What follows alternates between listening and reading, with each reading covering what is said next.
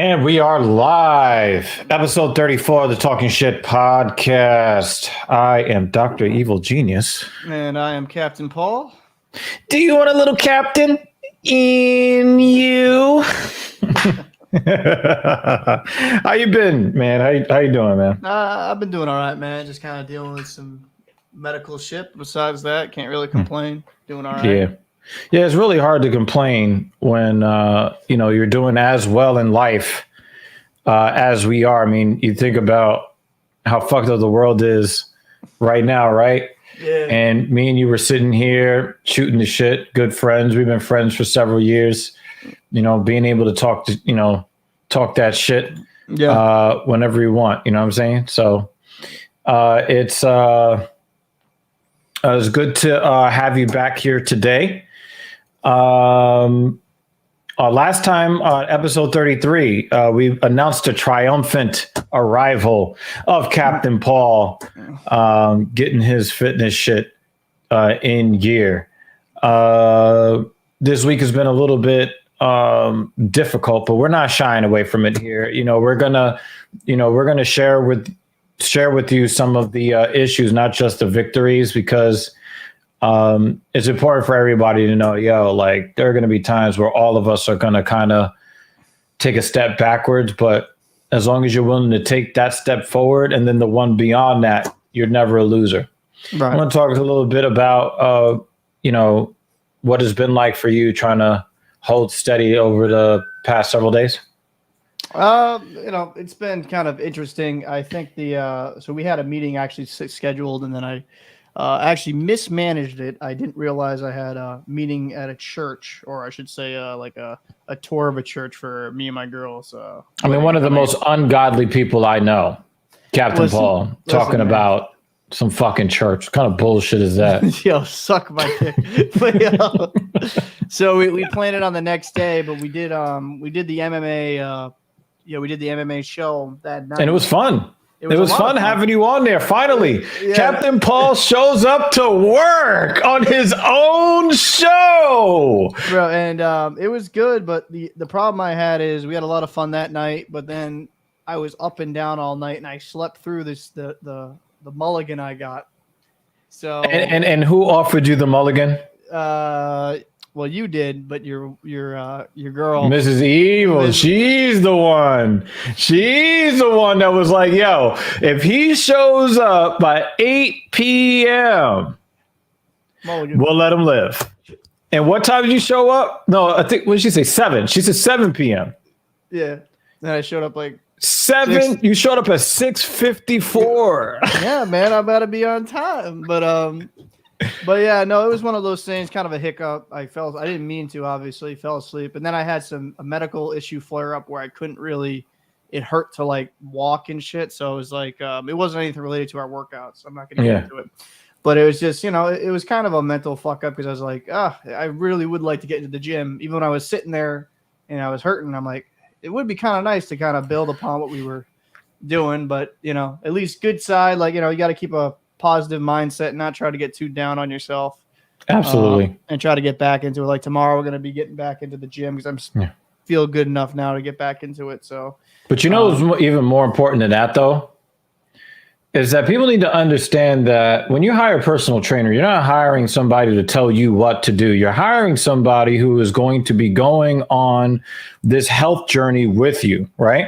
So one of the things that I impressed upon Captain Paul when we discussed it is that when you are having any kind of issue, be it psychological, emotional, physical, and you have a schedule that you're supposed to adhere to, your trainer is the person to talk to about all those things if and only if they are they're worth it as a trainer. And what I mean by worth it as a trainer, I'm talking beyond the science.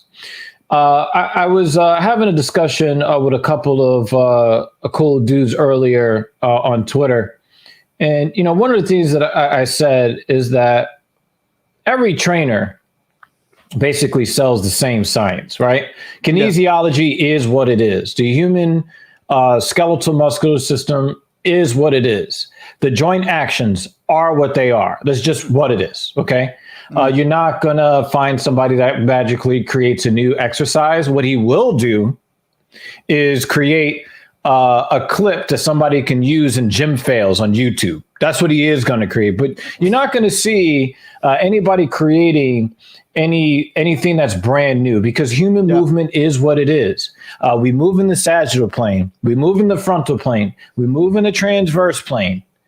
You have your lifts, you have your pulls, you have your hip hinges, you have your squats. These are movements that human beings do. There's not going to be any magical twist that you're going to be able to put on the science, except who you are as a person. Yeah. Right. So if you got a trainer who is basically just telling you, okay, now do this rep this many times, and I'll see you next week. Good job. Doesn't look at how you move. Doesn't look at the confidence by which you move with. There are a lot of different things that a good trainer, a great trainer is going to see and pick up on. Right. So one of the things that I wanted Captain Paul to understand is that, when you're unable to perform, when you're unable to show up, the first person that needs to know about it is a trainer. Right. Yeah. And so when you guys are going out there looking for personal trainers, it is important that you make sure that the person that you are going to be signing up with, because personal training ain't cheap, baby. It's not cheap. Am I wrong, Captain Paul? No, he's not wrong. Captain Paul could tell you personal training is not cheap. Okay. Yeah. And it's important for you to make sure that the person that you are signing on with actually gives a flying fuck about you, the client. So, we're going to get back on the horse. He did forfeit that session. Most trainers, most gyms will let you know you have a 24-hour cancellation policy. And if you cancel within that 24 hours, a lot of people won't even allow you to reschedule, to tell you to go fuck yourself. Yeah. Very nicely, because they want you to keep buying sessions, but you get the point. Yeah. Right. But Captain Paul is going to get back at it tomorrow. And we are going to try to do our very best to solidify this relationship. You want to see how some people are choosing to solidify their relationships, Captain Paul? Yeah. It's definitely kind of interesting. We've got Machine Gun Kelly. Machine Gun Kelly is finding ways to solidify his relationship. You want to talk about this a little bit? Not really. So essentially, Machine Gun Kelly, long story short, is he gave an engagement ring to Megan Fox, that literally, like, it's two rings together, intertwined, his birthstone, her birthstone, apparently. But when you pull them apart, like you try to take it off, I should say, the ring, it actually hurts her. Like, it physically hurts her hand to take off the engagement ring. It's an interesting new design. I think it's very unique. It's kind of interesting from the man that had to switch genres altogether. I don't know, man. I was very shocked as someone who's engaged himself. I wouldn't ever buy a fucking ring that hurts my fiance. I don't know what you think, people, but this is pretty comical in a sense. It's like some people that are just completely in their own realm of sanity. You know what I mean? Shout out to didn't read your book's podcast. This is some wild shit, but also his nails. Let's talk about these motherfucking nails, shall we? Shall we get into this? Shall we get into this?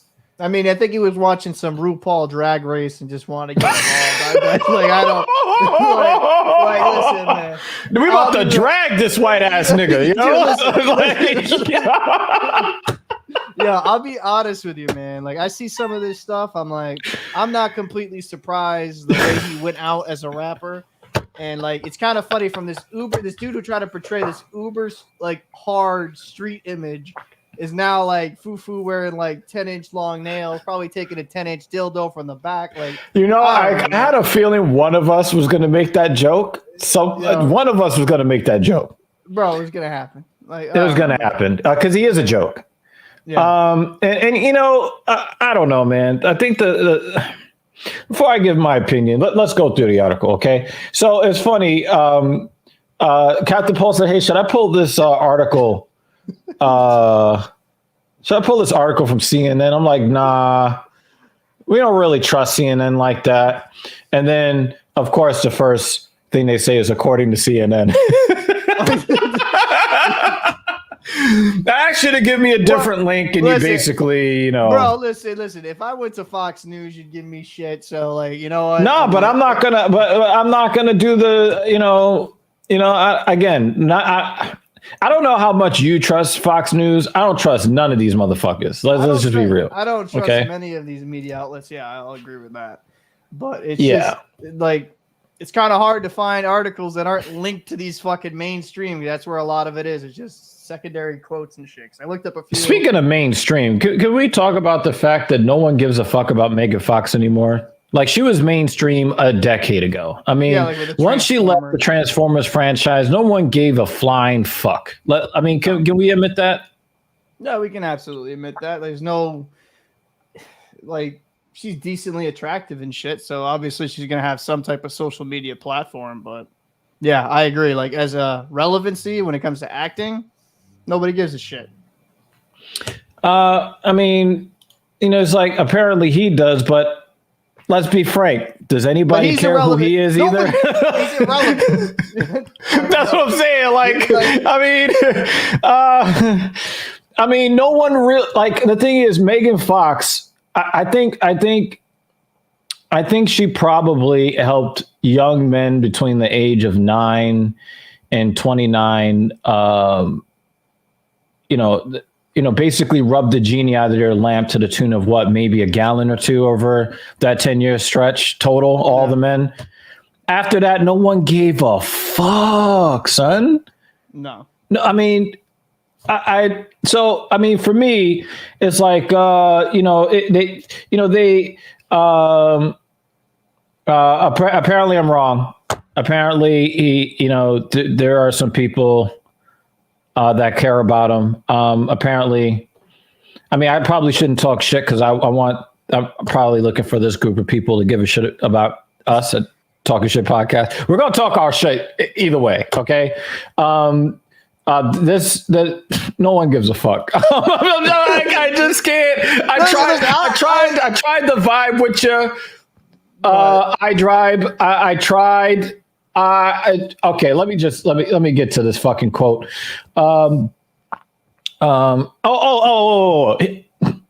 He calls himself Machine Gun Kelly. Okay, does he look like a gangster to you? I mean, like, I don't know. Maybe no. Right? Okay. I just needed to, okay. All right. The concept is that the ring can come apart to make two rings. When it's together, it's held in place by a magnet. So you see how it snaps together and then it forms an obscure heart. And you see this right here? We don't give a fuck. We don't care. The only thing we care about is the fact that you look like a fucking simp, son. Like, wait. I'll push back a bit. Like, who's truly the simp in this situation? She has a ring and keeps on a ring that will purposely hurt her if she takes it off. You know what I mean? I think they're just weird. I think they're fucking weird people. All right, then riddle me this, motherfucker. Riddle me this. All right. If he was secure that she's not going to take it off, would he have to have, this kind of caveat built into the ring? Like, I can flip it the other way. Who puts on that ring and keeps on that ring? I just get hurt once and not put it back on. I gotta be, listen, motherfucker, go to a new jewelry store, pick me up something that's not gonna make me want to slit my wrist. You know what I mean? Like, I'm sorry. Like, it makes no sense to me. I just think they're two weird fucking people. Like, I don't have the article in front of me. There's something about them drinking each other's blood or some weird shit. I'm like, I don't understand it. I think unfortunately, Eminem made him go completely off the wall. Unless I don't know. He's a very weird dude. I don't know if this is how he always was like, but I don't know. I can't understand it. I think him and why Megan does she Fox, look? Why does her skin look so reptilian? Can somebody answer me that? is she related to the Clintons? Like, I don't know. It's weird. She's up on Bohemian Grove worshiping owls. Is that where we're going with this? Now she needs to go. Oh, blind back going in. I mean, that's my whole fucking point. That's my goddamn point. If you need to do all of this shit, is she really yours? I mean, let's be real. If you got to do like, I mean, you bought an engagement ring for your woman, right? Yeah.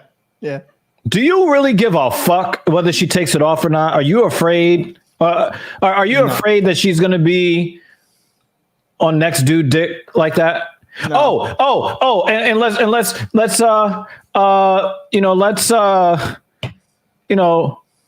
put it out there, okay? It's just weird, man. I just think he's taking this whole new image. You know what? To be fair though, think about it though. MGK was irrelevant after what was that fucking diss track he made? Whatever, he made the diss track he made towards Eminem. I mean, he was relevant. I mean, that's the only part he's really been relevant. That's the only part he's been relevant is that diss track, and then Eminem made the kill shot diss track. Why are you going at the king anyway? No one cares about you, bro. Like, I just, as a white man, I feel offended. As a rap fan, I'm offended. No, like I can't process. Why anybody want to go at Eminem? He's better than all of y'all put together. Hey man, I think a lot of it comes down to desperation. His career wasn't going where it was, but I think a lot of this, like this gimmicks, right? Like this shit, like the drinking blood, the engagement ring. It's just to stay relevant into the news cycle, because who would be talking about MGK's music? I've actually tried to give that album, like that new punk album he had. I was like, bro, like I'm not into that genre. Did you just say a punk album? It's like a punk. Yeah, it was like a punk rock album or whatever. Isn't he supposed to be a rapper? No, after that Kill Shot song, he pretty much completely changed genres. He doesn't really rap anymore. He's now more into like alternative punk rock, whatever. And it's like, I thought the album was kind of trash. That's just my opinion. But I don't know. I think it's just a way to stay relevant. I mean, the fact that you even listen to that shit at all is I'm low key embarrassed for you. Well, I was low key embarrassed for myself because some of the shit that was said on there, I was like, you know what? Like, let me give it a listen, because I'll stream some new shit to see. And I was severely underwhelmed. I think it's for people that are like very young. Just I couldn't fucking. Well, dude, you know what he needs to do is lock those feet down, because I think Megan Fox's feet are nasty, right? Like, I heard that like her thumbs look weird or some shit. Yeah, I thought it was feet. I thought it was like feet that like even Rex Ryan. No, I heard that her thumbs look like toes or some weird shit. Oh, and that's how the foot thing comes into play. Oh, word. Okay, I thought it was the other way around. I thought it was like her. MGK, you didn't need to do this, man. Nobody was checking for Megan Fox. I mean, no.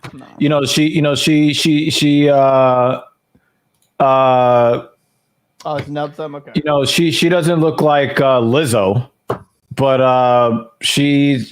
nobody was really checking for her. Like her time passed her by. I think her acting prowess was so bad that it removed her from sex pot status. I believe that's what happened. Well, to but her. Like when you leave a franchise like Transformers, where like really, like how good of an actor do you need to be? Right? I'm not gonna front though. When I was in my earlier 20s, man. And, the Decepticons were coming and them titties was bouncing. I was just like, you know what?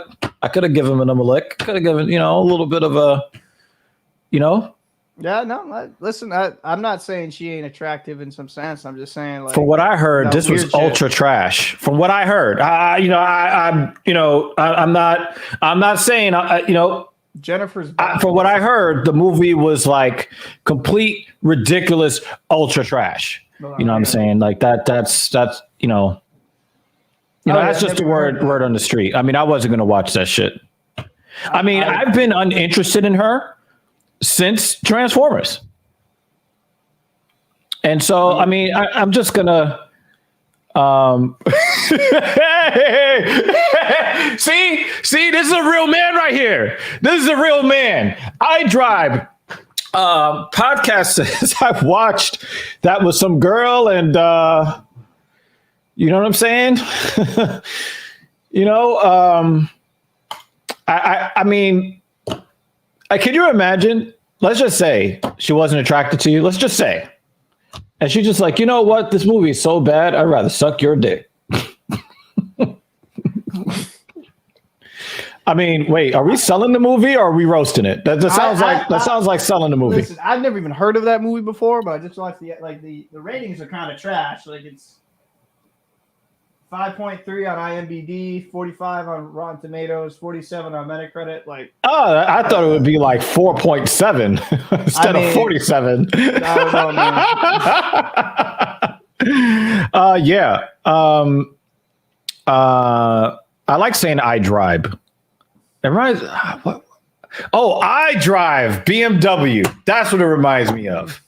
Hopefully BMW delivers my goddamn car. BMW, please deliver my goddamn car. Anyway, I just couldn't. I can't read anymore. Young men out there, if you need to pull a move like this, you already lost. Yeah. You lost. Yeah. Because you're telling the woman right off the bat, number one, I don't trust you. And number two, I don't trust myself enough to be enough for you to keep that ring on.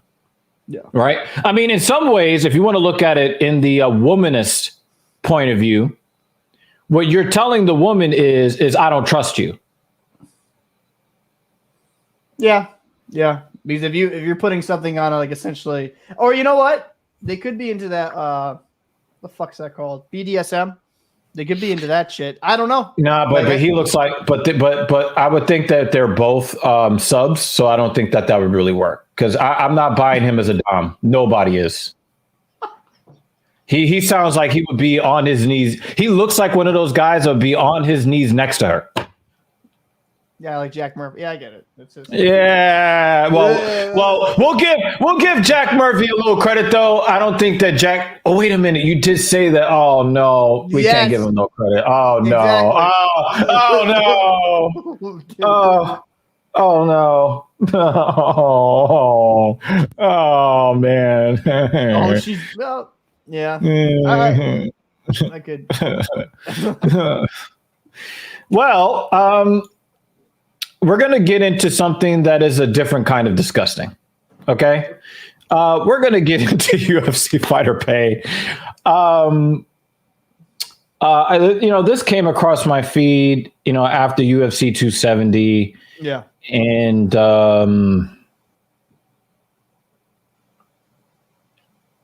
you hear fighters talk about this a lot. I think, who was the last fighter that threatened to help start? Oh, Jorge Masvidal. He started this movement. Oh, we need to get a union going. Oh, we need to do this. We need to do that. And of course, when he got his money, that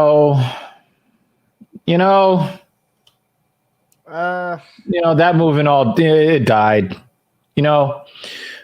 So unfortunately, I have to be the bearer of ugly news because I'm the guy that basically admins the show. But yeah, Tyson Fury and Deontay Wilder made 25 times more than all of the UFC 270 fighters combined. By our paychecks combined, we are broke as fuck compared to these guys. Are you shocked though? Because this has been an issue that's been going on for years. I am. I should not be shocked because we're talking about Uncle Dana. Well, like, listen, Dana White's a fucking scumbag because I'm actually from this area. I've heard some stories, and that guy's a piece of shit. But Well, hold on to that thought. I think a couple of guys might. I think we might want to see their facial expressions. Yeah. Okay, we're gonna bring on. If I could just unmute, I can't unmute him. We're gonna bring in Lutch from BMW iDrive. How you doing, buddy? What's going on? What's going on? We're gonna get into introductions in a second, and we're gonna also bring in Anirudh. Anirudh actually watched his. I watched his breakdown of UFC 270. We will get into that after. We'll get into this after we broach this topic. But I'm going to need your guys' help because I'm having trouble finding words. I had trouble finding words when this whole thing came out, and we're going to just kind of go through this article a little bit, and then we're going to give our commentary. Dana White keeps defending these monetary issues, right? Wow, they get paid according to their performance and blah, blah, blah, right? But if we're oh, you're such a fucking savage by that. Oh my God. Oh shit. Oh man. Oh man. That really fucked me up. I'm sorry. I'm sorry. I just it really bothers me because we keep hearing this kind of bullshit coming from Dana. Oh, fighters get paid according to performance and draw power, blah, blah, blah. You're talking about the heavyweight champion of the UFC. If you got into a fucking street fight and you had to choose who was going to defend you in a street fight, right? Let's just go around and ask people's opinion. If you had a chance to have the UFC champion, Francis Ngannou, or Tyson Fury defend you in a street fight, who you got, Paul? Oh, Ngannou. Yeah, no, that's not even really a question. That dude's a big motherfucker when I saw him fight the other night. Like him versus everybody. I'd be like, yo, listen here, just fight. Just 20 guys. That dude is massive, especially when I saw him do, like, what did he catch that dude's kick? And then flipped him around. Yo, that slam was sick. Oh, I did not see that coming. And I'm pretty sure that anybody who gets into a fight with Francis Ngannou, either way, they're not going to see it coming. No. Anirudh, tell us a little bit about yourself and who are you taking to defend you in a street fight? Tyson Fury or Francis fucking Ngannou? My name is Anirudh Garg. I'm the host of The Dialectic. Thank you again for having me on, Dr. Evil. As for your question, it's a no-brainer. You don't need a PhD or even a degree to answer. Francis Ngannou will protect us. How about a professional certification? That's an inside joke, family. Y'all not going to get it. Anirudh will.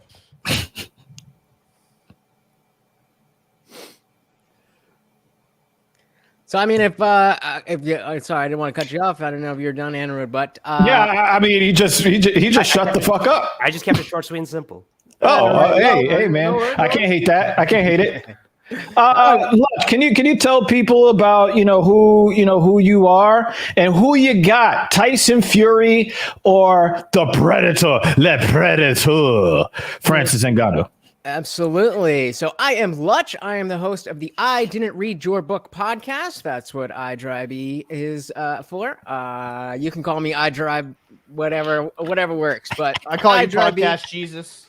And that works too. Yeah, it's a podcast where I talk to authors about their books, which I have not read, as a surrogate for you, so that we could talk to them and figure out what's good. Anirudh was actually one of my guests in the past for his book, The Greater Man. So definitely check that out. And I am expanding iDrive to do other other stuff, Anna Rude and Dr. Evil Genius were with me this past week on a political stream. So iDrive is growing and doing more than just books and stuff because I don't like to read. As far as the fight, obviously that's no question. You're gonna go with Ngannou. I mean, he's that's not to say anything about Fury, but I mean, sure as shit, if I was gonna get into a street fight and I had nobody or Fury, I would certainly be like, "Yo, Fury, come help me out." But as soon as it goes to the ground, then boom, game over. So I think we can all agree. I think we all agree here. One thing that I think Captain Paul and I will definitely agree on is that we will not be bringing Lutch to GameStop. We will not be doing that anytime soon and or ever. Okay. Are you familiar with League of Legends, Lutch? I'm the game? Yes. I know that it's a game. That's about because Jimmy Dean, Jimmy Dean is our resident moderator troll. Yeah. He's the troll that also, moderates and, keeps the spam out, regulates other trolls. Right. I'm going to choose to take that as a compliment. So, the reason why I asked this question, and I just think it's complete, utter fucking bullshit. Dana continues to keep with this. He's got this agenda to try to keep the pay down. Now, one of the things that is not in this article that I thought that was very interesting, they had an ex-UFC fighter, the one that was suing Dana and the UFC because of that whole thing with Brock Lesnar. Mark Hunt. Mark Hunt actually went on social media, was like, you know how much you want to know you're getting robbed? I was getting $950,000 and I couldn't even sneeze at the fucking championship belt. 5 or 6 years ago, I was getting $1 million. That's crazy. But you only give it Francis, the scariest champion in the history of the UFC, this side of Brock Lesnar. Right. But how many do we know the pay-per-view numbers? We know that they do pay-per-view. We also know that fighters take less than 20% of the revenues, and we don't see that in any other sports league. What do you got on that, Anna Rude? I know you know the numbers. Yeah, so looking real quick, Tyson Fury and Deontay Wilder 3 had about 600,000 pay-per-view buys, and I think boxing pay-per-view is 85. So altogether, they're probably pulling in about $40 million. So I don't know how they're able to pay. There might be some other factors going in, like advertising, merch, and all of that. But whoever's negotiating their contracts should definitely, the heavyweights should consider looking to boxing lawyers in order to renegotiate contracts, because for some reason, they don't seem to have that leverage. Yeah. And, Jimmy Dean, of course, he's always going to bring this kind of perspective. That's why we love him. Isn't it the implicit goal of a business owner to maximize profits within the law? Dana might be a scumbag, sure, but can we blame him? Absolutely not. Absolutely not. What was the first sport and the first live entertainment that returned after all of the hullabaloo? The amount of money that goes into a UFC production is massive. Do I know how much it is? Of course not. Is it more than boxing? I don't know, but it's all because of the fact that it's all in-house. You don't have the same budgetary things that someone like Showtime can take a hit on a boxing fight because they've got so much other stuff. The UFC, this is what they do. And I definitely want to make it very clear that I want the fighters to make as much money as they possibly can. They're putting their bodies on the line. It's my favorite sport. They do something that I love, that I don't have the balls to do, and I wish they could get all the money in the world. However, that is you could probably get in there at flyweight. I'd have to put on some pounds. Oh, wow. You do know flyweights. 125. I know. Okay. Well, at least you're honest. But continue, bro. That's just the at 5'4", it's you gotta be. If they had atom weight, I could do a 115 easy. I'd rock that shit. But yeah, I mean, again, I don't know the specific numbers. I would have to take a look at their books, but it's clear that two things are true. One, that the UFC puts on a product, or puts out a product that is far and away much better than anything else in the combat world. I mean, unless anybody disagrees with that. What you got, Captain Paul, on that? Would you watch boxing sometimes, right? I would actually kind of agree. I think UFC is far more entertaining, especially the way they kind of do their events. Because what is the difference when you talk about the way they do their events? Like just the presentation, and honestly, just the hype behind the fights. Because there's no boxer that I've been truly excited about. And the sad part is like, who's the most? What's been the most successful pay-per-view for boxing recently? It's probably the Logan Pauls or something like that. Logan Paul is boxing right now. Yeah, that's I guess for me, I hate to. That's a fucking joke. That's the problem. Boxing. Canelo, I guess. Canelo, Pacquiao. I don't know if Pacquiao retired actually off the top of my head, but he's still kind of kicking around. I think Pacquiao did announce his retirement recently. Did he? Okay. Yeah. Because it's like, for me, there's just not that much exciting fights in the boxing world. And you had guys like Floyd Mayweather, who immensely talented, who wouldn't fight a lot of those great fighters in their prime, right? So you didn't see a lot of those like huge matchups. Like, I would have loved to see Mayweather versus Pacquiao when Pacquiao was like a few years younger, because then it would have been far more interesting matches than we watched. But I think UFC overall, the fighting's just a little bit better. But with boxing, you do make more money. So I don't know. It's very interesting dynamic that's going on. See, here's my problem with Lutch's position, right? When you say, yeah, I don't have a problem with the way that UFC pays their fighters. I didn't say that. What were you saying then? I was saying that your position that UFC or Dana's being a dick and just holding back all the money and screwing the fighters is an oversimplification. That's really the heart of it. I'm going to push back on that, because Dana White's job as the president of the UFC is to ensure that he keeps his labor costs low.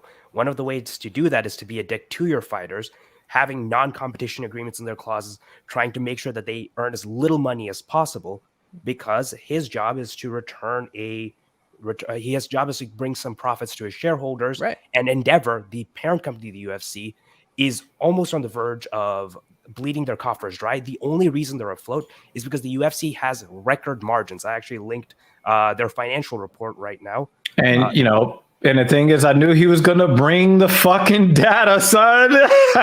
So let's look into this. And this is why I have when you look at a lot of things that are going on in union shops like John Deere. We saw them go on strike last year. Kellogg's. We saw Nabisco. There were several high profile work stoppages in 2021.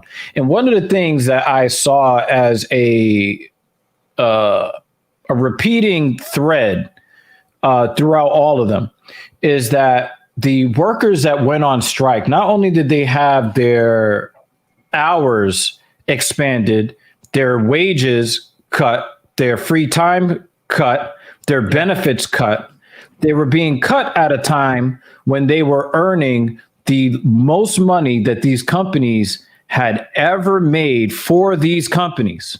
Right? So, highlights delivered best 9-month year-to-date period in UFC history. Representation revenue up significantly in Q3 as productions and touring events resume and brands increase spending. Announced intent to acquire sports betting content, and technology provider OpenBet to integrate with the company's IMG Arena business. Transaction expected to close in the first half of 2022. Increased 2021 revenue guidance from prior 4.8 billion to 4.85 billion range to between 4.89 and 4.95 billion. So they made about $100 million more than they expected.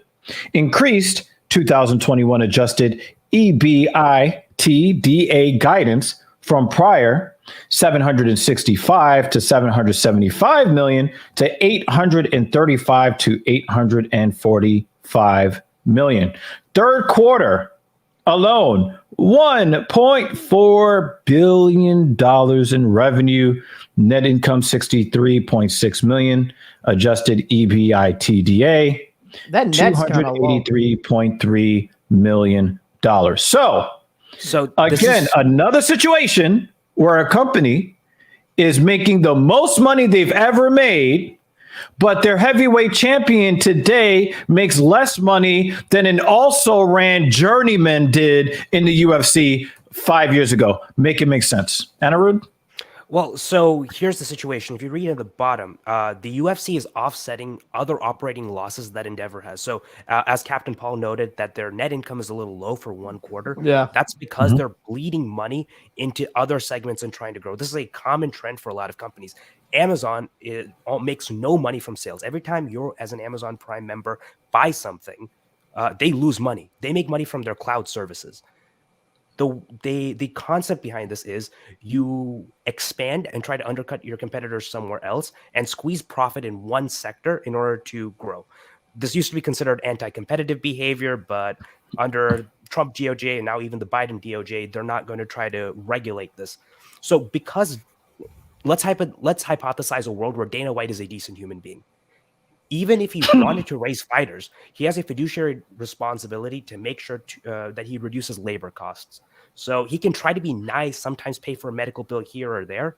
But ultimately, if he doesn't do his job in making sure that fighters don't make a lot of money or don't have a huge percentage of the raw earnings, it's going to be someone else who replaces him.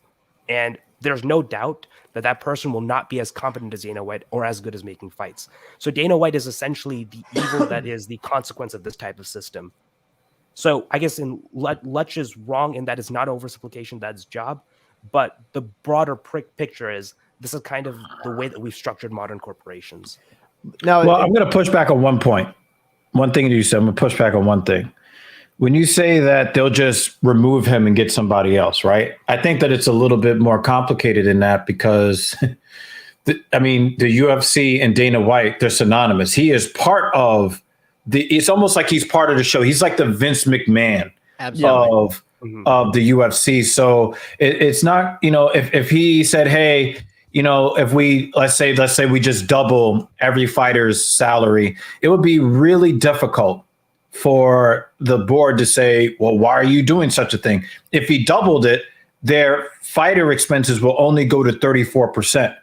The NBA, the owners pay the players 47%. And there's a similar around 50% revenue split in the American Professional Football League, Major League Baseball. I don't have the NHL numbers. Captain Paul, what are we talking about for the NHLPA? Well, how much are they getting revenue sharing wise? I'm not sure. I think it's either around 40-something%, but they also put about 10% of their actual earnings into escrow. But those are kind of guess numbers off the top of my head. I don't have it in front of me. Okay. Right. Yeah. So even if you double fighters pay, right? A guy coming into the UFC, instead of making 10 to show and 10 to win, he makes 20 to show, 20 to win. Francis doesn't get 600,000. He gets 1.2 million, so on and so forth. Right. Mm-hmm. If we had that kind of situation, and let's not forget, Lutch, did you buy the pay-per-view? Nope. On UFC 270? Nope. Actually, this is actually the first one I didn't buy. And Anirudh, did you buy it? I went to a friend's party and they had it. Captain Paul, you bought it. Yeah, I did. I bought it. Captain Paul, what was different about this pay-per-view when you went to buy it? What was it? Like 85 or something like that? It was $75, right? 75, that's right. Second year in a row, they start off the new year by upping the cost of the pay-per-view. Now we're at $75. Right? Yeah. So the thing is, they keep charging more money now. Let's be fair. ESPN is the one that sets the the prices of the pay-per-views per Dana White. We don't know if he's passing the buck to try to get people not to hate him and to put the onus on ESPN. Not really sure about that, but I mean, hopefully that extra little money they can pay on better stream services, because ESPN Plus have been underwhelmed altogether. But yeah, it does kind of suck a little bit. I'm not even gonna front. I mean, it sucks less than it did when they first launched the service like 3 years ago. They still got commercials. I think it's bullshit. If I'm paying for a service, a streaming service, I don't want any commercials. You already got money. Men. But I hate to be that guy, and I'm gonna be that guy. If you look at HBO Max, right? They have one version of the service that has ads. How much does that cost per month? I don't know off the top of my head. I don't know. It's like $4.99, $5.99, right? But that's what we're getting. We're at like $5.99 for ESPN Plus. Would you guys pay $10 or $15 a month to get rid of the ads?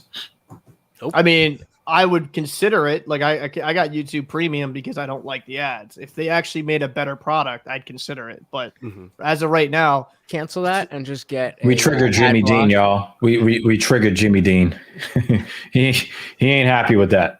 Not during the pay-per-view, but yeah, and it's sometimes they have it on ESPN Plus only. You can only stream it, paid service, and they have commercials all during through it. Once you pay an additional now $75, then yes, you don't get any commercials.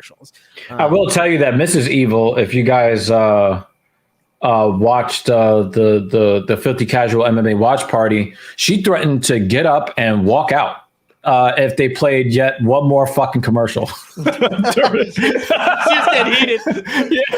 Yeah, she's like, yo, like, and it's so, because the thing is, we all love that highlight reel knockout in the first round, right?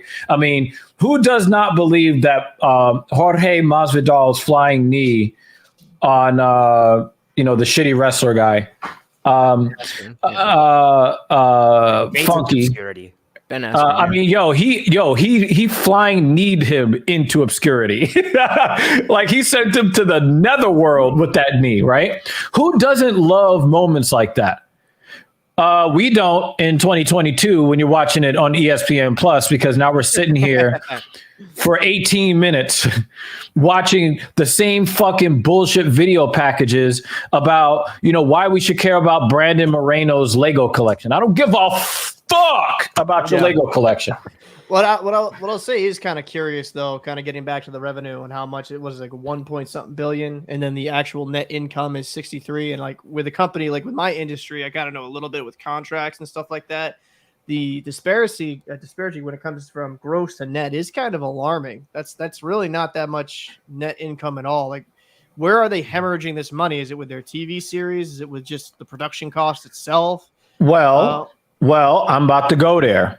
And I think that Anirudh knows a little bit about this. In professional sports, it is in the best interest of not just the organizations, but the league, to show the government for tax purposes that they're not making any money. Yeah. Okay. So you'll see, such and such team is losing X amount of dollars. Woe is them. But they're getting brand new stadiums. They're signing this. They're signing this player for 9 figures. Don't be surprised if you start seeing 14-year contracts talk, in the 10 figures, right? They're always trying to put that out there. We lost money. Why? It's in their best interest to show that they're losing money. It's the same shit that Amazon has been doing since before they went public. Right? After they went public, they claimed that they did not break even for like the first 11 or 12 years. Yeah. Why? For tax purposes. Of course I'm not making any revenue. Of course I'm losing money. Yes, but also in both cases, it takes money to you got to spend money to make money, and these things are an investment. When you start a company, you have to buy a lot of shit. And especially when, like, during the UFC Dark Ages, there was a lot that, the Dana specifically and Petito brothers and whoever else in those offices were taking these gambles and put themselves in the position to, are they being dicks? in certain situations, absolutely. But they're in the position to do that, and that's what business is taking all that you can, and because we have this affinity to the fighters, and we get connected to them as people, we tend to think of it differently than any other business. And it's a very personal business. I You're mean, locking them in okay. a fucking cage. All right, but nobody's forcing them to do it. And again, I want them to get paid more. It's not an argument I love, because it's like, well, why did this person take this minimum wage job? They didn't have to. Well, if you want to survive, if you want to eat food and put a roof over your family's head, it's either that or skid row. You ever worked minimum wage? Yes. Have you ever fought in a cage? No. So you had the option. That ain't a real option. That is the illusion of an option. Well, to play devil's advocate a little bit is, you could make the argument, and I know this is way more difficult than it sounds, that the fighters themselves can unionize and make their own fighting league in their own terms. Absolutely, and I want to get back to that, because you had mentioned Jorge Masvidal and how he was talking about this stuff, and then once he gets his paper, then he's worried about himself. And I will concede that this is a mentality that comes from the fact that they don't make this much money. So if you do put yourself in a position to make money, well, you got to capitalize on that. Fair enough. However, if that's the way it's going to be, and that's the way it's always been, then you can't fault the guy whose job, and again, Andrew, you said it's his job to keep down labor costs. I mean, I would say Dana White's job is to make money for the UFC. Right. And you cannot fault a man for doing his job to the best of his ability. Well, you can call him a dick. I think you can do your job well, still make money, but also have some forethought about your fighters. You know what I'm trying to say? I think there's got to be a happy medium, because at the same time, right, there's going to come along, as there always is, there's always going to become some type of competition down the road. There's I forget that other MMA league that's like underneath it. It doesn't make anywhere near amount of money, but someone could come along with a bigger. It's about the PFL. Bank. Yeah, and their fighters make more money. They could make more. They could make more. They bank. win the tournament. Yeah, if you could get UFC fighters, I think, to unionize, and I'm kind of mixed on unions, but if you get them unionized together, right, and kind of like, all right, well, fuck it. If you're not going to pay us what we want, you can go a different route. Let's be real, right? Who here, by a show of hands, who here thinks that the talent level at Bellator is better than the UFC? Show of hands. Overall, no. Okay. Why is it that a dude that we all hated, Corey Anderson, I know I hated that motherfucker. I'm sorry. I hated him. I'm sorry. Corey Anderson all day, repping Jersey. I could not stand him. Why? I just couldn't stand him. Okay. No reason. Why is he? No, he's boring. He's weird. As a fighter, he's boring. It's just no. Okay. Why is he? Why is he making so much more money in Bellator than he did in the UFC? Because he came from the UFC and he's got name recognition from the UFC. But why is the B League? Because there's a reason why they call B MMA. It stands for the B League, because that's what the fuck they are. Okay. Why are guys who are less talented than the guys in the UFC making more money than the guys in the UFC? And I'll tell you. I think, and I'm going to get you in a second. I believe that Scott Coker is looking long term, just like Captain Paul said.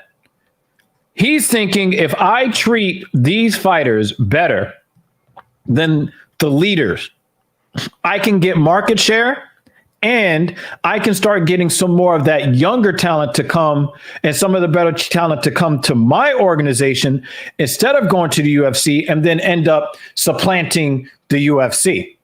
Well, he's thinking long term. This is the one thing from a guy I kind of know, Justin James, right, on the UFC. Yeah, we really tried to get him on the show before the UFC let him go. So, the problem is with the UFC, for him, just an instance, he's had nothing but positive things to say about them. But I feel like they treat new fighters not necessarily the best. I'm not saying to complain, but like he took a ton of short notice fights. Yeah, they get a did treat him 5-fight pretty badly. contract, and they don't even necessarily even have to honor that contract. And it's just like, I'm not saying he's like the best in the world by any stretch of the imagination, but I am Can we saying let him this get a is fight pretty- camp though? Yeah, exactly. He's a pretty good fighter, and it could have gone a lot better if it was like properly organized. I understand people drop out of fights for various amount of reasons, injuries, whatever. But I do think they do treat newer fighters a little bit rougher. And then when you have a few losses on your record, then you're like expendable to them until you win other fights on other circuits. Right. I think UFC as a whole could probably treat their fighters just a little bit better in that regard. But I think, Evil, what you're saying is like, yeah, with Bellator, they're just, I feel like they treat them a little bit better. And if you keep treating your employees like shit, they'll eventually leave.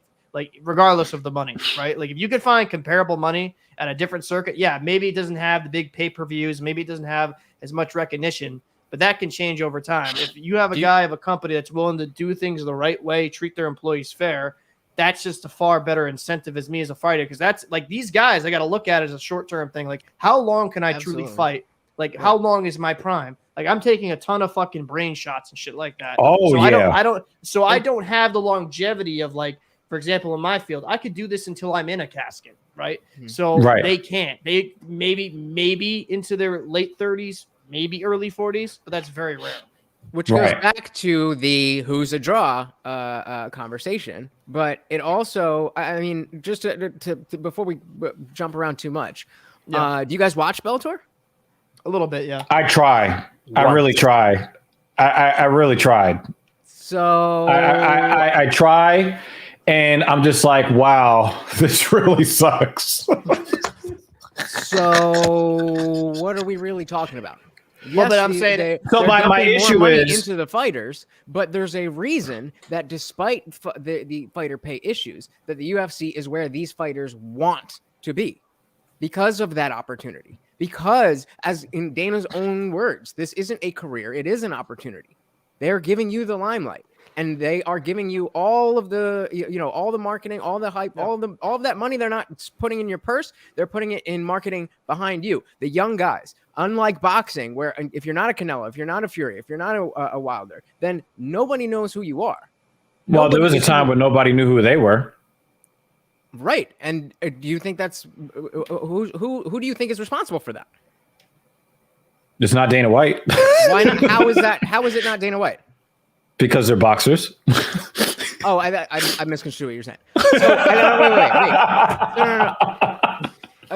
What do you mean So what I'm saying, like we didn't always know who Tyson Fury was or Canelo Alvarez. In fact, nobody really knew who Canelo Alvarez was until Floyd Mayweather put him on the map by saying, well, I'm going to fight this next guy. Nobody knew or cared about who they tried to get Ricardo Mayorga out there. They had Margarito, but he had the plaster thing with the gloves and all that stuff, right? But there was a time where nobody knew any of these people yet.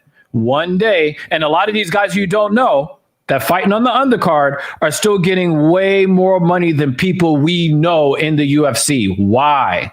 Because they're getting the push that they're not talking about the undercard in boxing. Absolutely. Talking about nameless people that nobody ever heard of and like what the fuck? Have you ever watched Contender Series? Have you ever watched The Ultimate Fighter? I mean, there's entire an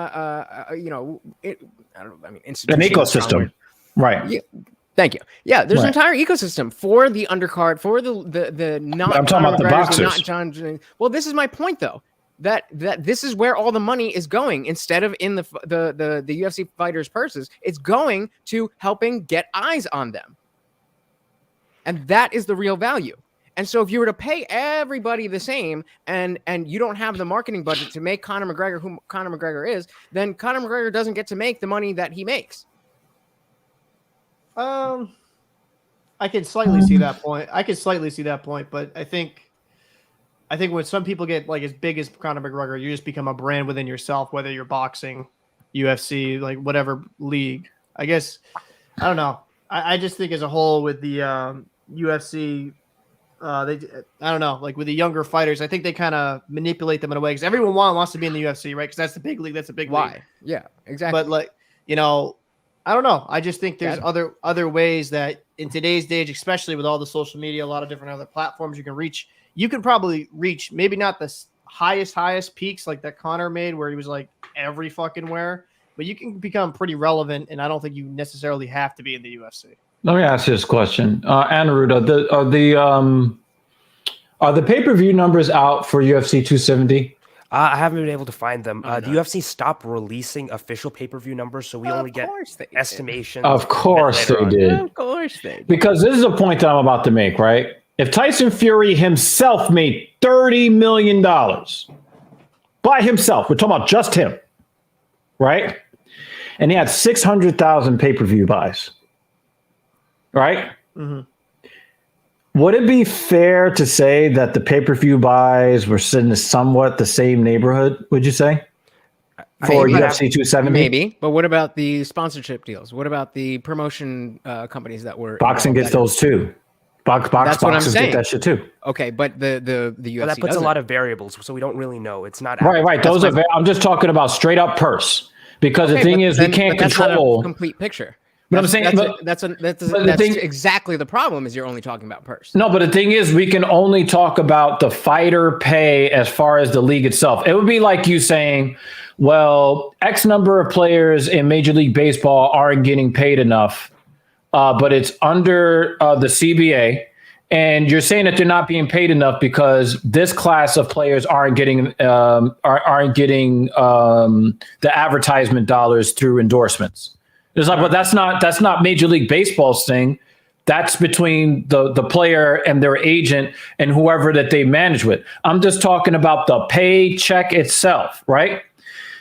If Tyson Fury is getting $30 million and they did 600,000 pay-per-view buys, and with Francis, and we already talked about it, everybody now knows who Francis is, and everybody would pick Francis in a street fight over Tyson Fury, and a lot of our interest in it is just how fucking raw it is. Boxing is just a little bit too controlled for us to be like really enthralled by it, like maybe we would have been 100 years ago. Now we got cage fighting. We're now back with the gladiators and the Coliseum, right? We're kind of back to that, right? So if it's not unreasonable to say that they got around that pay-per-view buy for UFC 270. And let me tell you, a lot of people wanted to watch the flyweights go at it, but that's not why people bought it. They bought it to see Francis and Ngannou. That's who they fucking bought it for, right? So if they had in the same neighborhood, let's say 400,000 buys, 450,000 buys, right? Why is it that we're looking at 30 million versus 600,000? The disparity is so wide, and the chances that the fighters in the cage take are so much greater. And we already know, Anirudh, in your in your wrap up of UFC 270, you talked about the knee injury, right? He went in there with a torn MCL and I think a sprained ACL. Right. So he's going in there with a guy who everybody thought may be the most skilled heavyweight fighter on the planet, with fucked up knee ligaments, and he's supposed to be the power guy, right? He went in there with a lot riding on it, and he's only getting $600,000. How can we? How much was he offered? How much was he offered last week? He was offered a deal, $7 million a fight, including this one, to re-sign, and he turned it down. Why do you think that is? Do you have something to substantiate that? I mean, because this is the first. This is brand. Yeah, I haven't heard this one before.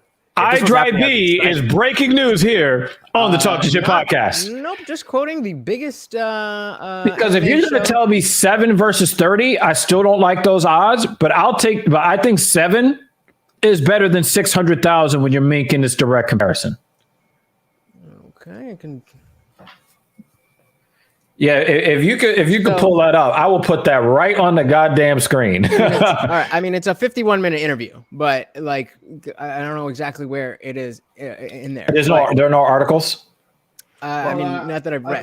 Hold on, I pulled up. If you some find UFC. I mean, this is where I heard of it. But I mean, while Captain, can you do it on the computer so I can share the screen? while you're Yes, parsing that out, just real quick, what I mean, they've been in harsh negotiations, and again, for the record, I think that in this particular case, because Francis is so hellbent on doing what he wants to do, and you're not gonna buy him off, that like just take the L, pay the man what he's worth, and get on with it.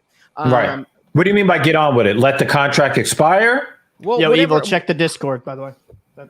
Get on with it, meaning find a deal that makes Francis happy, that lets him box, that lets the UFC get some of that money, lets UFC or Francis remain the champion, and then do his boxing match and come back to the UFC.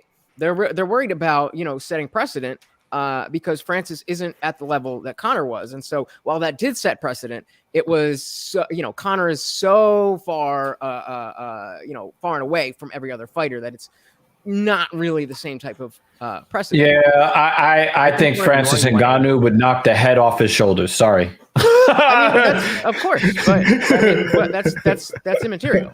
I know. I'm just saying. I know I'm being a dick, but and again, you started this off by talking about how saying that Dana pays based on performance, and that is 100% absolutely true. But it depends on what.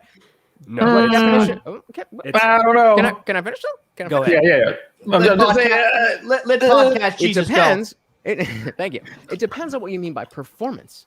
Are they talking about fighting performance, or are they talking about business performance? That is what Dana cares about. So the people who get the people who make him money will reap the benefits, as Conor has.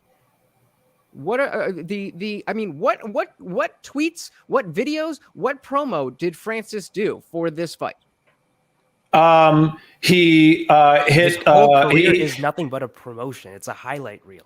Right. That's what I'm saying. Like, that's not the question. That's not the question. That is exactly what he's. Do you know what he did? That was not the question. I'm going to tell you what he did. Specifically do in preparation for this fight, as other fighters will do, to help sell their own product because they have pay-per-view points. So they want this product to be sold. They will be on Twitter doing this. They'll be doing interviews over here. I didn't see anything. I didn't hear anything.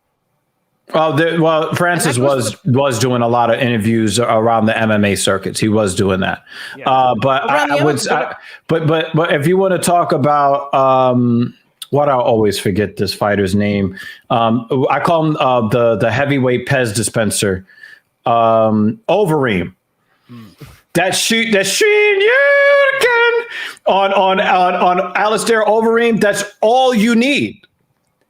Nobody in the world. Okay. Nobody in the world needed to hear Francis talk. Fine. I'll even take that point. But then, did Francis film that? Did Francis pay for the cameras? Did Francis take that video and Francis show that to the people who didn't see it that night? Well, I'll ask you this. If Francis wasn't there and instead there was a ghost there in that spot, but you had all the cameras there, does anybody care? Of course not. But that doesn't. That's what I'm saying. You need to work together. You need to work together. And so both sides need to take care of each other. Right. And Francis could have pulled out of the fight. Do you know how much money the UFC made when he did not take care of his health? He could have taken care of his knee, but instead he went on and fought the fight anyway. Yeah, because he wants. How much money does that make the UFC? Because he wants to get out of the contract. He's fighting the contract so he can get the belt, trigger the negotiation clause, and have his. But the clause was already triggered because the way that they now writing the contracts after 5 years, it doesn't matter. He could have had the knee surgery, gotten a doctor's note that says I'm on the shelf, and he could have just left the company. And they would have stripped him. Which do you think he gives a fuck? He wants to go box. He might not, but the people who are paying the UFC champion on a headline or a marquee, it sells a lot more than just some guy who used to be in the UFC. This is business.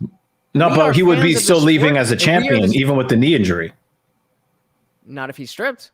And I mean, they might still do that anyway. Come on, man. Do you really think that after they stripped Conor and he went to go box, that they didn't still look at him as champ when he went to go fight Money Mayweather? That's Conor. I mean, come on. No, but it's the same principle though, right?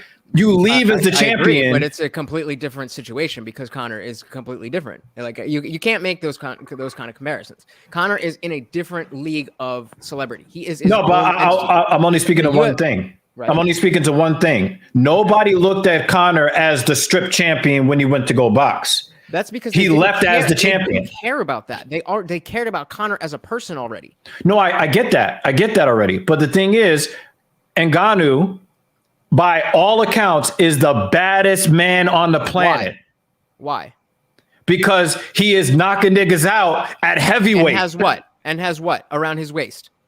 Right. But what I'm saying is that if he leaves having been the champion, people still symbolically look at him as a champion. Am I bugging that room? Am I bugging? Am I losing my mind? People like. I think you both are having two different conversations. Where one, we're talking about the ethics of fighter pay, and Lutch is just making the argument that the way that business works is just the way that business works, and we shouldn't be upset with it because if business didn't work the way that business worked, then we wouldn't get what we wanted. And I think that conversation is very difficult to have because we're dealing with a lot of intangible variables. Yeah, intangible variables. I think the biggest one is, perception is key for how these fighters are treated. Stipe was considered the baddest man on the planet because he beat Ngannou, not just because he had a belt around him. I don't know about that. He laid on his back for 25 minutes. Francis hit him twice in the fight and left him punch drunk. In the first fight, that's what I'm saying. Like, he left him punch drunk after only hit him twice in the fight. Well, but that's getting into the minutia. No, what I'm saying is nobody looked at Stipe as the baddest man on the planet when he laid on Francis for 25 minutes. Nobody who watched that fight necessarily thought that fight specifically, but you are looking at it as a hardcore fan. And you have to understand that these things are based on, we as hardcore fans are a very, very small percentage of the money that comes from these things. Right.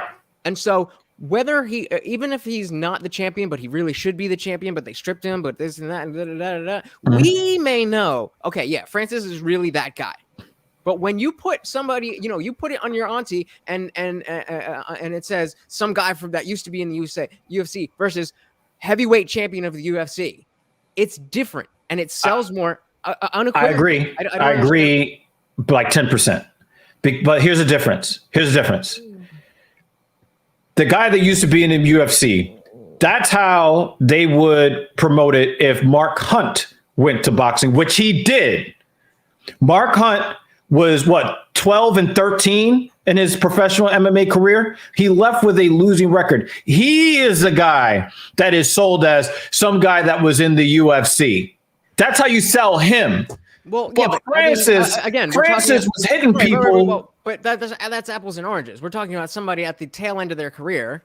No, but that's what I'm saying. But that's how you build him. Who is currently, but he was never a champion. And Ngannou is looked at as the most dangerous champion, the most dangerous UFC champion ever.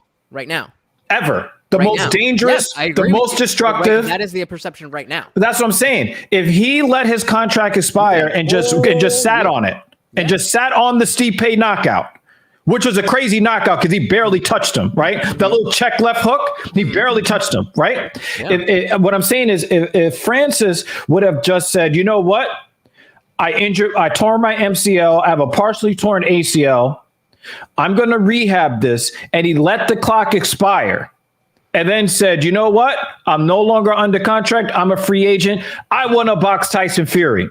They're not going to say, oh, he was just some guy in the UFC. They're going to show his fucking highlight reel of him putting grown men over 225 pounds into graves above ground. Of course they are. But if you're not already tuned into combat sports media, then you're not going to see that. All you're going to see is a poster or something as you're scrolling on Facebook. And these things matter. That's why. You know what else matters? This is why this is such a big deal. This is Do you know what else matters? This is why they're getting so into this contentious battle over this, because it matters. Well, you know what else matters? You know how else you sell the fight? You bring out Hillary Clinton, and you start talking about super predators, and out comes Francis Ngannou.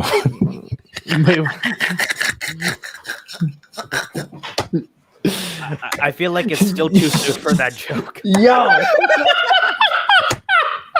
That's all right, he's back. I feel uncomfortable. Okay. Please don't prey on my fears. I'm scared I'm going to have to vote for her in 2024. Please don't. Do not vote for that fucking woman. Get at home before you vote for that bitch. Please. I will vote for her if I have no other option. Look, whatever happens, I promise that if it comes, I'm sorry for this little aside, but I promise if it comes down to you voting for Hillary or sitting at home, I will sit at home with you, and I will not vote just so that you don't give her another vote. All right, so I'm listening. I just got to take a piss. I'm listening.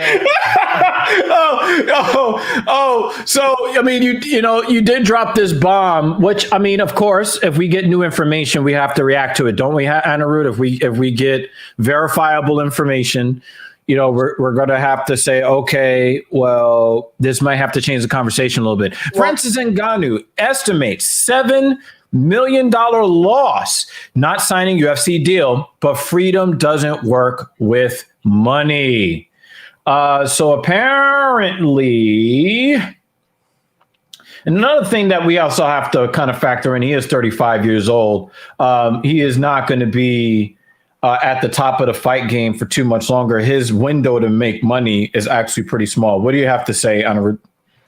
So here he's saying, I think I might have left 7 million on the table. So I don't really know what that means. It could just be 7 million per fight, as Lutch originally said, or it could be 7 million for how many ever fights that contract was extended for. So according to according to what I heard is that it's not a $7 million purse. It comes when you account for the purse and the pay-per-view points. It's about 7 million. That's what I heard from whether it's. But is that per fight? Per fight. So I'm looking at the actual statement, and he just says, I might be down by now. I might be down 7 million that I left on the table, but I'm still happy with my 600,000. So this is speculation even on his end. This is far from a reliable source, so I don't really know how much money is left on the table. A lot of it I kind of sped right, not to cut you off, sorry, but like I kind of was reading through this article, and essentially a lot of it is just a lot of his problem is that there's no health care. You really have no rights. It's just all very one-sided deal. Now, mind you, this is all hearsay. This is all from his side of it, so it's going to be a little bit biased, obviously. Well, but there's not. So there's no guarantee, and like one of his biggest problems over the years is that like he would go for a long time between fights where there wouldn't be a fight with him. Apparently, that's kind of what he states in this article. So it does seem like him and Dana White are a little bit better on the personal side of things, but it looks from a monetary standpoint, it might have been kind of a deal that was wrapped up in a lot of other minutia involved in it. Well, I got to push back. I got to push back on that because all that has been talked about in MMA is not how great Francis grappling was, and we'll get to our impressions on UFC 270 in a bit. But we've been hearing about how Dana puts the belt on Figueiredo, and then he's nowhere to be found. Talk to us, Lutch. Talk to us. That's some booty. Like but I love booty. I'm trying to be family friendly a little bit. No, more important than drinking water. That's bullshit. No, I mean it's we all know that Dana is like a little girl, and he just happens to be really good at business. And so the fact that he's going to let the fact that there's a business negotiation going on prevent him from doing this very symbolic ritual of putting the belt around the champion's waist, especially the heavyweight champion, especially when it's a unification of the undisputed and the interim title. That's bullshit. And again, I think in this specific case, because Francis is Francis, and he has done everything that he's been asked to do. He hasn't been a dick. He hasn't, just his everything in his situation. I think this is a situation where the UFC should just be like, hey, he's showed up for us. Yes, nobody would know who the fuck he was without us, but he showed up for us, and he's now the champion, and he wants to go do this thing. He's not like trying to fuck us. He legit is just this guy who was a ditch digger and just wants to be, what he wants to be. And so I just feel like they could work with him a little more, but that's not their job. Right. And so it comes down to where are we placing blame and where are we understanding that, everybody's not here to be friends. I get that. There's one thing in saying that Dana is wrong in doing this, that, and the other. I think Dana was wrong to. I mean, of course, there might have been some outstanding circumstances. We probably wouldn't have but by now. we ain't buying that shit. Yeah. He didn't go to the post-fight press conference. Nope. And so just assuming that he just was being a little bitch and just fucking walked, I want to win, and left, then that's some bullshit. We're trying to get you beat. However, that doesn't mean that the business practices that have been in place, even if he was the one who sent that text message to Francis' manager at 6:30 on Saturday. Are you familiar with what I'm talking about? Yeah, I heard about the whole the racist text message thing. Yeah, just even if that was everybody's trying to parse out area codes and like that really matters. It was a 702 area code, which is Las Vegas, and so they're saying, "Oh, is it Dana?" And I live in the 212 area code. We can be racist too. 732 all day, baby. You know what I'm saying?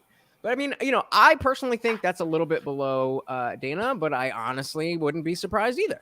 And it's just a situation where it's like nobody is necessarily being a bad person or is in the wrong. It's just competing interests. And I think we get attached to the fighters far more than we do to any corporation, especially Dana White, who can be bombastic sometimes at times. And I mean, I have the utmost respect for him as a businessman. In just what he's been able to do with the UFC from 97 to 2020 and then 2019 and then from 2019 to now, it's phenomenal. And as a fan, I don't know what more we could ask for. And that just comes with a cost, I think. And whether it's again, I just don't think it's on Dana to be like, okay, yeah, we're doing good. We've got money for all these operations. I'm just going to throw all this money over here and over there, which he does do. We've heard stories of people who didn't win performance or fight of the night bonuses, and he just walks up to them with a duffel bag of money. He does do that. He will take care of people. Bisping has often talked about how many of his fights after the fight, didn't win performance or fight of the night, and he's come back and Dana's given him an extra 20 grand or this or that. Dana does that. Dana is the only reason that Joe Rogan is still even a part of the whole thing is because he doesn't believe in vaccines. That's why. Is because he started working for free, and Dana is notoriously a loyal guy. That's why he was a Trump supporter, because in the early days, where all the UFC things, especially when because New York, it was illegal until 2016, all at Trump Taj Mahal. And so, like, hold on a second, hold that thought. Hey, Captain Paul, you're from New England. What are people saying about Dana White in New England? Is he this loyal guy that everybody trusts? Dana will stab you in the back if the opportunity is right for it. The thing is, Dana, like a lot of his upbringing, he works like the mob, right? So he's going to pay you off, make sure you stay loyal to him. Like, oh yeah, here's an extra 20 grand, which ain't really shit to him at this staging point of his career. And that 20 grand goes to paying your coaches and the taxes anyway. Exactly. And like, that's the name. It's just Dana White doesn't necessarily especially in this area, doesn't have the greatest ties. He actually had to get out of Boston for some reasons, that he had some encounters with certain mob guys. There's like articles I could pull up about it later. Oh yeah, but like I think what Dana White is, he kind of knows like he has to play the game, right, in some sense, because like he has to treat some of these fighters, especially if they're on the up and up. Oh, okay, here's an extra 20. You didn't get your performance bonus, but here's an extra 20 grand so I can complacent you. But Dana at the same time with other fighters won't be as generous. He'll be kind of a hard ass. And I think that's the crux of the issue. Is that his responsibility? Or would it just be nice if he was better with that? Those are two different things. Right. And as a business owner. So I think we're missing a big aspect of the conversation, which is sure, Dana White is a lot like a casino. He wants to make sure that the few good things that he does, the few jackpots that people score are widely boosted, publicized, right? widely signal boosted, and all the stuff that is not great about him is swept under the rug. So usually in these types of conversations, we don't notice the other side. So him wanting to make business, him negotiating for his interests, there's nothing unethical about that. Lutch would agree. The unethical parts of his business are how they treat fighters in their ability to govern their own lives. So for example, fighter sponsorships. That's something that a lot of fighters don't have a lot of power with. According to Ngannou, Dana White threatened to sue him because a member of his team talked to a member of Jake Paul's team. Now, whether or not that's true, we don't know. Not him. His management. Of the management team, yes. So we don't. So for a lot of the behavior that Dana White does, it's written into the contract, is anti-competitive behavior. You can't endorse products that are with competing advertisers with advertisers in the UFC. Fighter sponsorships are no longer a thing. You had that awful Reebok deal. Now you have Venom, which is slightly better. Oh my god, not good either. So. And now they got the Rock shoes. Like, y'all guys, come on, man. What y'all doing? Fucking wear shoes. Yeah. And so all then, of these, unfortunately, the issue is that it's one thing if Dana White doesn't pay them very much, and they still have a platform to find other ways to make money. Like Volkanovski does like a cooking show on YouTube. That's one thing. A lot of them are game streamers too. Yep. Yeah. Max Holloway being the probably the prince of them all. Yep. Yeah. So then the issue is if Dana White starts closing those avenues for individuals, writing them to contract, that's a special level of asshole, which I think seems not necessary in the fight game. Right. I would agree with that. Right. But again, it comes down to where are the fighters coming together to do this, right? And if you didn't catch iDrive Live 3 with Dr. Evil Genius and Anirudh Garg, that is now available on my channel. But we were talking about I did all that and now I don't remember what I was talking about. What did you just say? What did you just say? Fuck, it was a good point. Damn it! Said that he closes avenues for fighters to make their own success. Right. And this is anti-competitive behavior. It's it's fundamentally anti-capitalist. You know what it is? You know what it is? He's trying to, and remember we were talking about the illusion of choice? He's trying to take away all the ways that they can make money so that they can be wholly dependent on him so he can continue to set the terms unilaterally. Which is good. I mean, that's good business. That's good business. It's not nice. It's not nice moral human behavior, but it's good business. Lutch, it's rent-seeking behavior. That sounds pretty fucking parasitic to me. It's antithetical to any free market system. It's no different than Apple. How so? Well, if you're taking away people's ancillary ways to get paid that have nothing to do with you getting in the cage, you sign a contract to fight. You don't sign a contract to not get endorsements. Right. But how's that? Did you say anti-capitalist? Yeah. So one of the primary, ostensibly one of the primary functions of capitalism is that you can negotiate for your labor. You can sell it in any way that you see fit, as long as it's like you're not harming people. And that. So this is the same type of uncompetitive behavior that Amazon does whenever they're closing down sellers or getting information from sellers to make competing products that undercut them. Yep. This is the same type of rent-seeking behavior, anti-competitive behavior, that if we had an effective DOJ or some legal apparatus, it would be broken apart. The language in a lot of these contracts is illegal in many states, so Dana White has them signed in states where they are illegal. These are all actions that aren't him. Well, these aren't actions with him working on his interests. It's him going out of his way to ensure that it's not capable for fighters to unionize, because all of their contracts are different. These bespoke contracts make it next to impossible for them to have some sort of shared union effort. And for fighters to unionize, they also have to unionize with the other staff, the production crew, the editors, the other levels of management, and they're working on a W-2 salary basis. So I don't think that's necessary, because let's say you were at I don't know, the Staples Center in Los Angeles, right?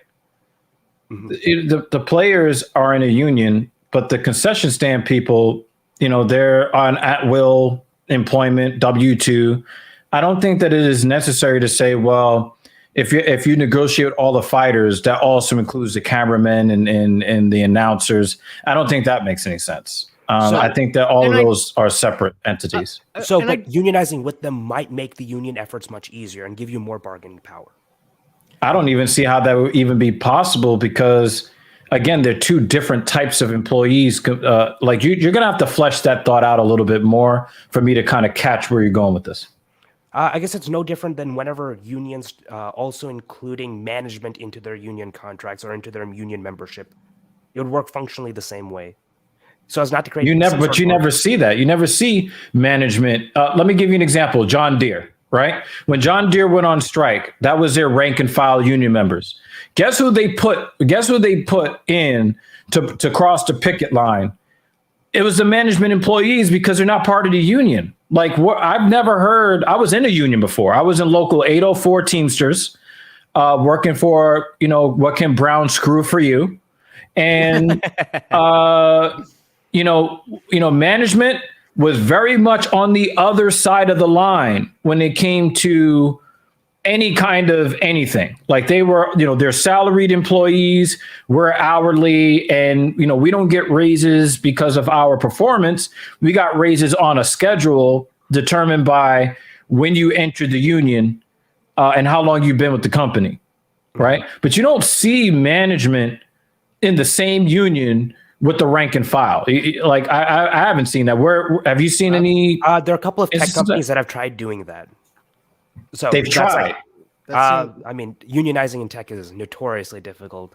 I feel isn't that? I mean, this is way over my head, but I feel like that would be isn't the point of a union to have collective bargaining against the management? Yes, against management, right? So it would be. It would also include a lot of middle managers as well. Yeah, so but that's the thing. But that's why they offer middle managers so much money to draw them away from the protection of the union to do that work that still needs to get done. That's why they get that extra money.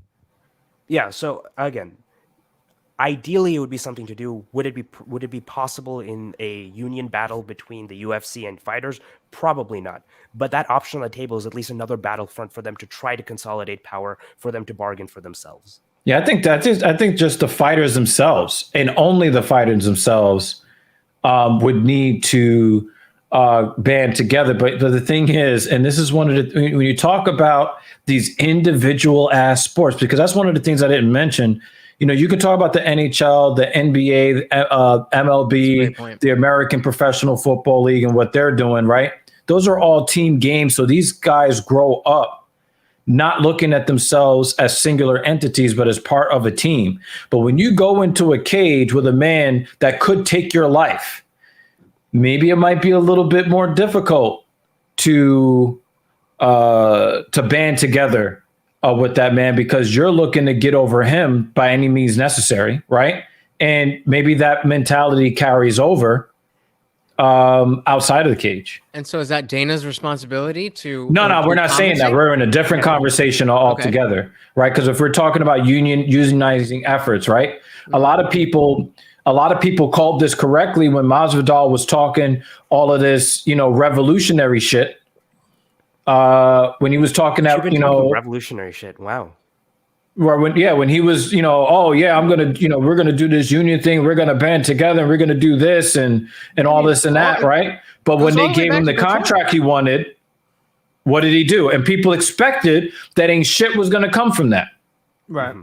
And it goes all the way back to Couture. I mean, Randy Couture was the first one trying to get this ball rolling. And I mean, I should know more about what the Ali Act is. I mean, are you guys familiar enough to? I know generally it has to do with providing the athletes some type of benefit or something like that, but I'm not really sure exactly what it is. But either way, in the Ariel Helwani interview that I put in the comments, when him talking to Francis, and it definitely Francis brings up the point that the UFC is trying to have their cake and eat it too. It's like we don't get health insurance and this and that and that and that and that.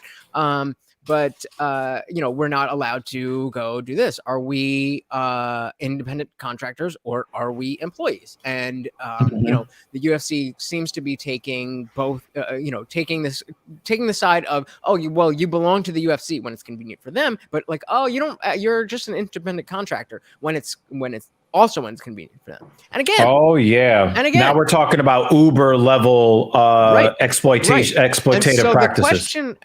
the question becomes, whose responsibility is it to make sure that these people are being treated fairly? Right. And I And just it's hard to be, and I think the point that you're coming, the angle you're coming from is hard to care about somebody's situation more than they care about it themselves. Because if they really truly cared about it, they would band together with their fellow fighters and say, "Hey, we need to certify, or at least vote on whether or not we should form a union." So I think there's some issue with that thinking, which is for a lot of fighters, if they're big enough, Dana White can pay them off and get them to go hush hush on the union. We saw that with Jorge Masvidal. We saw it with even Kevin Lee. And if you're a smaller scale, you have a lot to lose because a lot of your livelihood, a lot of your time was spent getting that contract. Any talks of unions and that contract gets terminated, you're kind of shit out of luck. So there's not a lot of power that these fighters have, even on an individual level, especially if they're small, for them to rally. So it's a question of, well, I mean, them drowning in them and you asking why they can't swim when they have a lead boot tied to them. I think it's a very nonsense paradigm because in the material world that the fighters deal with, there are a lot of these barriers that are there, even if they all want to. There are barriers preventing them from unionizing. And I think that's why acts like the Ali Act would make that easier because, well, it once opens up places for fighters to have ancillary revenue so that if their contract does get terminated, they're not completely bereft of financial options. And then giving an ability for them to have decentralized sports, prevent the UFC from having such a stranglehold on the industry at large.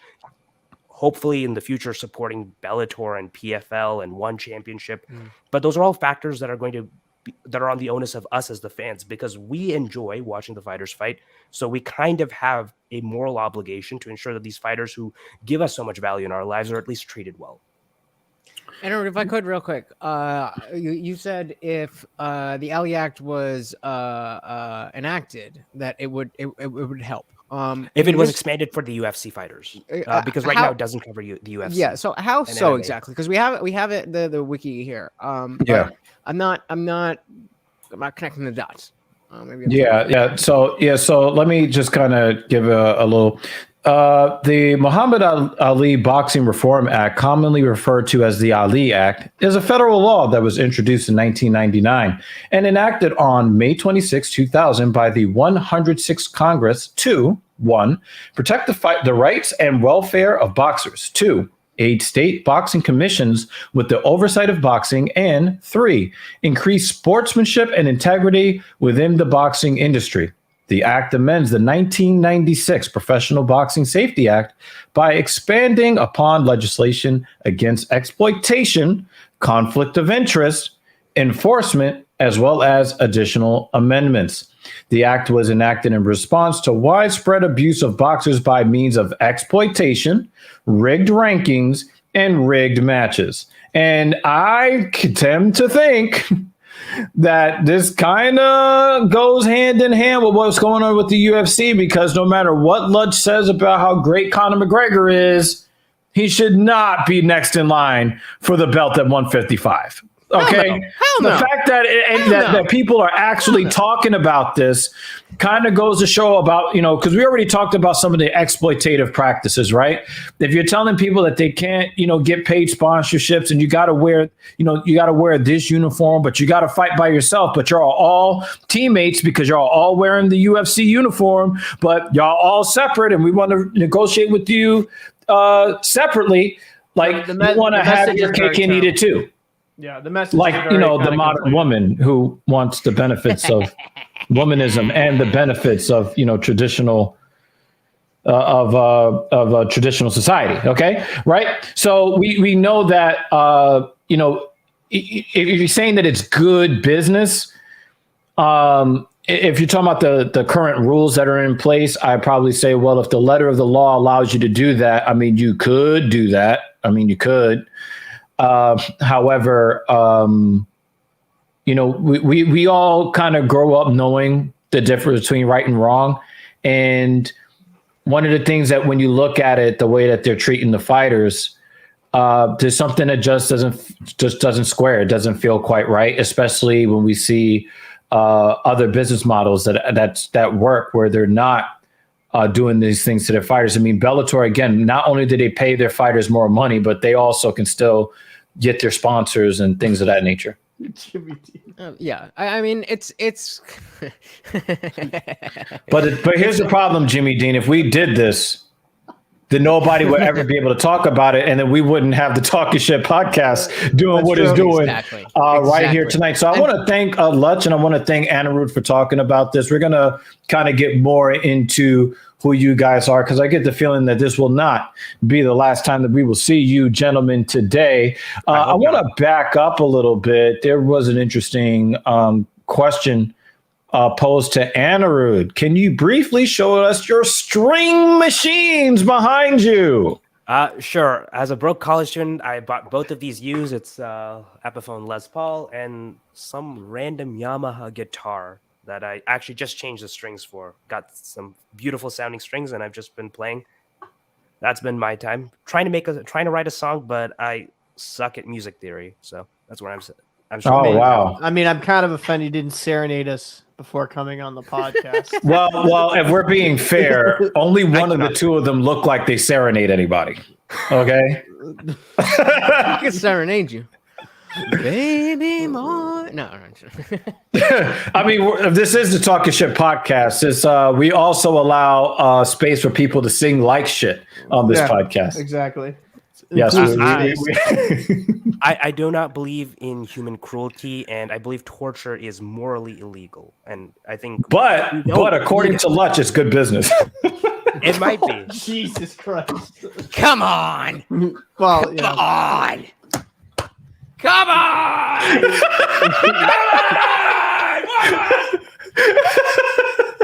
Oh my God, this is too much fucking fun. Yeah, I mean, one of the things that I thought was really interesting was the very first thing that Anirudh noticed is that I have the guitar that's behind me, which is also a Les Paul model, but it's a Gibson guitar. And unlike Anirudh, I'm kind of acting like a little bitch. My uncle was like, hey, so when you want to practice? Yeah, after I moved November 15, 2021. I haven't really been, practicing like I'm supposed to. So Lutch, tell us a little bit more about the things that you like to do besides blow on your vape pen. I mean, if there's weed in it, I prefer that. But aside from smoking things, Now I expected Captain Paul to, say something like, smoking sausages or something like that. I'm being good. But he's trying to be cordial to the new guest. He said, "Hey, your first time on the podcast, you were a guest." Hey, yo, pause. Wow, Big pause. He has better form than I do. Oh no! Oh my God! And it makes sense that they're at the bottom of the panel because apparently they are, bottoms. So I don't know.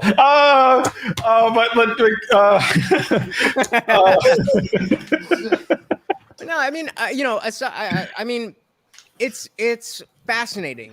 I was really never much of a sports fan growing up. I had a girlfriend, her family, and like middle school, high school, her family was really into football, and that got me into football for a while until I discovered the UFC. So, and then, just comparatively, like we were talking about before, once we got cage fighting, like nothing else compares.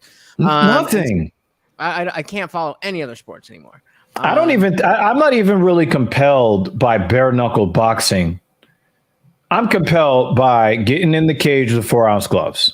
Yeah. I want to know, Anirudh, because you're like a super duper analytical dude, right? Mm-hmm. Can you kind of like, huh? I try to be, at least. Nah, like you're about it. you're closer to a computer than even I am. Like people look at me and they're like, God damn, Agreed. man, like Agreed. put it away. Can you talk about your love for MMA and how you kind of got into it? Actually, I didn't watch MMA until I started doing combat sports. It started, I think, right after my grandfather passed away. As a way to like cope with emotions, I joined a local MMA gym. I did Muay Thai and a Jiu-Jitsu, and I thought, oh, this is really great. And then me being the nerd, like, how do I get better? I started watching fights, and then that's how I kind of got hooked. I'm in Texas, so I only follow football because otherwise I would not be invited to any social events. You're really great at parties, aren't you? Oh, yeah. Economic theory with the drink in his hand. Oh, no. Me drunk, I'm a very different person. Okay.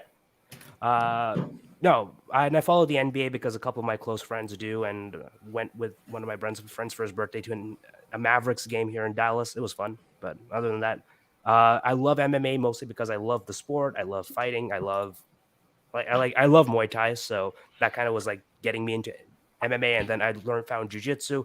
My coach is actually an MMA fighter, and he's trying to get a contract to the UFC right now. So Why not Bellator? Might get more money. well, I mean, he makes money in other ways that pay way better than both of them combined. But So this is basically just, it's for self-growth. right. Growth of and as for I mean, what a way. Like, hey, I just want to see how good I am. Let me get in there and see if somebody can kick my head clean off my fucking shoulders. now, he is a madman. I love him to death. He's an amazing coach, amazing teacher, but he really cares about the competition. He wants to be the best in the world. That's his mentality. Yeah, I love it too. It reminds me a lot of Stephen Wonderboy Thompson. He's probably like one of my very, very favorite fighters, if not one of my favorite human beings on planet Earth. He has that same kind of mentality. I'm a big, big fan of Wonderboy. So, I was mad when I saw who was supposed to be Bully B. And then it's like, I can't stand with him. Let me lay on him. I'm like, what the fuck was that? I'm still you can tell, I'm still a little pissed off about that. But yeah, like I got into the UFC basically when I gave up on boxing. And because for me, it's just so corrupt.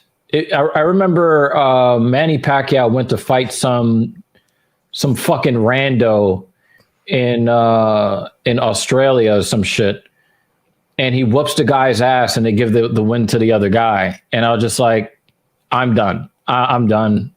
I have no desires to continue watching this, but I always like that combat style, man versus man. I got addicted to Call of Duty in 2007 when they came out with Modern Warfare.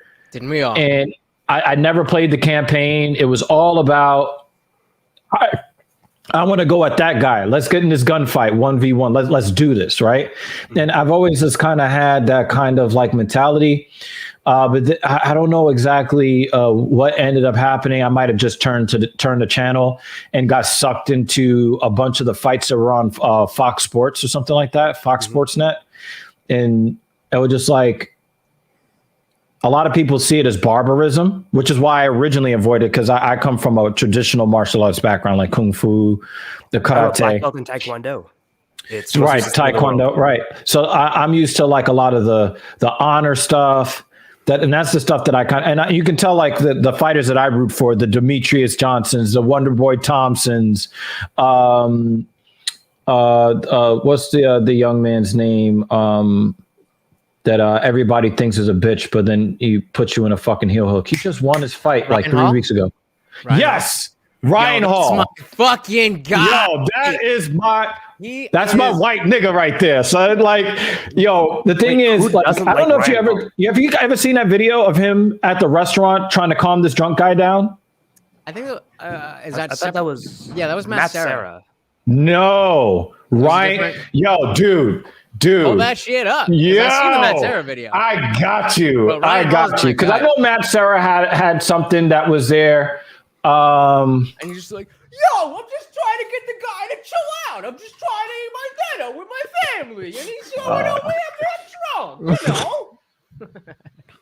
But no, Ryan Hall is just a type of fighter that we don't really. He's an old era fighter with a modern fight style, if that makes sense. Because going back to UFC 1, it was literally style versus style, and that's when the history of the UFC really got to me.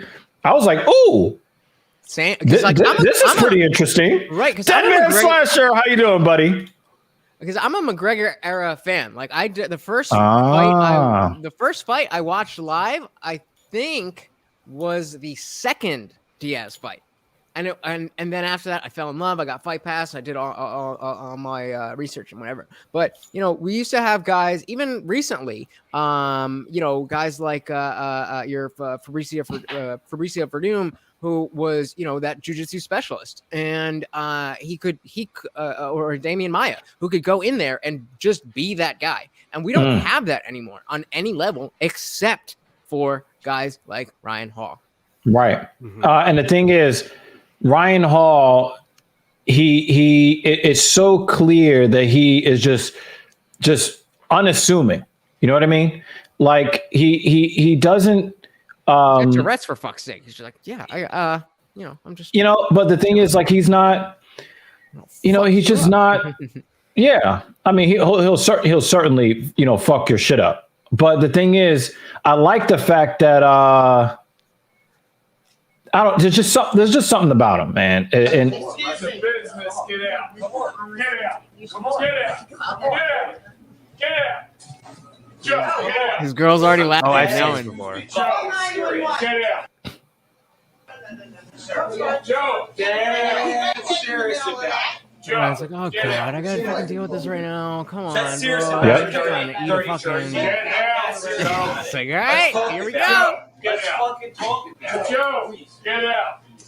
Please. Get out. You have no idea what the fuck I'm talking And look, he's cool as a fucking cucumber. Yep, always. And you see why she's laughing? Yep, She's laughing because she's sitting next to the manliest man in the fucking restaurant. She ain't got to worry about shit. I'm shocked. Get out. Get out. Look, he's looking around. Look, he's trying to talk to him.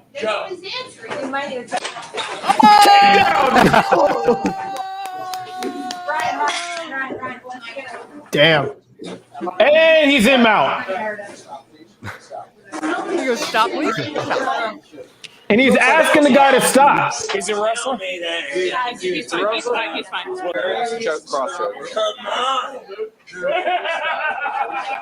Come on, man. There's perfect headshot right there.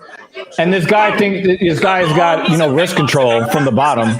I mean, I guess we give him some credit. All right, be an asshole. That's what saved him from the 10-8. Brian. All right. This is hilarious. He did maintain wrist control.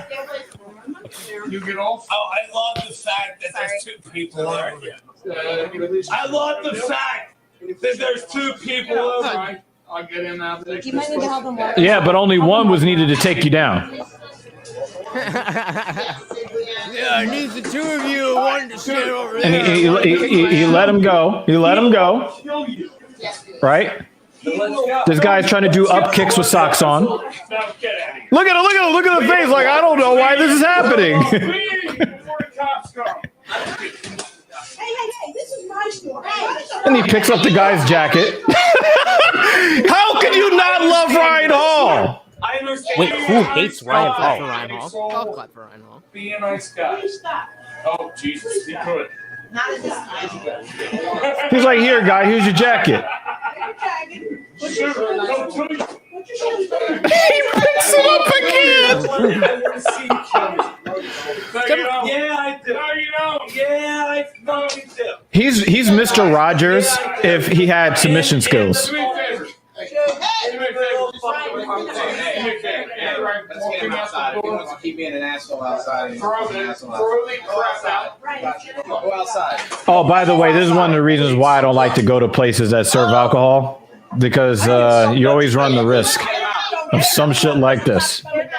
When you're 5'4", you're small enough that you could just, kind of be like, Kind of slide underneath the radar. I got kicked out Walk of underneath the punches. Montreal once. I get loud when I drink. I get Similar situation. loud when I drink.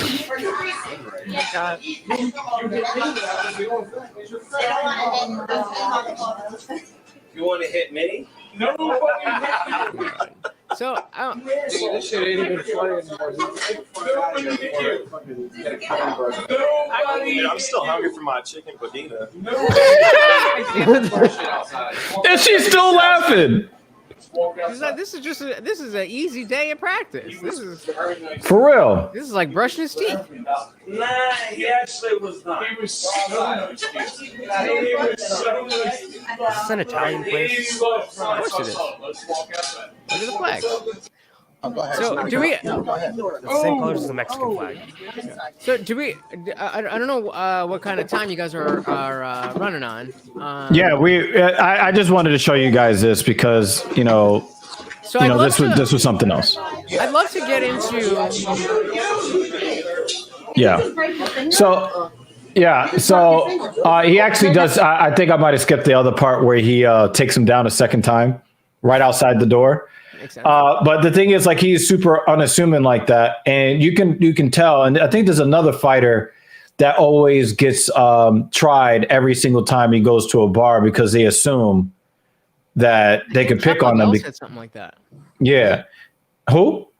I think Chuck Liddell said something like that. I don't know if that's who you're talking No, about. Chuck Liddell is Chuck Liddell. Nobody's approaching that man. But there was another smallish fighter that was just kind of like, yo, like, people think I can't do anything because I'm just kind of like this, but I'll fuck your life up for real.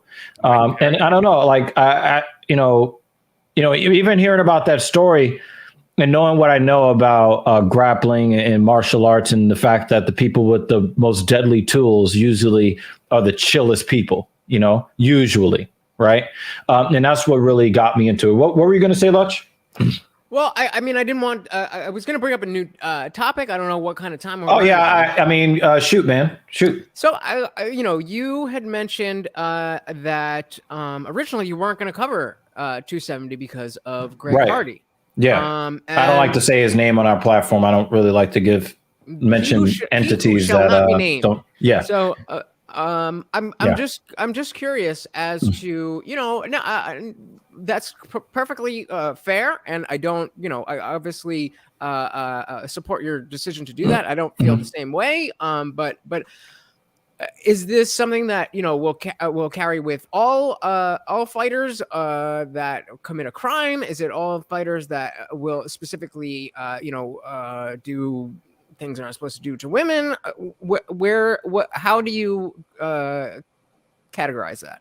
Well, I think that everybody has an ethical line in the sand where there are going to be some things that you're going to chalk up to human error. And there are going to be some things that you're going to chalk up to put him 16 feet under a grave.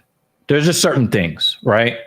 Yeah. And I think that we spoke about this. I think you were making the comparison with John Jones, right? Mm-hmm. Yeah. And the thing is with John Jones is that they said that he injured a vehicle.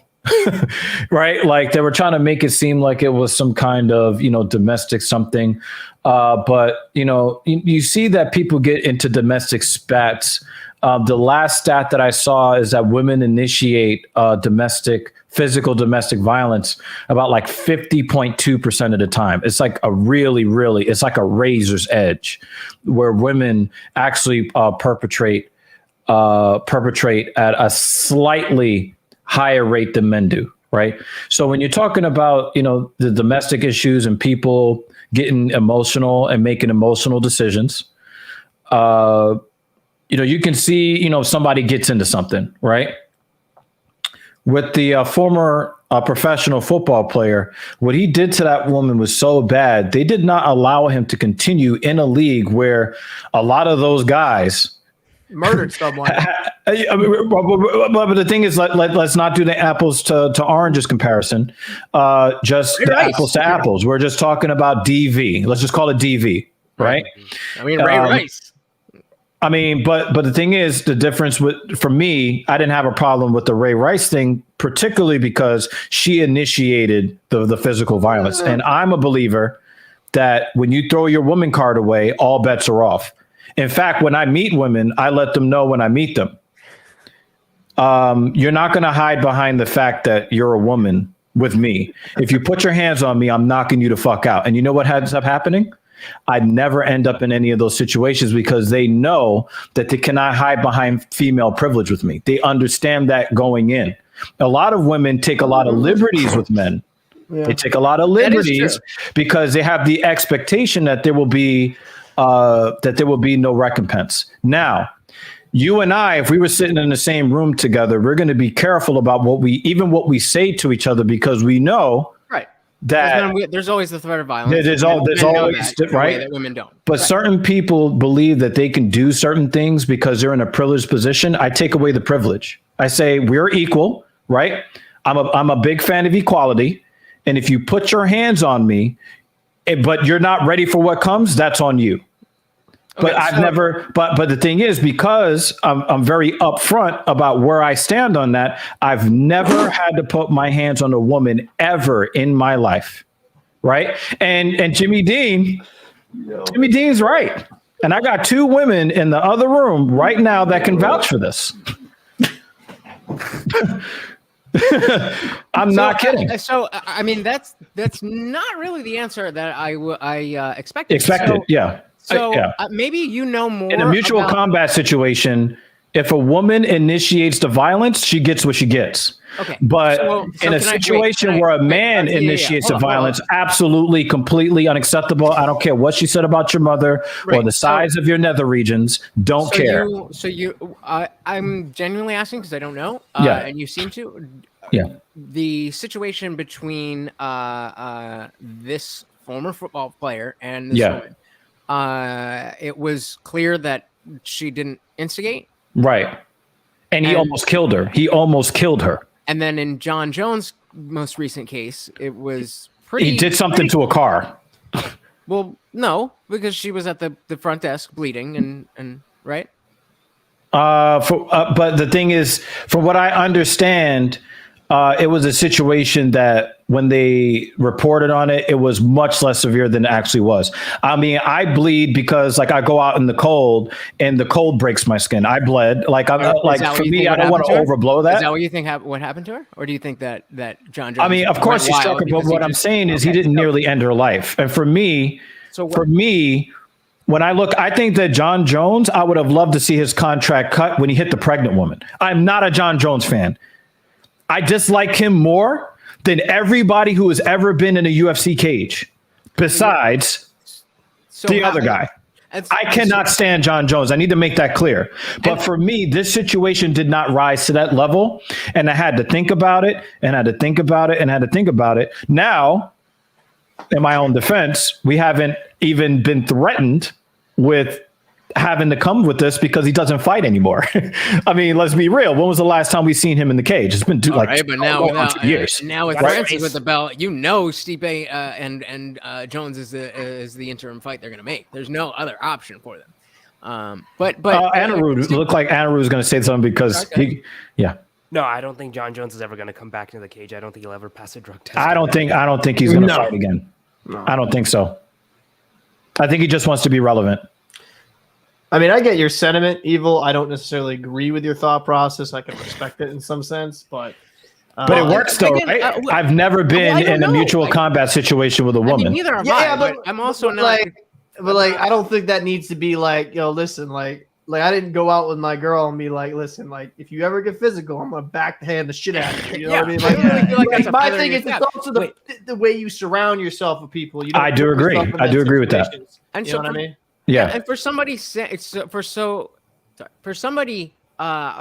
judging somebody else for doing these things, then again, it seems like you're drawing a little bit arbitrary lines.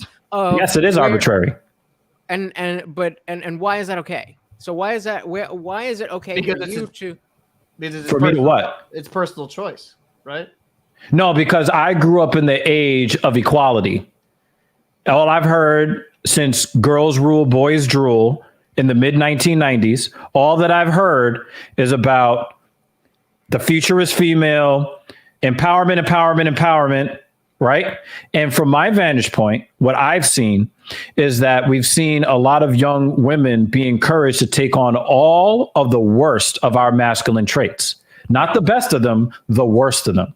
So if I got to hear about how much better you are than me because you can do everything that I can do but better and in heels and all this other stuff, then I have to remind you that you can't just have equality when you want it. We're not going to do the womanist thing when you benefit, but we're going to revert to traditional values when you benefit. You're not going to get in my face in a violent manner while talking about preaching all this equality stuff. You're not going to hit me with both of those things. You get one or the other. So I let women know from the very beginning, you cannot hide behind your female privilege if you make an overt violent male action. The reaction is going to be in kind. So choose what you do wisely, because we've let too many people get away with bad behavior under the myth of oppression. Well, guess what? While we're sitting here right now, I'm going to keep my hands to myself as long as you keep your hands to yourself. And I think that is a fair trade-off. Well, because I don't think that these women would get all handsy with these guys if they expected to be treated equally. Well, so Evil's saying these hands are rated E for everyone. I think that line of thinking is, I hate to say this, but I think it is very irresponsible, because I don't think we generalize how we use violence as someone attacked me and I'm going to respond in kind. Ideally, our goal is to de-escalate, just like what Ryan Hall did with that drunk vagrant. The idea is, I mean, sure, if like a toddler hits me, I'm not going to respond in kind by taking his head off. Are you calling women toddlers? You but I gotta push back. I gotta push back on that. I gotta push back on that, Anna Root, because the thing is, a toddler does not have an idea of what's right and what's wrong. So a lot of what they're doing is going off of instinct. They respond to stimuli. Okay, they so haven't. Call it a middle school. Right. But the thing is. Again, if you're going to make that argument that we should have handled women the same way that we handle children, then we need to keep that same energy. But we keep saying that these women are superior in these ways, and women are better than men, and women are more important than men. And I got to hear about equality and this and that, right? Well, if we are both adults and we can use our adult words, then you cannot hide behind I'm a woman when you go to get physically violent. So I'm not making the argument that we should not hit women, period. Like I'm talking about this purely as a force differential. If there's a 6 foot tall woman who's like 220 pounds, rippling muscles, she could probably do more damage to me than I could do to her. It's not about damage. Let me ask you a question. Let me ask you a question. Lutch. You said you're 5'4", and how much do you weigh? About 110. Okay, so he's 5'4", 110 pounds. Lutch, if we were sitting in the room and you see me at 6'3", 175, Jesus, or you see Captain Paul at 5'11", 229, right? Are you going to be quick to get in his face if you know that the size differential and the power output differential is not in your favor? Are you going to be quick to make furtive physical moves towards him? I'm probably not. A lot of people might, and I mean, I see where you're going with this. You're an adult enough to recognize the situation. I'm completely there with you. Why do we not hold women to the same standard if we're talking about equality? I'm completely there with you. What I'm confused about is how you hold that position, that position, and then also this position that, well, this situation happened with this guy, and I know so much of the particulars and what happened that I can make a judgment that this guy, even though I have these ideas that we should be treated equally, if you put your hands on me and you instigate that I know that this situation is specifically crossing the line. And right. So, well, again, I did make the differentiation in that woman he almost killed. Again, if a woman puts her hands on me and I give her a forearm and then she backs down. That is different than what that other guy did. He nearly ended this woman's life. And he initiated, like I said, he initiated the violence. Completely unacceptable. That it was in the story. He initiated the violence. Genuine question, because I'm just he initiated the violence there, and that's the differentiation between him and Ray Rice. In the Ray Rice situation, she initiated the violence. So everybody was, talking all of that. I was sitting over here like, well, she knows that the dude, was he like 5'9", 230 pounds in the NFL, but right? That brings us she back to knows Jones. that it's not a smart move to make to put her hands on a man. Especially not that man. Right. She did it anyway. She suffered the consequences. So how do you justify supporting John Jones and not this former football player? No, I didn't say I support John Jones. I told you that I don't like John Jones. I can't stand up in part because of the situation. But for me, what he didn't rise to the level of boycotting the whole UFC, UFC event. I don't. I think it was a level of unprovoked violence where. And the thing is, the violence was so bad that a league that has a bunch of guys that has committed DV that they keep on the roster, they were like, yo, we can't even keep this guy on the roster. Do you think that's... And then right after that, Dana signs him. Like, what? What kind of what kind of message are you sending? Well, Ray Rice was kind of the first. Like, there's been actual players that have committed DV. And remember, Ray Rice, that was a reaction. That was not premeditated. Because the problem is when you put something out in print and then when you actually see the video. See, I disagree with you. Yeah, I watched the video. I disagree with you completely. Ray Rice is a big ass fucking dude. I know he's 5'9", yeah, big belt. Women. Right, yeah. You don't need to take it to that level, especially. You know what? She shouldn't have put her hands on. She should have understood what he was capable of and not touched her. Can be true at the same time. She can be wrong, and he can also be wrong. Yeah, I don't think he's wrong. I don't think he's wrong. But my thing. Now we're talking mutual combat. Once we get into mutual combat, we're in mutual combat. It's not mutual combat, bro. It's not absolutely mutual combat. Yeah, he started with a violent act. He responded with a violent act. That's mutual combat. Okay, so let me ask you a question. So if we're talking about mutual combat, keyword mutual. So if a girl slaps you, is it mutual combat for you to take out a gun and shoot her? Yeah, but that's still outside. That doesn't rise to the point of murder. I mean, if you look at the Trayvon Martin situation, right? Listen. If you look at the Trayvon Martin situation, right? He was being stalked by this guy, right? He goes to defend himself with his hands, and then the guy pulls out a gun. To me, that's murder. Okay, I'm not saying that you murder. Okay, fine. I don't really. I'm trying to nail down exactly what you're thinking, so I'm trying to use a specific example, right? Yeah. Where you're saying mutual combat, and we're talking about the keyword being mutual. So you're saying that if take the men and women out of it. Say me, little old me, comes up to you and slaps you in the face. You take out a gun and you shoot me in the face. Is that mutual combat? That's not mutual combat. Okay, so do you see the disparity, or why not? Why is that not mutual combat? Because there's really no threat to your life. So for me to respond with life-threatening measures is outsized. Okay, and so then in the Ray Rice case, although I will say, if I'm 6'5", 300 pounds, and you're 5'4", 110, and I know you're packing, and I attack you anyway, and I get shot, that's my fucking fault. I put myself in that situation. Right, but that's them defending themselves. Right, that's the inverse of what we're talking about. No, but do you get what I'm saying? I'm not going to attack somebody that I know has the power to fuck me up because I'm an adult. Well, okay, yes. You're right. Adult. So I think I think you're getting a little bit too stuck in what I'm saying. The message that I'm sending to women when I talk to them is that we are equals, and you're going to use your adult words because we're both adults. You understand the words coming out of my mouth, right?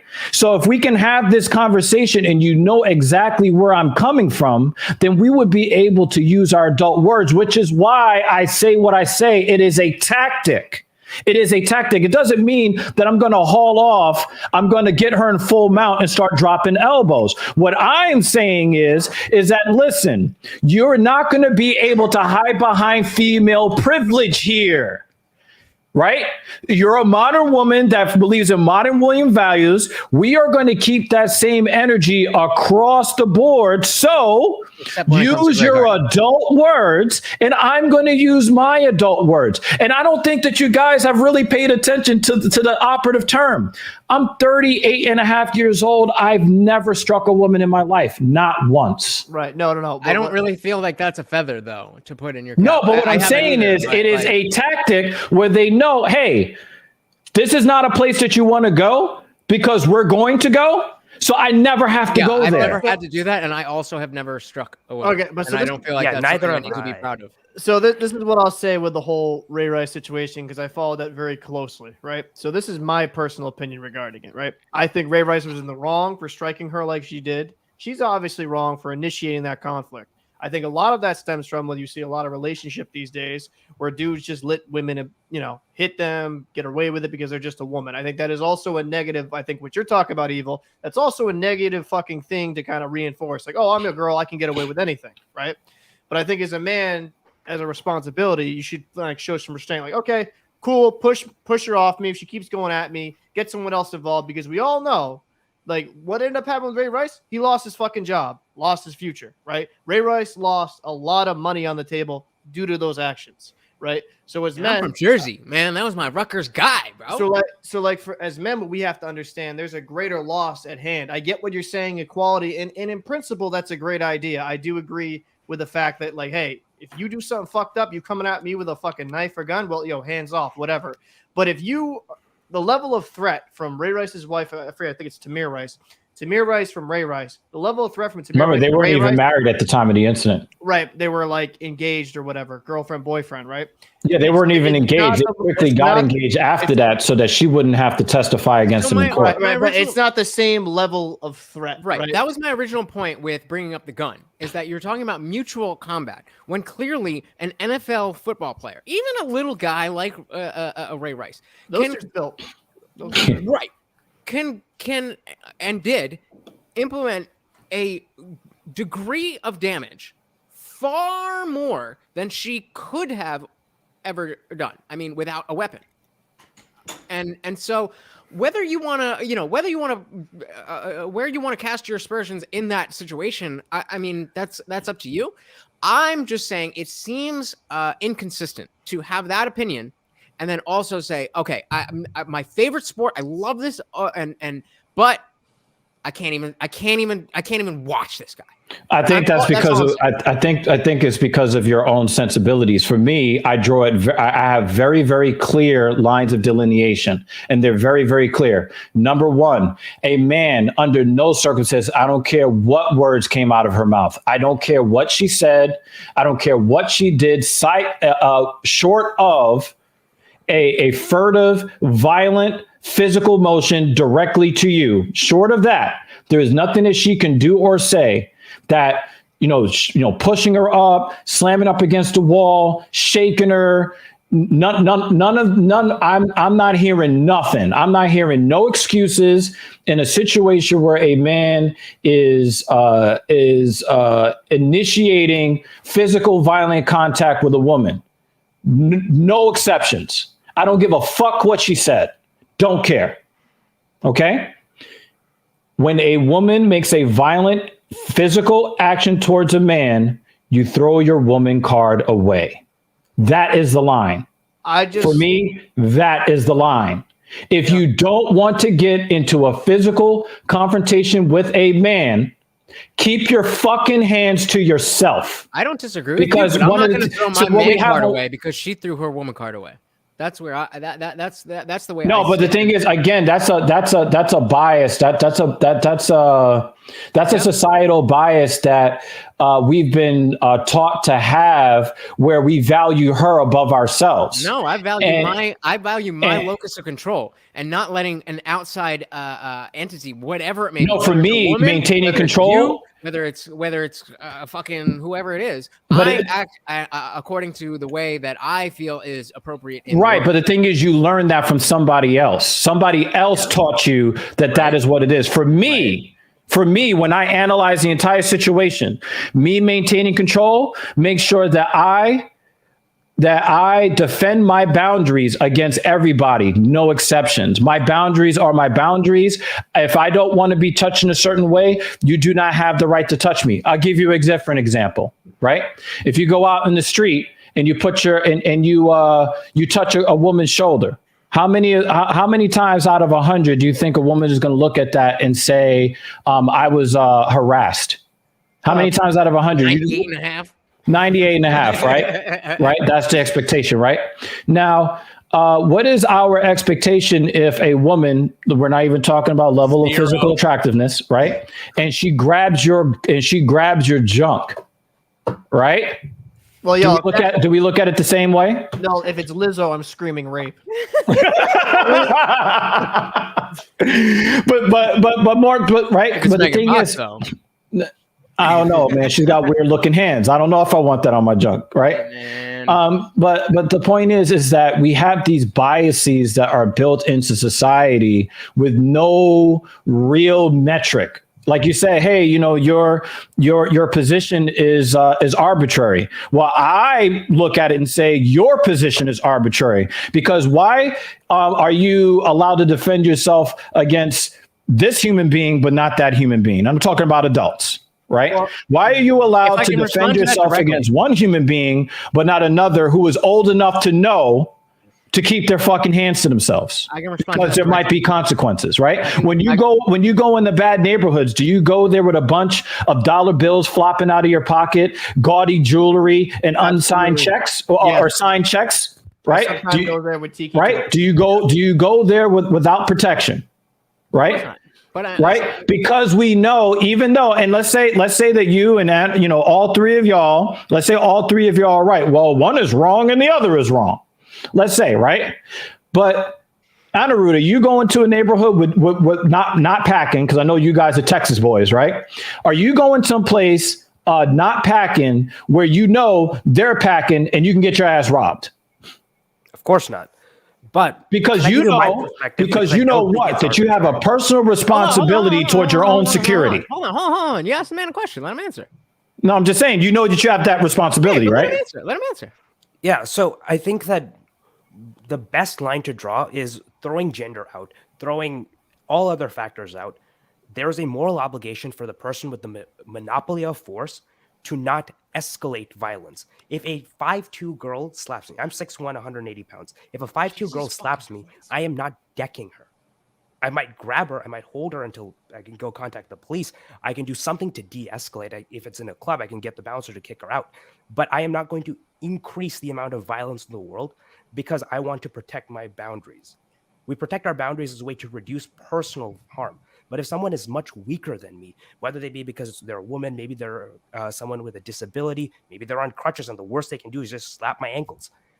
We don't want to increase the amount of violence in the world, which is why I find your position kind of arbitrary and at the end of the day kind of harmful. Because as men, we should be teaching young men especially that if you have the monopoly on violence, you have a moral obligation to reduce it.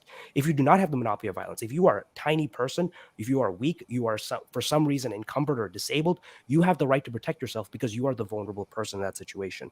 But if you have the monopoly of violence, responding in kind of, if a girl scratches me, I should take her head off. I think that's very. I never said take her head off. And very emotional. You just said that you would engage in a fight. Like I said, I would do, you put your hands on me, I'm gonna put your hands on you. Normally, once they feel it. Are you incapable of de-escalating a situation though? That's not even the point here, because like I said, I've never found myself in those situations. My point is, I think, Anaruda, I don't want to speak for you, but I think that's both of our points, is that that is the point, is that de-escalation is always the no, but that goes across the board. Man or woman. Right. That's my baseline. Do you feel incapable of controlling a situation where a woman is hitting, whether she deserves it or not? That's well, I follow the cap. We agree that if we are all, if you want to be equal and you want to put your hands on me as a woman, then you throw out your woman card and we're equal. We're just humans. Fine. But you are still a man. You are still you. You are still the person that holds your values. Does that go out the window when she decides to do what she does? Or are these the values that you hold every single day, 24/7? Well, I follow the Captain Paul because Captain Paul actually made one of my points for me when he said, well, the people that you surround yourself with, you're responsible for that. Yep. Right. So when I see a lot of the times where there are people who find themselves in these situations, I normally put the onus on men because I'm not that different from you guys. I grew up hearing the same protect women. We live in a gynocracy. That's pretty much what it is. We everything that men do since the beginning of time is for the protection and the approval of women. And that is since the beginning of time. Wars are fought over access to women. Men create things so they can get access to women. Like that's been since the beginning of time, right? So because of that, I think that we have this implicit bias, like even against ourselves, where we're going to put ourselves in a disadvantageous situation because there might be a situation where she might be disadvantaged. I'm going to tell you a story. I'm going to give you an example. I'm going to give you an example of somebody that's very close to me. I don't know if he's watching, but we've been friends for about 20 years. He got into an abusive relationship with a woman, ended up with battered spouse syndrome, him. So there was this one time when he was still living here in New York, he is at my house, and my first wife will tell you, he had a woman basically disrespecting him, like, just disrespecting him on the phone. And I'm just like, you're not going to do that in my house. It's not going to happen. And I said, either you shut that shit down or you got to leave. I didn't see him again for 4 years because what she had did was she started, I think she started with like the punching and the scratching, but then she escalated to like knives. And then she escalated again by having her near adult son and some local drug dealers beat on him. And I remember I saw him again and we brought him down to New York City because this is upstate New York. And I remember seeing all of these scars all over his face. And it was one of those 5 times in my life where I wanted to murder somebody. And I did not see him again for another 5 years because he had to leave the country because no matter where he went, she would follow to try to continue the abuse. Okay. And the thing about men, and this is one of the reasons why this platform is a pro-male platform, is that most men are suffering in silence because of messages like this. Messages of, well, it doesn't matter what she does. You have to shrink back. Who said that? No, I think I'm not trying to say that. And the thing is, in physical, no, what you're saying is that it's up to us as men. We have the responsibility, right? So the thing is, we're actually placing her best interest even above ourselves in that situation because what we're in effect saying, and I'm not saying that you're saying this, I'm saying in effect, what we're in effect saying is that no matter what she does, we have to protect her, even when her actions put you in danger. And the thing is, we've seen a lot of guys get bloodied up, bruised, even killed by accident by women because they assumed the woman they assumed that they themselves had the monopoly of force. So there's a lot of men that have been hurt by that. There are a lot of men suffering in silence. There are a lot of guys that they can't even tell this stuff to the police because either the police will say, well, I don't believe you because of this, that, and the third, or they laugh at them. We saw this with Johnny Depp and Amber Heard. And there's a lot more of these situations going on than men admit. And like I told you, when they actually parse down the domestic violence numbers by a slight majority, the slightest of margins, women are the initiators of these violent encounters.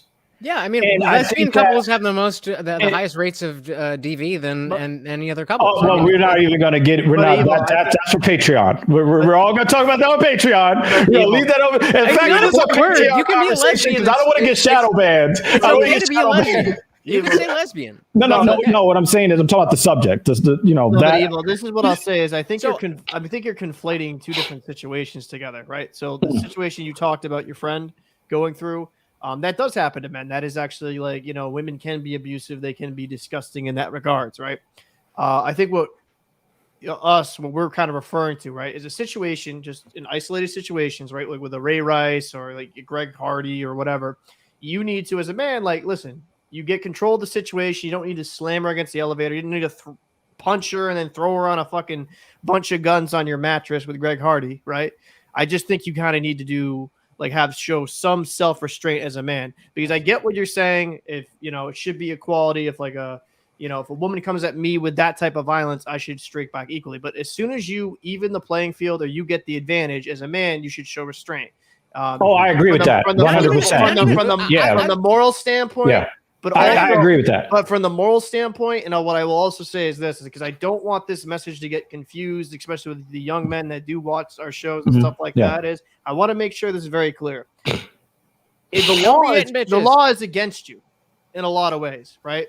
If a girl can show up to the local PD with a few bruises, you can be accused. No, she doesn't even have to have a bruise. You can be the one with the bruises and you're getting arrested. Right. The point is what I'm saying is that the system is against you in a way, right? So don't ever put yourself in a situation, she punched me, I'm knuckling down, motherfucker. I'm not telling other people to do that. Let me make it clear. Let me make it clear that this is a symbolic conversation I have with these women. No, you get what I'm saying? No, and like I said, I've never been in these situations because they understand the level that I'm talking to them on. Like, you're getting into the nitty gritty, and I get it.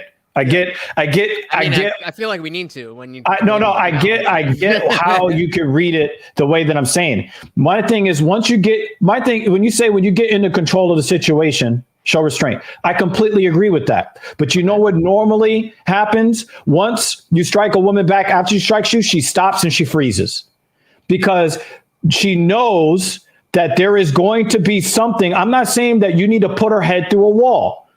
I'm not saying that at all. What I am saying is, we understand that, dude. And what I'm saying is that once you send the message that you cannot hide behind female privilege, it changes the dynamic. I've been with the same two women, one of them 9.5 years, and another one in about a month, 16 years. Never once. But we never once, and it's strategic. It's like if we were in a battle, right? It should not be. Listen. Let's say that you were in a battle and you're a field general and you're trying to draw up a war plan, right? You want to send a message to the other side, whether or not you're actually going to use those tactics. You want to at least have a show that you have what it takes to defend yourself in these moments, whether or not you're going to use whether or not you actually have to use the tactics or not immaterial. You want to show your cards like, yo, I'm capable of this. You may not want to attack. This is the level that I'm on. I'm on a meta level where it's just like, remember, we live in equality years. We live in the equality era. You need to think about what you're doing. Use your adult words. So you think about war in the same way that you think. I think about everything tactically. Everything is a tactic. Everything is said for a reason. Everything is done for a reason to get a certain outcome. And it has worked for me. Fair enough. So then like the men versus women MMA fights, I'm not about that. Right. I'm not about that at all. I mean, unless they're willing to, and adults can choose whatever. No, even that. No. Whoa! Real quick, I don't really want to get too into the weeds on this, but are we saying that a woman can't choose to say, "Yeah, I'm gonna fuck that dude up"? No, I think that if they want to go into a parking lot and do it, but a sanctioned event where other people are approving of it, I'm not good with it. Wait, but a sanctioned event is literally safer. Right. Yeah, exactly. So the thing is, I think it sends the wrong message. I think it sends the wrong message. Gomez, or whatever the fuck that one. So let's take Kayla Harrison and the number 15 ranked flyweight in the in Cage Warriors. No, they both agree to it, and you decide that you know better. Why is that? No, no, I'm just saying for me, I'm not saying, you know what, maybe I'm not saying that they can't sanction it. I'm just saying you're not getting my money. Okay. I'm not watching that. So bring it, so fair No. enough. Fair enough. So bring, and again, what I'm bringing it back to is not anything, I'm not disagreeing with any of the points that you're making about, the differences between men and women and how society works, all of that stuff. I'm with you all the way.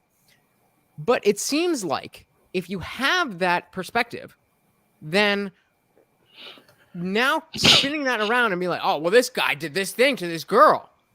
It just I also think, but also, again, we're talking about a guy, he nearly killed her.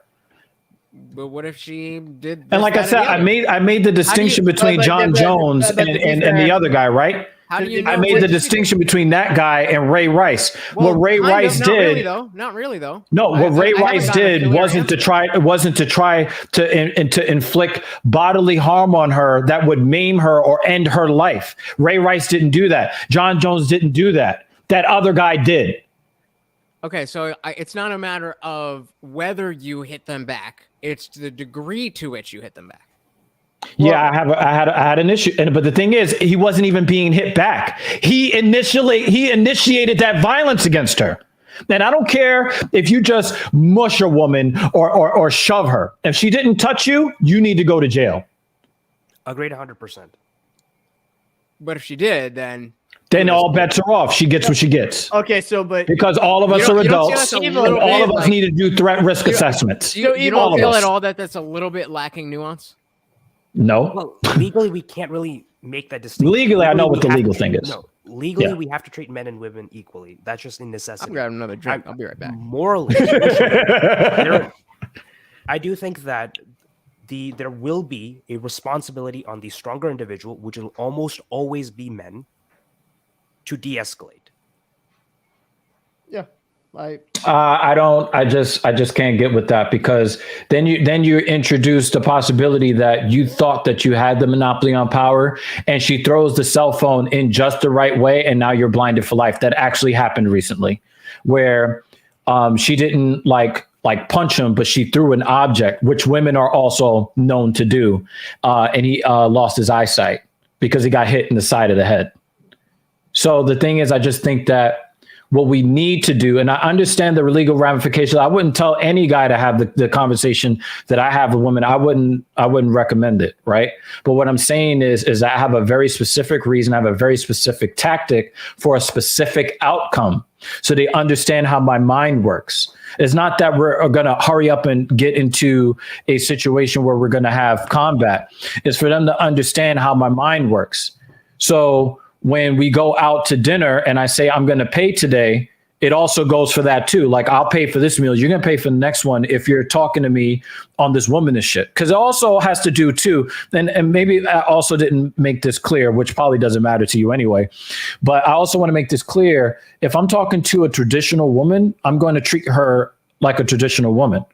If you're coming to me with all of these pronouns and the blue hair and the futurist female, if you're coming at me like that, then I'm going to come at you in kind. I'm going to return the energy that you give to me.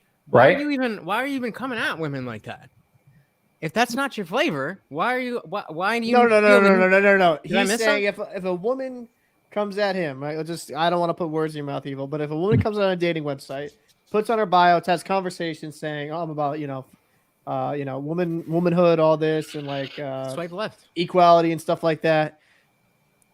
He's just expecting like an equal type of treatment. Am I kind of getting that wrong? Right. You basically got the gist of it. I always reflect the energy given, right? No matter the situation, right? To your point, Lutch, we've done a podcast earlier on where I kind of decipher some of the, I think, Donovan Sharp calls it womanese, right?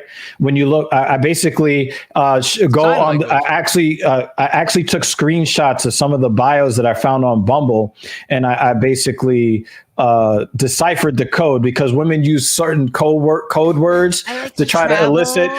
And then when you see generous and you see gentleman, she's trying to dig in your pockets, right? Be ambitious. Right. The word, get all yes, that. ambitious, I right? get all Right. that. So why are for you me, swiping I right always on like those guys bitches? just Why swipe are you left. Exactly. But what I'm So saying is that there are times, if let's say, I'll give you a good example. I went out with this woman recently. What was it?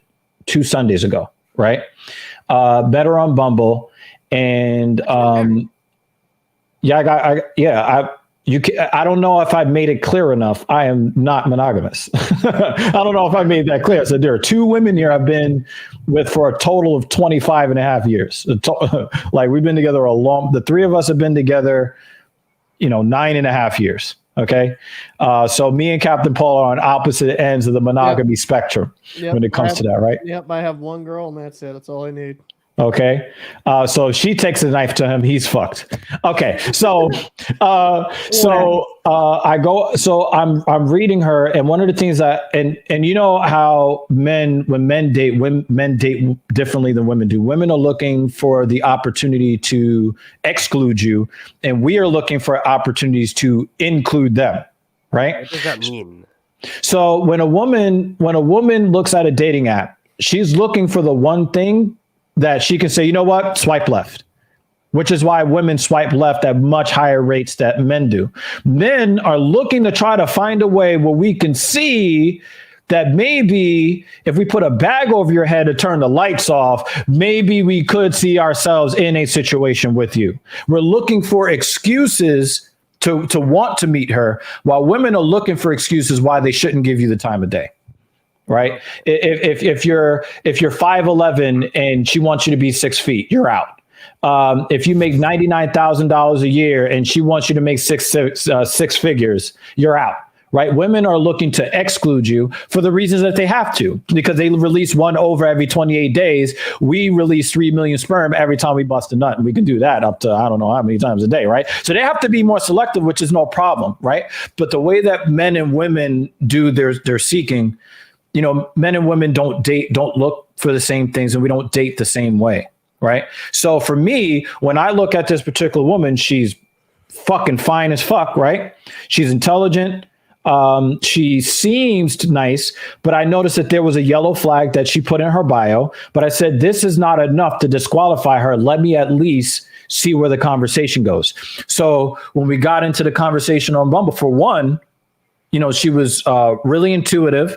She was very lively in the back and forth. I said, okay, let's take this to video chat. Okay, let's take this to maybe go into a restaurant or something like that, right?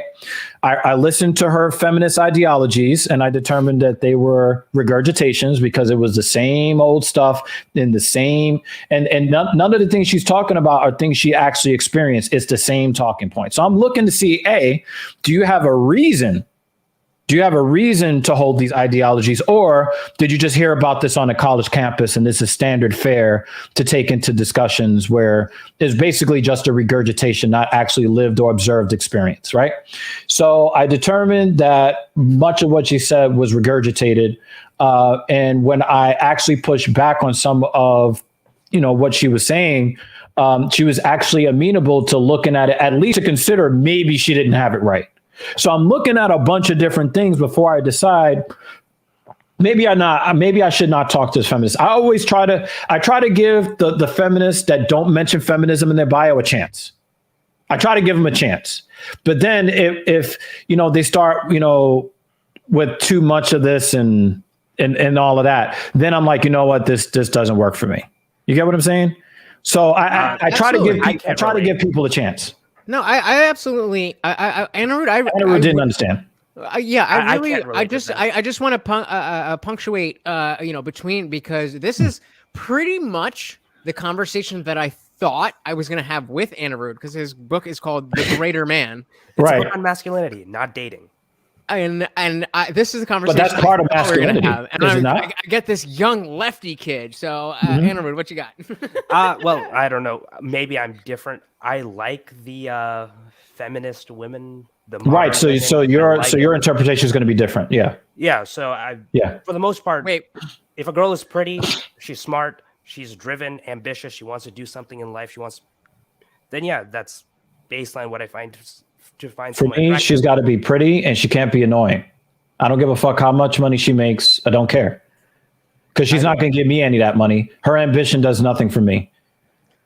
I am looking. Absolutely. I want to get married by the time I'm 28. So I'd like to find someone. But ambition is a masculine trait.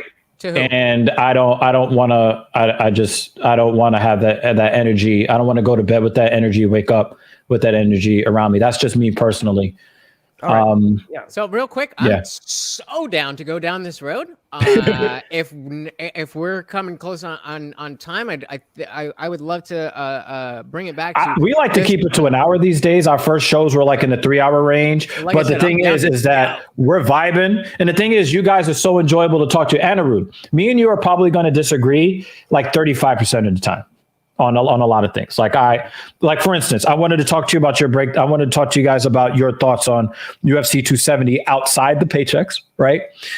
Because I didn't really agree with a lot of things that Anirudh said. And I love, this is what our platform is for. I want to make this clear because I'm not sure if I really explained to both of you what this platform is. When me and Captain Paul first started talking about doing another collaboration, because we used to do the gaming collaborations back in the day. We were talking about this on socio-political levels where it was, and we're about to do a video coming soon talking about if conservatives and liberals can be friends, right? And we're going to be, kind of diving into that and some anecdotal stuff, right? And Jimmy Dean, me and Jimmy Dean have the same opinion of Anirudh. And the thing is that check out our episode. Check out the iDry episode, and I guarantee you. If not, check out his positions on student loan forgiveness, and I guarantee you, this man is a proud. That's why I like Anirudh. I like Anirudh because I get the sense, and correct me if I'm wrong, Anirudh. Anirudh doesn't say, well, I'm on Team Crip and I vote blue and I just go with whatever the platform says I'm supposed to agree with. He's an analytical enough guy to look at the facts and then look at the situation and say, well, this is how I interpret the situation. Am I wrong? Well, I mean, that's exactly what I'm doing. You put it perfectly. This is what this podcast. See, the thing is, and this is why I love this episode and why I'm not so quick to just turn it off and play Halo. Because all three of you disagreed with me. Notice how Anirudh never came for my integrity. Lutch didn't come after my integrity. Captain Paul didn't come after my integrity. We were four men. Whether we disagree or agree, we're able to be on the same platform and share ideas. You guys made a lot of good points that I was already aware of. And in practice, I follow when you're talking about men versus women in combat situations, right? For the most part, I agree with you guys about 97%. Pull up that Jimmy Dean comment real quick. But the thing is, but here's the thing, Jimmy Dean. How many lefties out there? And the thing is, if you looked at me on every topic, I lean left. Okay. I work for Act.tv. As of 2015 or as of 2020? Because those are two very different political. We're going to have a lot of discussions, Lutch. Believe me, we're going to have a lot of discussions. Because on the spectrum, I lay far more conservative.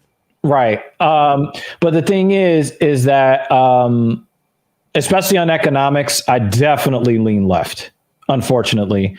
Although I do believe in capitalism and I believe in greed, I believe in moderated greed. Except in the UFC. No, moderated greed.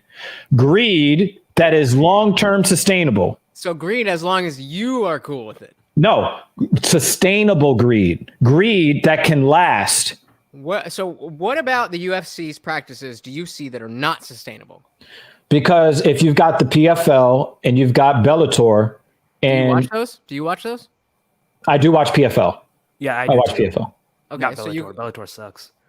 Yeah, Bellator is just so bad. Okay, but it's so bad. They have a Gracie and he sucks. Like he really sucks. They got Musasi. Well, Musasi Gegard went chase. Gegard was one of my favorite fighters in the UFC at 185. Let me make that fucking clear, okay? He left right as I was getting. But he left for the money. I don't like Corey Anderson, but he left for the money. but he was a draw because what was the it's sports entertainment. It is not football. It is not hockey. It is not baseball. It is sports entertainment. No, WWE is sports entertainment. As is the UFC. It's not because the UFC is real. Structure? What's the bracket structure that if you don't sell pay-per-views, you can become the champion? What's the bracket structure? Who is Leon? Oh, no, I'm just talking about the sport. Like, you actually have a real winner and a real loser that is not determined by the writers. In an individual bout. Right.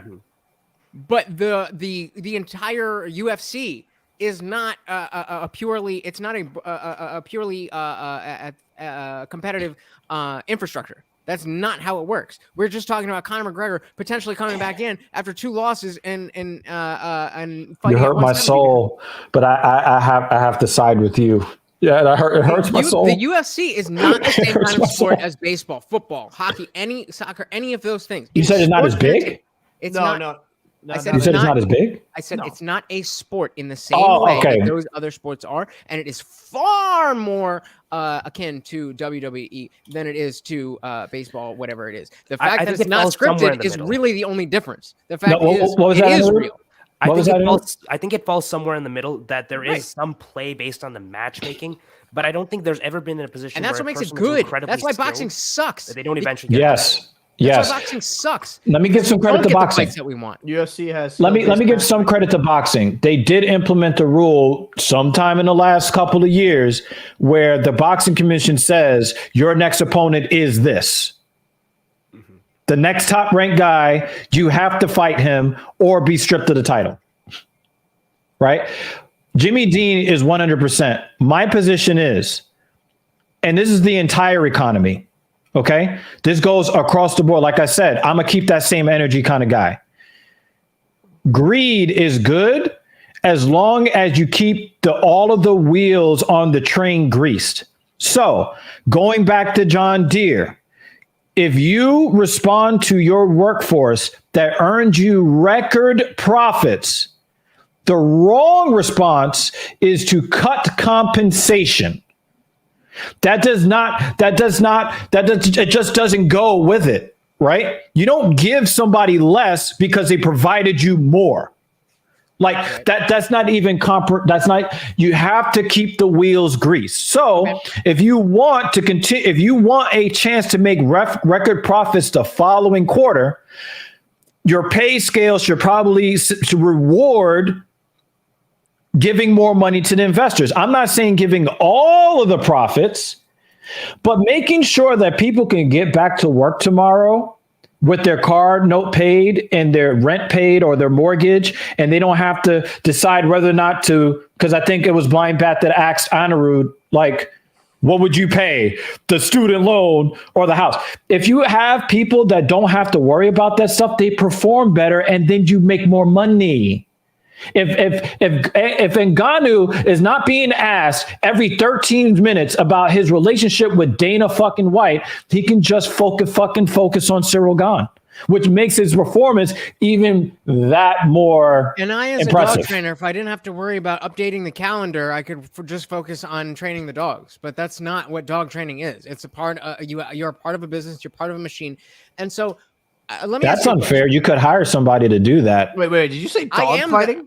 Dog training. I'm a trainer. I mean, they fight over a chew toy. My Michael Vick. Positive reinforcement only dog training. I am not into dog fighting. Yo, you better put some respect on his name, Captain. What, bro?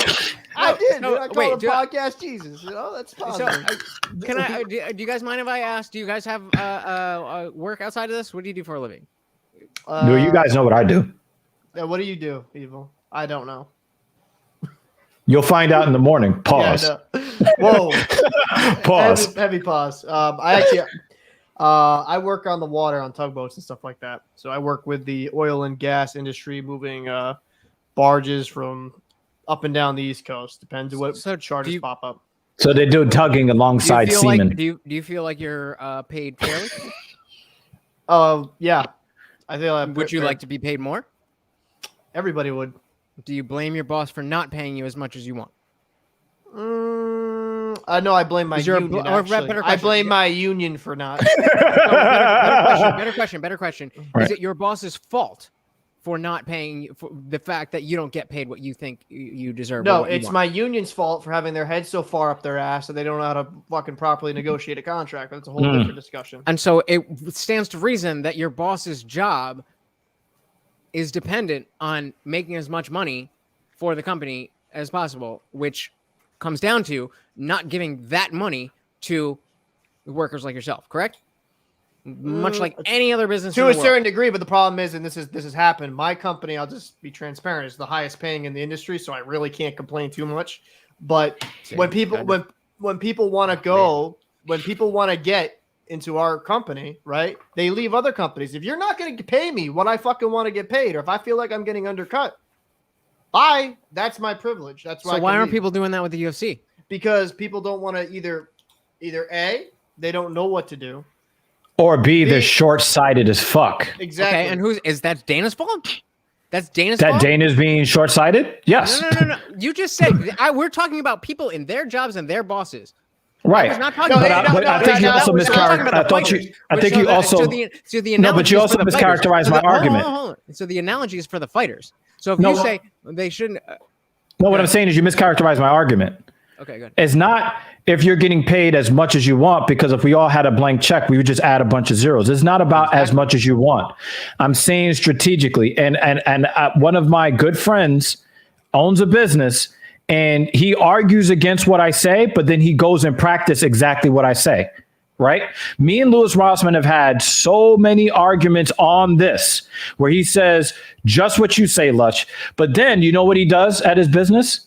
He pays 20 to 40% above what everybody else pays. Why? Because he knows that people who are economically support. He knows that people that are economically secure, they do a better job, and you don't have to keep. It lowers your overhead because you get lower turnover because you don't have to keep hiring new people and training them, because that costs a lot of time and money too, right? So he understands that for long term, in order for the snake not to eat its tail, thank you, Jimmy Dean, he needs to think long term.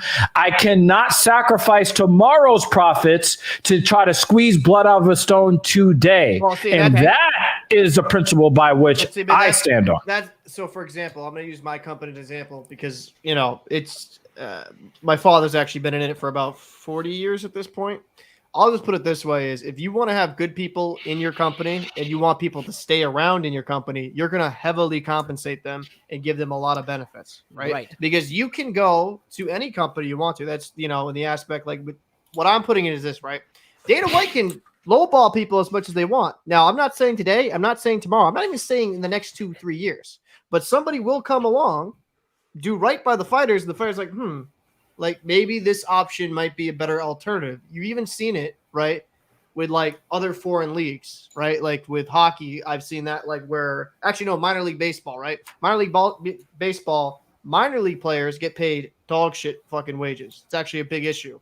Right, where you have some of them even playing overseas and other type of sports making more. So, like, I guess what I'm saying is, as Dana White, yes, he has the responsibility to run it as a business and make as many profits as he can, and that's great. But at the same time, he can't be taking these fighters far too granted. You know what I'm saying? Why not? Because what's going to happen when I agree with you, but just as a devil's advocate position. Why not? Well, what if? So my thing is, why not? If the fighters actually wake up and decide to take a stand, like, you know what? Maybe when I go this contract, I don't renew at UFC. Because what's the biggest draw? Like, why do me, you, everyone watch the fights? Do I watch it for Dana White? Or do I watch it to watch like a very good fight? Fighters. Which, like you said, with Bellator is kind of dog shit, right? And it's like they have the top end fighters. What I'm saying is, like, if you get new fighters, you get all these even veteran fighters to go over to a different, whatever it be, PFL, fucking MMAQ, I don't fucking know. Whatever league you want to call it. Eagle FC is the one to look out for. Right. Uncle Chael. Uncle Chael's going to be behind the mic for Eagle FC. And if they go, oh man, they go to a league that better represents them, right? Dana White's going to lose out in the long run. I just think he's being a little bit too short-sighted. That's all I'm saying. I'm not here to argue. And I'll fully admit this. I'm biased with Dana White because I've actually known people that have had personal interactions with him. So I'm biased. I'll fully admit that. But it's just, I don't know. I think biased against. Against. Now I got to ask you, Lutch, because I did not think that Number one, I did not think that we'd be sitting here in front of these fucking mics for 3 hours. I didn't. But you guys, That's what you do. but the thing is, like, yeah, you guys, I did not expect to be broaching this topic because, Lutch, I know that you're a diehard capitalist, and I got bosses got to make as much money as they can. Yeah, I didn't expect to be bringing this up today. What do we got here? We got a hospital in Wisconsin that is trying to sue to keep their employees from quitting their jobs for higher pay and better work-life balance. Workers at a Wisconsin hospital sought new jobs with higher pay. Then the hospital sued to stop them from leaving. Oh, and by the way, these are not contract employees. These are this is at will employment. I'm very familiar with the story. If you guys are not, continue. If you're directing it, because we gonna do this. We're gonna do this. Okay. So Theta Care is a company that got mad because the way that they are trying to characterize this is that Ascension Northeast is intentionally poaching their employees. That's the claim that they made in court. So what they did in court, they said, well, they tried to get Ascension Northeast to work with them on no longer trying to hire their employees because they were making the case that they were doing this purposefully. And Ascension said, actually, no, we are not poaching their employees. What we've done is we've simply put out an ad for a job, and these people are responding to it. And then one person told another person about it, and they're like, wow, it's better over there. I think we're just going to go over there because they've got better pay and they've got a better work-life balance, which is more important than ever during the Rona. A lot of these healthcare professionals are really run ragged. Right. So that was actually the case that Theta Care tried to put before a judge. Like, we'd like you to put an injunction to stop them from poaching our employees. But then when you actually get into the nitty gritty of it, it turns out that not only did these employees give them the proper 2 weeks notice, but they were also given the opportunity to match the offer that Ascension Northeast was going to put out there, and they declined. And then they sued. So and then they sued to stop them from hiring at-will employees lawfully in the state of Wisconsin. So why? Because their job is to try to make as much money as possible, right? That's their job, is to make as much money as possible. That's what you said, Lutch, right? Right. Like their management, they're supposed to do whatever it takes. And it doesn't matter because today's money is all that matters. I'm not saying that you're saying that, but what I'm saying is that when you look at a firm like the UFC doesn't care about quarterly earnings reports in 2025. They care about the quarterly earning report from Q4 2021. That's what they care about right now.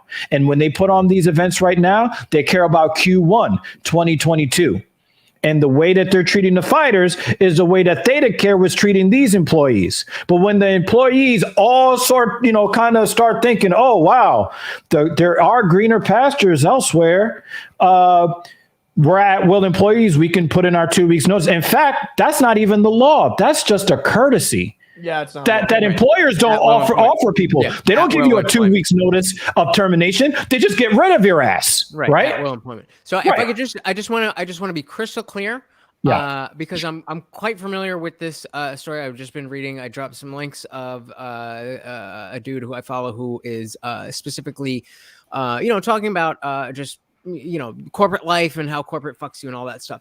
I just want to be crystal clear on what line you are drawing between this story and what we're talking about with the UFC. Well, the line that I is not a moral line. It is a tactical line. And here we're back here on tactics. In my mind, I'm always thinking long term. I've always been a long term thinker, right?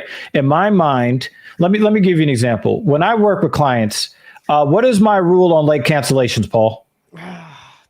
24-hour notice. 24-hour notice, right? Yep.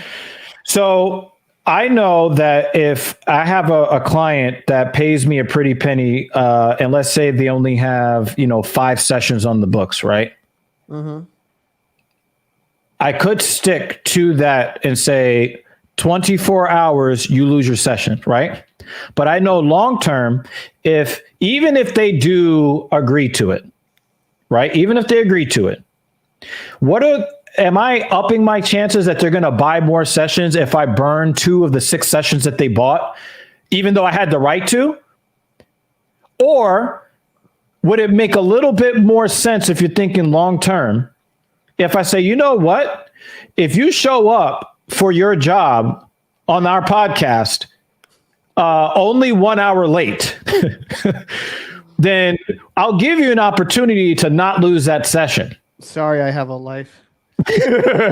but would it not be in my best interest long term to do stuff to try to work with the client, because I know that I could take that $150 right now for that hour? Are you the leading personal trainer in the world? I am the leading personal trainer that he hired. That's not the question I asked you. That's not the question I asked you. I don't need to be. No, I'm the guy. I'm the guy that he chose. So I got to think about my bottom line. Good, great for you. I'm asking you a specific question. Are you the leading personal trainer in the world? No. Is the UFC the leading combat sports organization in the world? It is, but I have a question for you.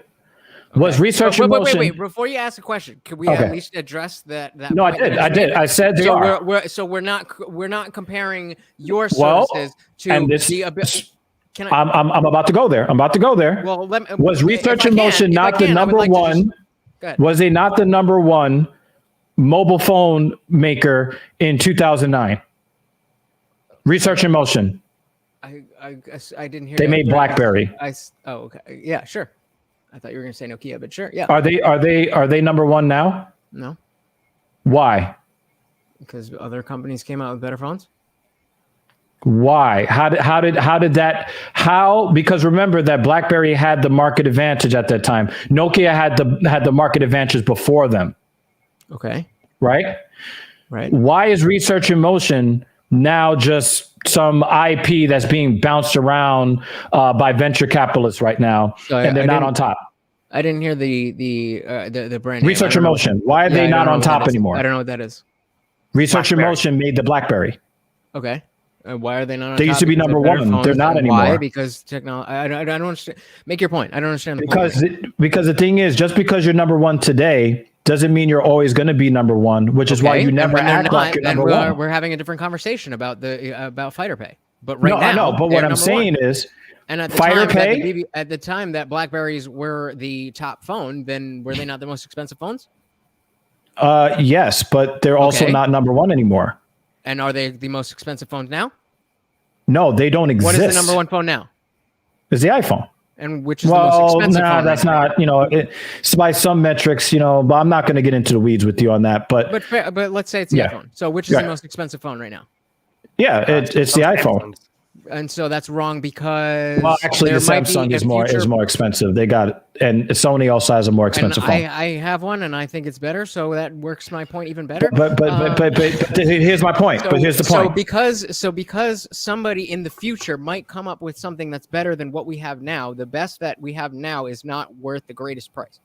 No, I'm not saying that at all. The point is that if you don't think long term and you don't keep innovating, if you don't keep improving your product, there may be a time where you're not number one anymore. So you're saying if research in motion overtake the UFC? Is that what you're getting at?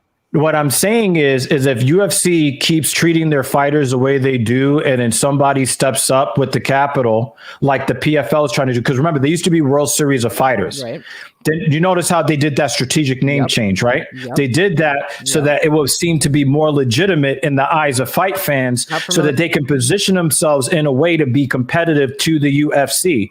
There are other organizations that are looking at what the UFC is doing. They're trying to take what the UFC is doing right and then do it better. And part of that is paying the fucking fighters. So what Research in Motion failed to do was innovate to make sure that their product stayed on top. They rested on their laurels.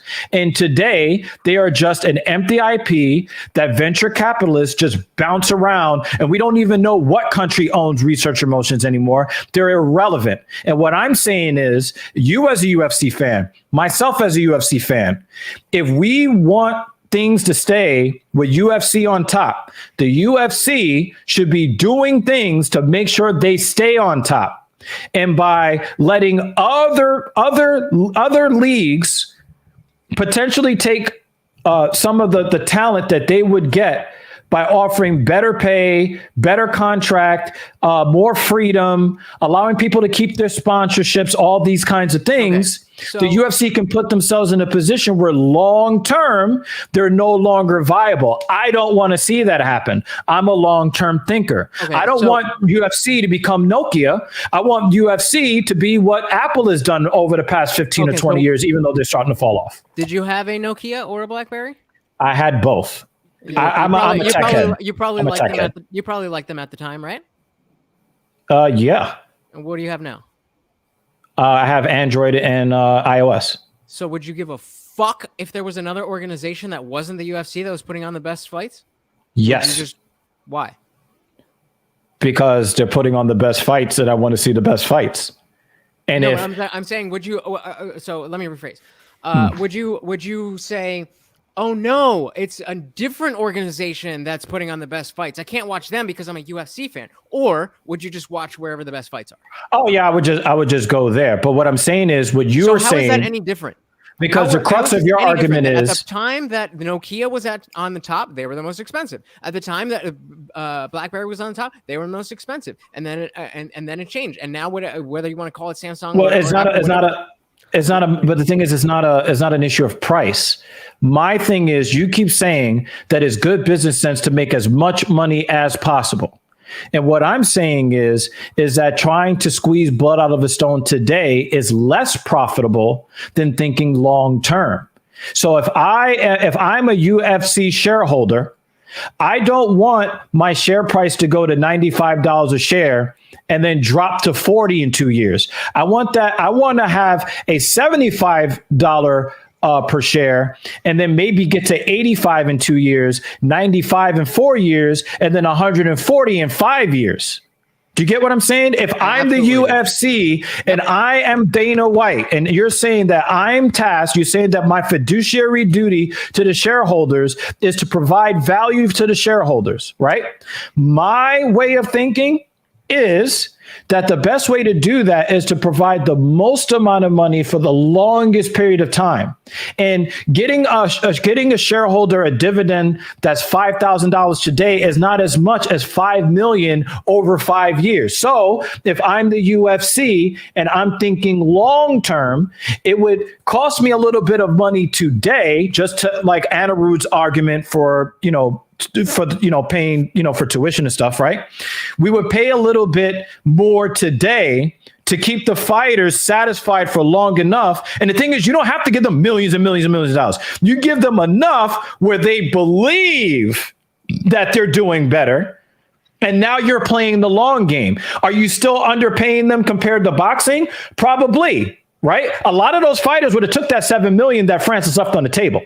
Right now, if the UFC was more strategic and said, you know what, instead of doing 10 to win and 10 to show and 10 to win, how about or a $50,000 bonus?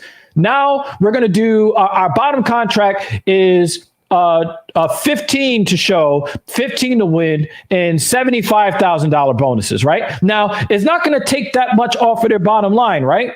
But psychologically, again, Dan is not actually paying that much more money, but just like the tactics thing when we talked about the man versus woman, it would serve the purpose he's looking for tactically.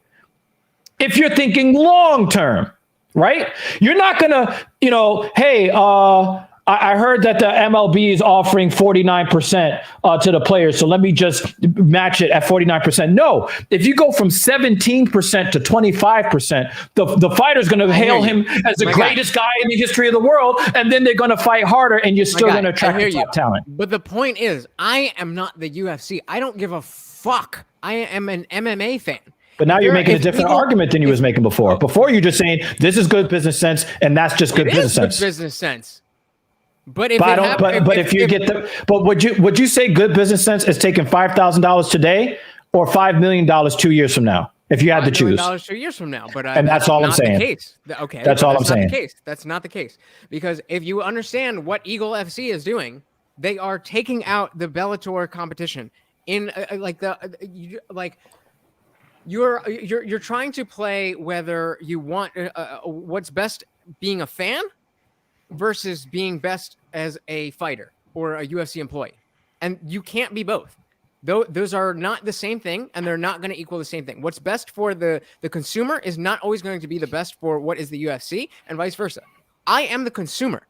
And so if Eagle FC comes up and does better than the UFC and starts bringing up all these guys that are doing better, then I will naturally just gravitate towards Eagle FC. And with Khabib in charge, and they're working with Dana, and that's why they were getting all these ex-UFC fighters to prevent these fighters from going to their competitor and having them in their back end, having their own B league.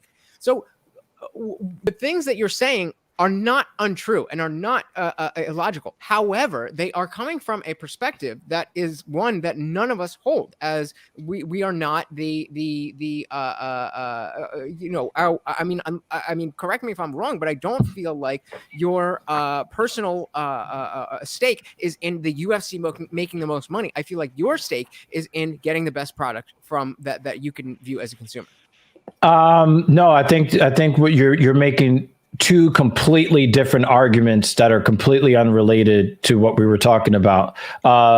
The original point is that you were talking about what is good business. So we were just talking about it just from that, right? Now, as fans, that is a different subject altogether, right? The quality of the product in the cage. Okay, so let's keep it on business then. So as I say, if we're just looking at business, I don't want today's $5,000. I want tomorrow's $5 million.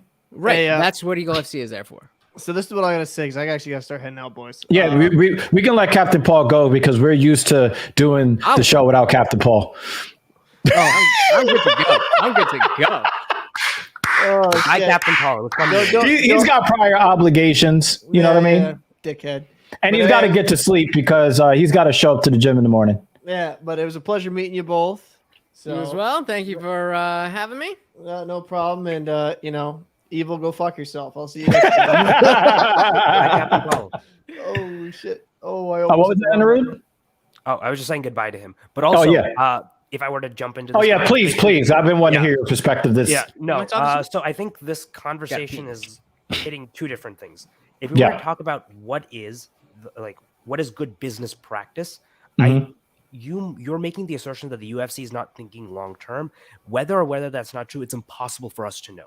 Because the UFC has been incredibly successful and they've shown their best quarters recently. So putting that aside, it's very hard for us to... Did you hear him in the back? Yeah, I did. But I think the issue we had with this article is that this article showcases this company, Theta Care, it does the same rent-seeking behaviors that we talked about previously that UFC does with fighter contracts. The issue is not whether they're treating fighters bad and it's bad for business. This is antithetical to how a market would work. Because in a free market, we assume that I have the right to work here and I will work here so long as it is the best opportunity for me. If I get a better opportunity where I'm treated better, I'm paid better, I'm going to take it. Exactly.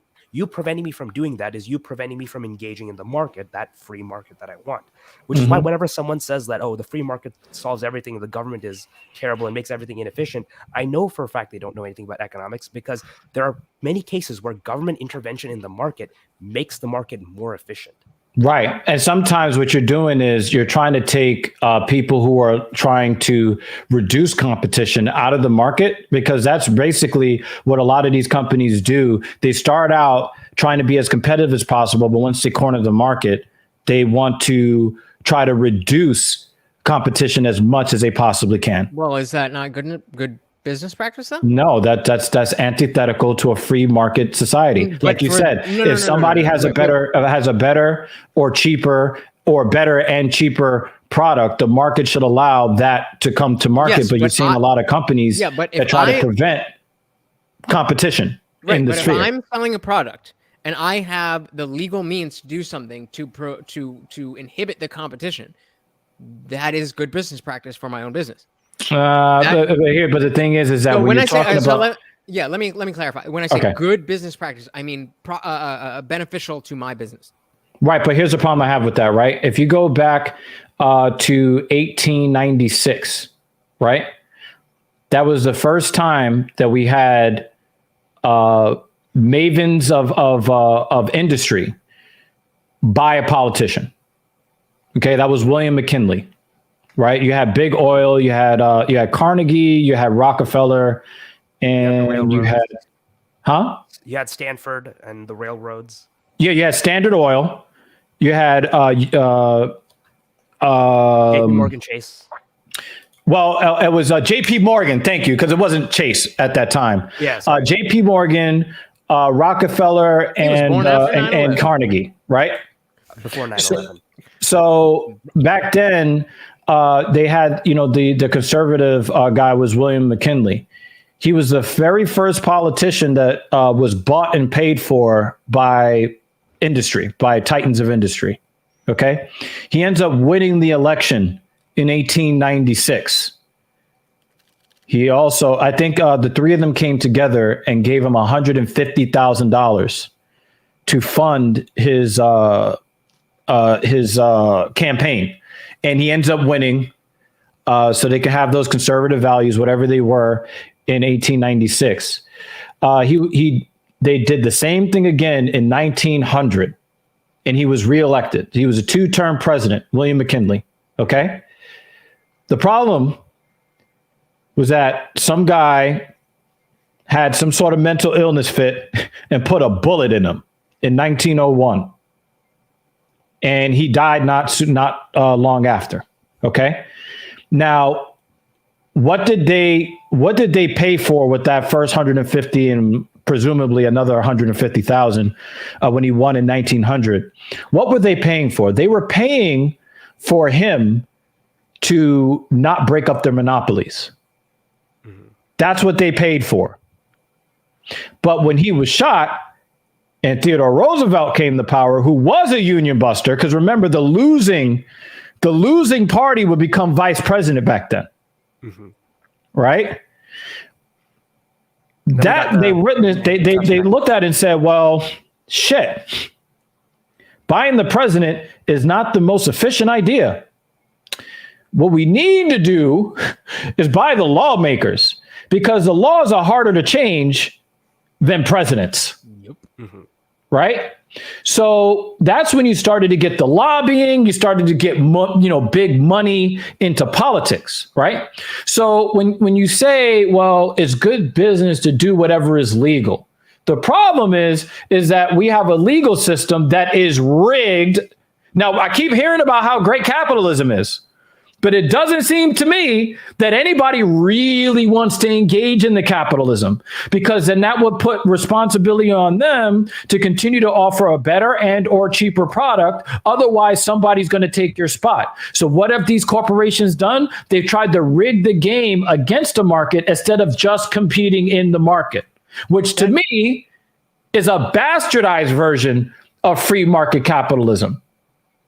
I mean, that's fair. I think that's kind of, I feel like that's kind of splitting hairs, because the idea of minimizing competition, whether you go through improving your own performance or doing something to impede the performance of others, that's what competition is. I mean, we're talking about UFC. It's not just about landing the best shots. It's about putting damage on your opponent. And I mean, I get what you're saying. And I sentimentally, I agree. I don't. You're gonna have to go back. Go back a second. You said, and Anirudh. You can always tell when Anirudh something pops because his facial expressions change. right? I'm not a good poker face. When you see, we were with you when you said, "Hey, you got to improve your product," but then you're talking about inhibiting other companies. What struck you about that, Anirudh? No, so the issue is, if we were to keep the fighting analogy going, it's us actively. It's like a fighter actively rooting that his opponent is injured, so he has an easier fight. And fighters don't go for that. It's actively supporting the idea that a fighter can injure the other fighter in attempt to win the fight. No, that's my point. Well, that's how you injure the company. You injure the company by selling a better product, and then people buying it and not buying their product. When you talk about inhibiting the other company, they're two different things that I think they're both valid things. Wait, think about non-compete clauses or they're not legally enforceable for that reason. It goes against the tenets of capitalism. I just showed you an example of a hospital just tried to sue to keep people from leaving. They didn't have any NDAs. That was the issue with that's why I got thrown out. Legally enforceable anyway. Non-disclosure agreements, those are enforceable. But non-competes are not enforceable. All I said was NDA, and you said those are not enforceable. And you said, no. You said no, but I thought that you conflated NDA with non-compete.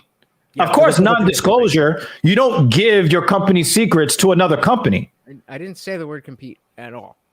No, that's what we were saying. We were saying that in competition is your job to do better than the other company. But then you said they do better than another. They have to do better and inhibit the other company. And I'm like, whoa. I know what I heard because he heard the same thing. I don't really heard what I heard. Yeah. So I think you maybe didn't intend this, but you made no difference between competing within an arena, which is such as releasing a better product, versus competing by preventing that company to ever come to market with its product. Yeah. Are you familiar with the auto industry? I mean, somewhat, but probably not enough to. I mean, make it. There used to be a time in this country where it was actually encoded into law that you had to go through a cartel of 3 automakers to be able to make cars in the United States. And they had to get rid of that because it's anti-competitive. You had to go through them for permission to build cars yourself. Okay. I'm connected. Like, that's not free market capitalism. That is cornering the market. We don't have free market capitalism. Nobody. Since when have we had we've had a giant government fucking regulation on everything? But I think that's been made necessary because of the kind of things that we're referring to. Lutch, the absence of proper government intervention is going to create natural monopolies like that, and the consequence of monopolies is when they start engaging in uncompetitive behavior, the end user suffers, and if it's a monopsony, a single seller of labor, then all workers in that company suffer. Okay, I take and that you point. and you can make the case that the UFC is doing that because they're raising pay-per-view prices. That's where I'm going. So, and taking that into account, that ESPN Plus went from $50 a year to $75, and each pay-per-view went to $75. Taking into account that there's commercials, all of those things. Do you feel that the UFC is not still the best product in MMA? It's the best product. That's not the issue. And so the issue is, can they stay there with this business model? I don't think that's the issue either. I think the issue is the consequence of them being number one through uncompetitive behavior. Because the reason they're number one, a part of the reason why they're number one is because they do engage in uncompetitive behavior. A consequence of that is harming the entire market and all individuals who participate in it. Okay. My point is the extension of his point, which he doesn't agree with. But my point is that because they are engaging in this behavior, they are setting up the market to rebel against them. So if you end up with no workforce because fighters don't want to fight for the UFC anymore, and you're starting to see more lawsuits from the likes of Hunt, and you're starting to see more people speak out, and I don't know if I want to fight, and I'll sit out and I won't fight, and I don't like these contracts. Remember, the UFC was forced to change the way that they formulated the contracts. Because remember, when Demetrius Johnson was at the top of the flyweight division, he was stuck in that contract where he could never get out of that contract as long as he kept winning. Right. And now they don't have that because the market kind of forced them to change that, at least that, to give more maneuverability to the fighters because they were in danger of losing ground because of their anti-competitive behavior. So again, I'm a guy that looks long-term. Anirudh sees anti-competitive behavior that's harming the consumer and harming the workforce. So I am extrapolating that out and saying in the future, this is the consequences of that behavior. Right. That's the thing, Dr. Evil. If those consequences happen, that would be a good thing. My fear is that those consequences never happen and the market never rebels. That's where I'm confused. Because but I think that they are rebelling. I don't give a fuck about what and I understand we're talking about business practice, but I'm saying, I don't really care what happens with the UFC. As long as I, as a consumer, get the best product, and so that's where I'm coming from. If we're talking about business practices, then I do think that the UFC is looking long term because they've built a structure that is so rigid, yet people are still willing to engage because if not, then their other options aren't as strong. And whether there is, what level of morality is involved in that is another. Yeah, there's not a moral argument, but I also disagree with that assertion too, because you're saying that their options aren't as good, right? Let's look at Tyron. Their options are infinite. I'm saying if every single one. You're talking about the fighters or the UFC? The UFC. No, I'm talking about the fighters. Right. You're saying that the fighters' options aren't as good, right? Right. Well, I'll give you an example. Tyron Woodley. How much money did he make after he lost 5 fights in the octagon in a row? He made way more money outside the company. This is the same argument as Corey Anderson. But you're saying that the options aren't as good, but they're making way more money. Do you believe that Tyron Woodley would be fighting Jake Paul if he was not in the UFC first? But you're saying that their options aren't as good. In the UFC, would he ever have a chance at being in a fight with Jake Paul? Yeah, but the UFC is not responsible for what he does after he leaves the company. If I worked at Amazon once, that work experience is on my resume. I agree. Why is that relevant? Yeah, but that resume is irrelevant afterwards for the money that he's making. So the point that the UFC built him is not one that you can actually defend. I mean, look at Ben Askren. He's never had hands, and he made $1 million. He made more money getting knocked the fuck out in 10 seconds than he made in all of his UFC fights put together. Okay. Like he only took that fight because he knew he was going to get knocked out. Which made more money? What made more money? Him getting knocked out in the boxing ring by an amateur. Exactly. So where is the issue if he's making more money for what made more money and he's making less money for what didn't make as much money? No, I'm saying it made him more money. I said it made him more money. We don't know how many, because don't trust Triller at their word. We don't know how many pay-per-view buys there are. Okay, but that's true. But we know how much Funky Ben Askren got paid because he was very excited and wouldn't stop telling everybody. But it's right. So he's excited because he made XYZ on the Jake Paul fight because the Jake Paul fight brought in XYZ, he was, I think Ben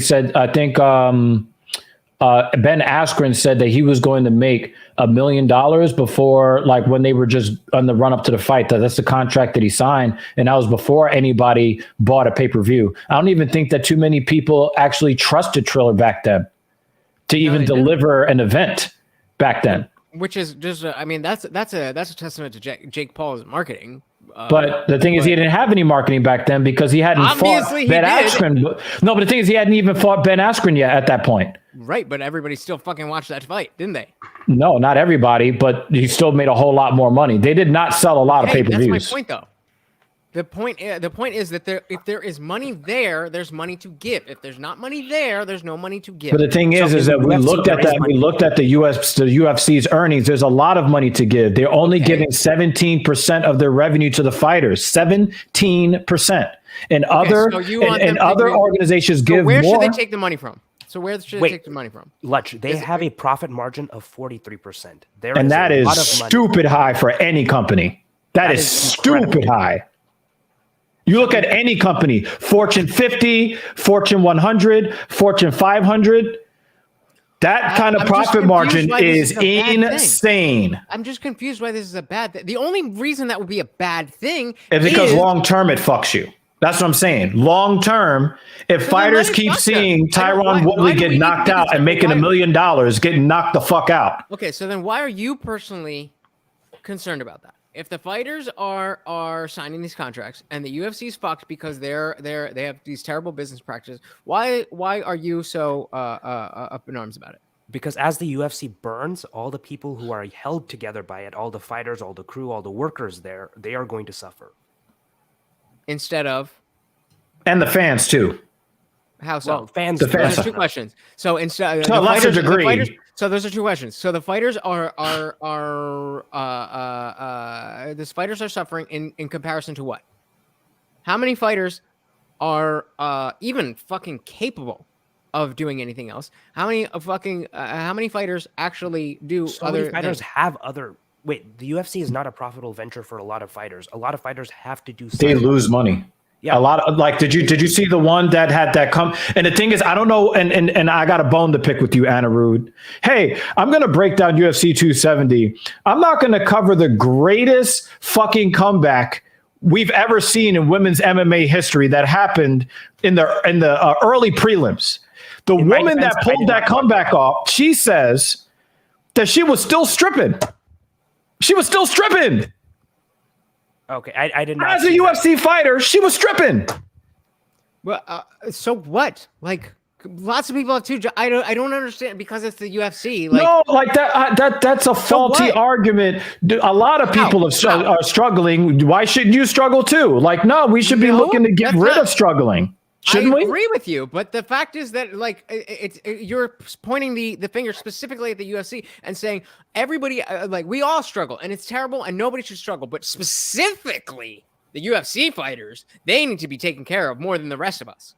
Well, I'm not saying more than the rest of us, but you have enough prior art. More than the rest of us. No, you have. Business works and I'm saying you have enough. Hold on, because we went over your specific job and your pay and your thing. We went over that. And you're okay with not getting as much money as you feel you deserve because that's how your business I never said that. Okay, well, Cap said that. So I think why is this different? There's two different conversations. Because a fighter with the UFC being a net negative venture, that is them net losing money. They have other jobs that they need to support them.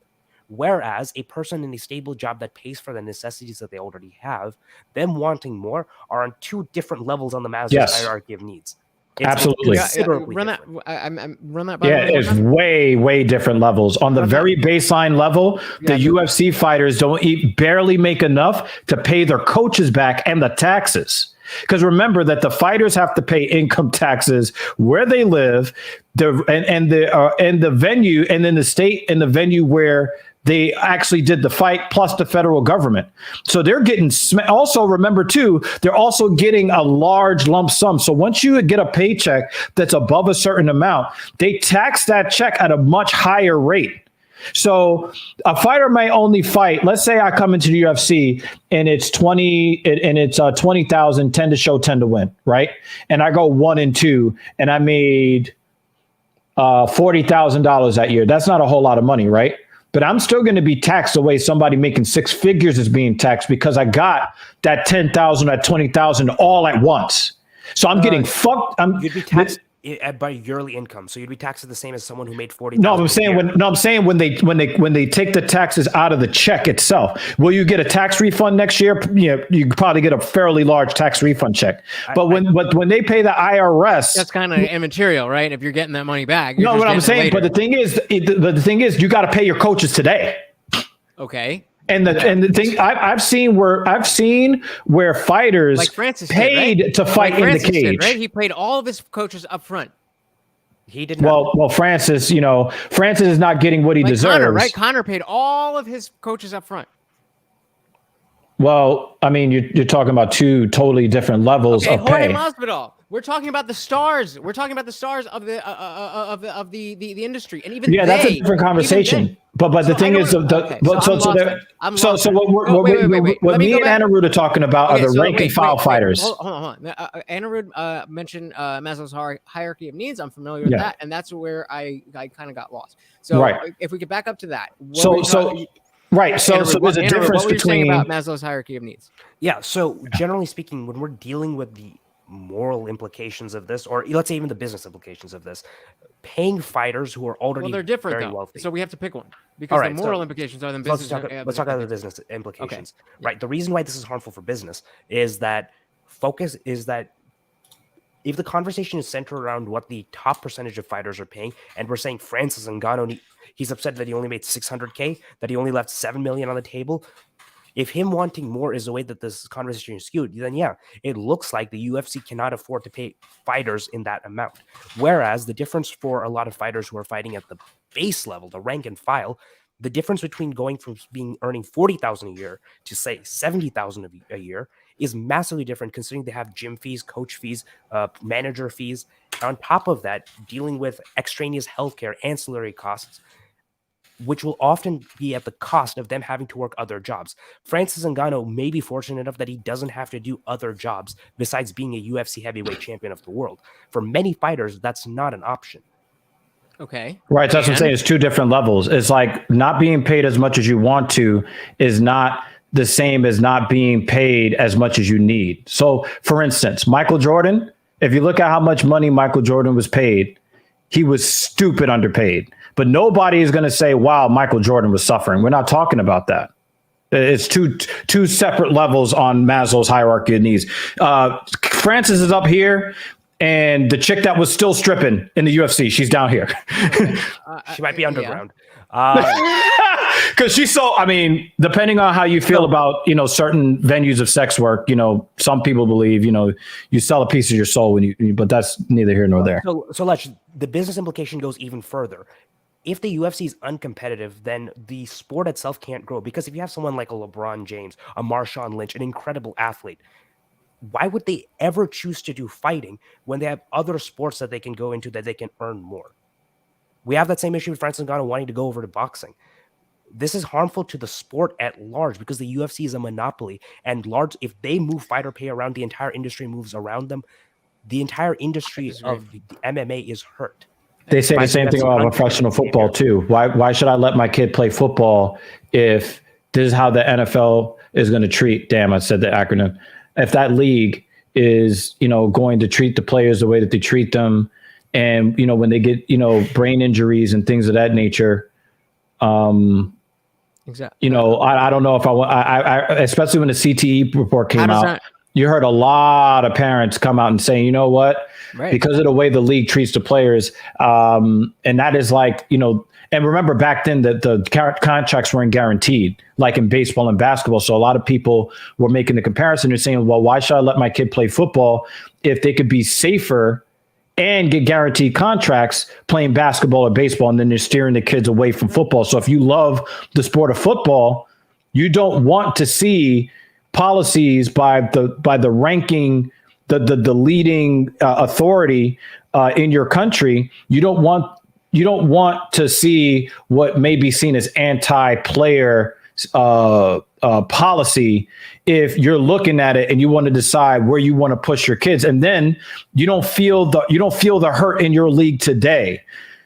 But when your draft has drastically lower skilled and or physically gifted people to draft, when you do your professional football draft in 2035 or 2040, when these kids become draft age, and then the quality of the play declines, now long term you've damaged the sport and the league. I think that's what Anirudh is kind of getting at. Yeah. So if you cared about MMA as a sport, the UFC is harming MMA as a sport, even though they're giving you a product in the short run, which is very good. I would just because they're the market leader. So you would say that the advancement of MMA has been impeded by the UFC. So if we look at MMA, it's been pushed. It's been pushed by the UFC, but if they continue on a certain path, they could end up having the opposite effect in the long run. The growth potential of MMA is hindered by the UFC. even right though now. the UFC is responsible for most of MMA's growth. Yes. Right? Okay, so do you think that there might become a point at which MMA as a sport is so big that there doesn't the UFC may have this same kind of I don't know what the word is, just like stature in the industry, but you've got your Eagle FC, you've got Bellator, you've got Cage Warriors, you've got fucking PFL, and they're all doing well for different reasons because the UFC operates the way they do, and then other organizations operate the way they do. Do you think that would be a good thing or a bad thing? No, Possibly good. Our fear with the UFC is that those situations won't arise because of their anti-competitive behavior. Just like they bought Pride, just like they bought Yes, WWE, I forgot about that. That consolidation within the industry means that the UFC is in a place, absent intervention from fighters, from workers, from the federal government even, it seems that they'll be in a monopolistic area. And the worry is that MMA, which is fun now and could be much better in the future, will stay confined to the constraints of the UFC in an uncompetitive market, which is harmful to everyone who enjoys the sport. Yeah, he does make a good point. It reminds me of the threats that that Facebook made, and I believe it was Zuckerberg himself that made threats against Narcigram when they were first coming up, and they were threatening to become the bigger social media platform, and they made direct threats like, "Yo, we can do things to, destroy your position if you don't let us buy you." And then they ended up capitulating, and that's anti-competitive behavior that has harmed. I kind of harmed where social media could be, because right now everybody's blaming social media for a lot of society's ills, and who's to say that it's not in part due to the anti-competitive behavior in the space? I would love to hear, just because I'm not fucking smart enough, Anirudh, I'd love to hear your response to Jimmy Dean's comment. As long as the Sherman Antitrust Act, do they own 80% of the market yet? No, they aren't a monopoly. As long as Bellator is alive, UFC is so the way that modern business operates is it no longer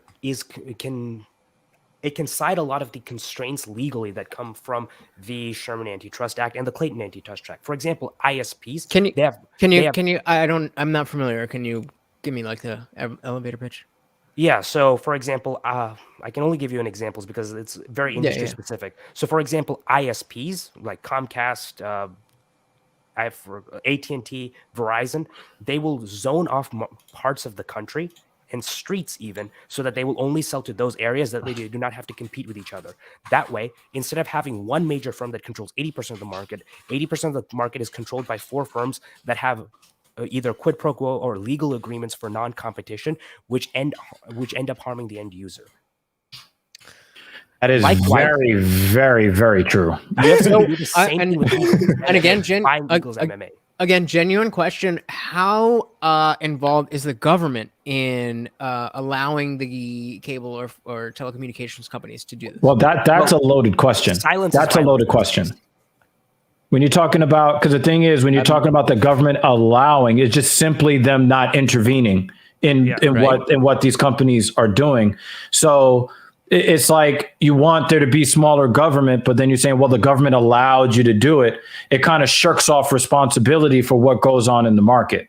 So absolutely. When I say the government allows, I mean, the government is stepping back and is not saying you can or you cannot, and so therefore you can. Right. But then they force the government to then make new laws that everybody fucking complains about. Oh my God, they made a new law. That's not my question. I'm asking at this moment in time, how involved is the government in aiding the telecommunications companies' goal in monopolizing certain areas? Lutch, are you familiar with the glass door, the revolving glass door in politics? If not, then basically what happens is individuals in an industry leave the industry to then work as regulators for the industry, and then vice versa. So that revolving door ends. Big oil does it a lot. Yeah. So you could have laws in the books, but if they're never enforced, those laws are not are irrelevant. Likewise, the people actually enforcing those laws, those are people in the FEC, SEC, the FDA, on all these government organizations that have contracts and then move out, they end up being complicit in the system, either turning a blind eye or selectively prosecuting laws. Didn't Ajit Pai work for Verizon before becoming FCC commissioner? Yep. That's why he was very keen on getting rid of net neutrality, because that and that harms the consumer. Exactly. So these types of behaviors, these are failures of government, obviously, but also they are failures of private enterprise, because the absence of government or bad governance will only exacerbate the existing issues of industry, because the natural state of markets is to fall into chaos, into monopolies and monopsonies. Hence why we have government intervention. So it's like a system of checks and balances. Yeah, essentially, because unbridled greed is human nature, and corporations are composed of human beings who have human nature. They want more and more and more. So I want you to think of it this way: instead of free markets, think of efficient markets. Efficient markets is where every cost is internalized. So if you're harming the consumer, your business suffers. If you're harming, if your product is not competitive, you suffer. That's an efficient market. That's not necessarily a free market, because free markets fall apart. That's interesting. You mind addressing Jimmy Dean? Yeah, since you brought it up, because I was this was right around the 2016 election, and this was right when I went from being completely just like uninitiated to feeling like, oh, I'm going to watch MSNBC and CNN and Fox News, all three. I'm going to be a political guy. And then I voted for Hillary. So I was convinced that, net neutrality. I don't understand your point. Like, what was the punchline there? I'm getting to it. No, you said I voted for Hillary. Like, what was wrong with voting for Hillary? She's a fucking bitch. Oh, okay. Okay, this is a personal thing. No, I mean, she's just I wish I just didn't vote in that election as I did in the previous election. I was too young to vote. After I was convinced by long story short, I was convinced by the media after becoming uninitiated to what I thought was initiated and just being caught up in the mainstream narrative that the end of the world was coming if Trump took office. And so I felt that I was a Bernie bro at the time, and I was like, we need to do this, and then the whole thing with that, and then it was just Hillary versus Trump, and I was like, well, we know that the world's going to end if it's Trump, and even though we hate Hillary, we gotta keep Trump out. And so I cast a vote. So if you're a Bernie bro, I gotta ask you this question before I throw it. I was a Bernie bro. I was uninitiated into Bernie broism, and then forced into Hillary. Then how do you feel about him being cheated out of the primary? I think it was bullshit, and because of Hillary Clinton, she fucking cheated that whole shit. It's a fucking shit show. Jimmy Dean has a question for you, Anirudh. Okay. He has this that I want you to address. Sorry. And sorry to cut you off, but that's my point was that I was very much on board with the fact that net neutrality was a big deal, that we needed to protect this, that, and the other. And then I feel like I don't even remember if we did, and I feel like they've repealed it, and I don't even know what net neutrality. A lot of the legislation behind net neutrality has been repealed, and its enforcement has been repealed, and there are real consequences to consumers.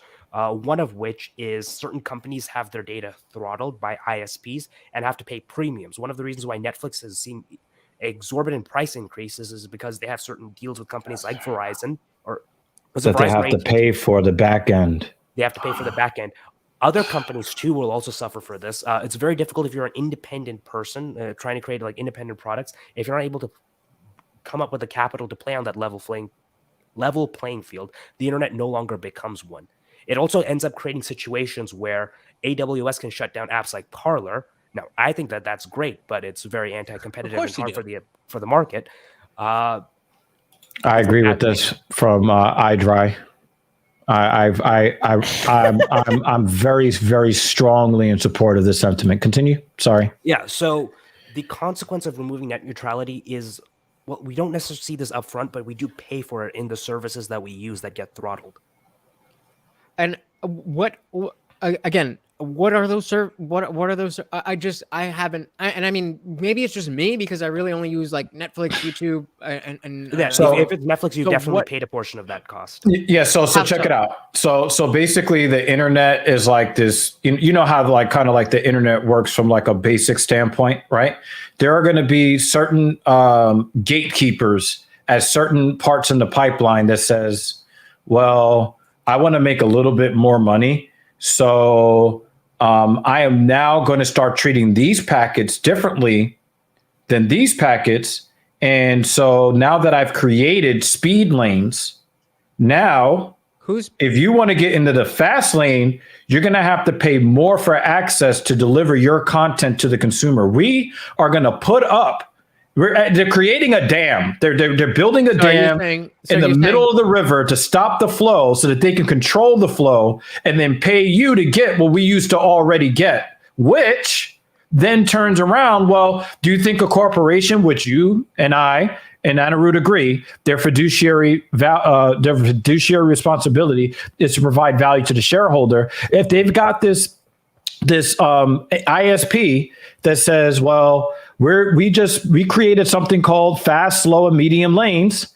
And now you could pay us extra money if you want to get this 4K video to load quickly to your customers, Netflix. Netflix says, okay, we'll do the deal with you, but we ain't paying that shit. Guess who pays? So inflation and all. It is an inflationary tactic. It does help cause inflation. Yeah. Well, I would say what I was proposing was that it was not caused. That inflation caused it. That the price of everything is going up, and therefore. But it's always going up. But the thing is that the companies are looking to monetize something else that wasn't monetized before. So let me. And again, genuine question. So you're saying the fact that my Netflix. I use a friend's Netflix. Hopefully he's not watching because that's part of the reason why it goes up too, because people share it. I'm canceling this shit, and I'm just holding that out. So hopefully he's not watching. But right. So are you saying that the rise in price of Netflix is due to Netflix deciding they're not going to be throttled and then passing the price on to me? Is that what you're saying? A part of that increase is yes. Part of it. Now, Jimmy Dean says, I argued Netflix should pay more because it costs so much more to stream video than, say, to get email. But that is not the way that the ISPs are framing their argument. And that's not how they frame it. They're saying if anybody wants to have instant access to their customer, it could be you with your little, what is it? Your little blog. Your little blog, or you over there with your Netflix. They don't care about how much throughput goes through. They don't care. So the issue would also be that if I am paying for a service, I'm paying for the bandwidth. That's how many megabits I get up. Right. We already paid for the bandwidth. Exactly. Yeah. And I'm paying for, if I have an unlimited data cap, I can use as much on that bandwidth as I want. Right. Then the ISP has to tell Netflix that for me to reach Netflix, I have to pay them, or that Netflix, in order to reach me, has to pay extra. Then that's no longer a level playing field. I'm not getting what I paid for. I'm getting what other companies can pay for to put in front of my face. It is probably like the most intrusive and invasive version. And it's double dipping. Advertising. And it's double dipping too. Like you're going to charge both ends for access of dumb pipes when it's not even necessary, because Verizon is stupid profitable. Like Verizon's not hurting, right? They're just like, hey, if we get rid of net neutrality, then I can now monetize something else that was not necessary to monetize. Because the bits and all the packets, they're going to flow regardless. All that undersea cabling that you see, those bits and bytes are going to flow regardless. They're trying to put an artificial spigot on it so that they can get extra monetization in tiers. Yep. And they're double dipping. If I pay Netflix and I pay Verizon, that should be the end of it. So you're saying if net neutrality had been upheld, then Netflix would be cheaper right now. Oh, absolutely. Yes. Absolutely. Not only Netflix would be cheaper, there would be certain sites that take forever to load that they might actually load faster. What Your are user experience would be improved. well? But again, like, what are these sites? Like what site? Like Any site that didn't pay for the fast lane. But like, what give me an example. I don't. I'm not on like, So, for these- example, this would I'm probably not be on the for dark more- web. I use fucking YouTube, Netflix, like StreamYard. No, so that would These be are like major. if you create a website on your own independent server, accessing that would be much more difficult. Assuming that they're not on the same. How many network people or have their LAN. own website? I mean, I have a client that has a website that I advise take him your on. point. I take your point, but I'm just saying. And his There are new website does load a little bit slow. doing web Holy services. shit. I don't know why I didn't think of that. Yeah, wait. If a new company that's doing web services, you're trying to come to market, you not being able this No, I take your throttling point. is I just harming. So Jimmy Dean is not completely understanding. He's saying there are two different people charging. Jimmy Dean, this is how it's working. In actual practice, this is how it's working. I pay Verizon Fios for access to the network. Netflix pays money for access to Verizon because, I mean, they're a web-based business. They also pay for internet as well. I don't know what kind of rate that they're paying, whatever, right? Verizon will then charge Netflix again, and then Netflix then charges me again. Mm-hmm. Like I've already been charged. I paid for the Netflix. I paid for my internet connection to access it. But then when Verizon, who already has a contract or whatever, because Netflix, they're a web-based business. They have to pay for internet to access it to get their stuff from their servers to your screen. They're already paying for that. They're saying if you want priority movement for your packets so that shit loads up faster, you then have to pay an additional fee. So they're charged. So the ISPs are charging Netflix twice. So then Netflix, in effect, then charges us twice because their service was one price, but because they have an artificial spigot being placed that either speeds up or slows the packets where there never was before, then Netflix says, well, I'm not going to lose my profit margin. They're framing it as Netflix pays Verizon with this deal. But when they raise the prices on us, it is the consumer pays Verizon a second time when they've already paid Verizon and they've already paid Netflix. Yeah, this is So red recently- security. It's like when you pay for a video game, right? When we had the Nintendo Entertainment System, you bought a cartridge, you bought a console, you played the fucking game. What do they do now? For $60, they give you 35% of the game and then try to get you to pay $8,000 for the other 65% of it.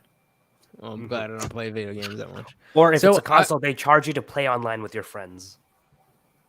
But to me, that's not an issue if they charge for that service because it's an internet service. Like it's an internet service. But to say that my packets, like I'm not going to get lag when I play Call of Duty because I paid an extra amount of money and then it's unfair to everybody else that plays. Now we've got a problem, which is the same thing that we're seeing with the absence of net neutrality. It's the same thing. It's not a level playing field. And you can also make the case that the other content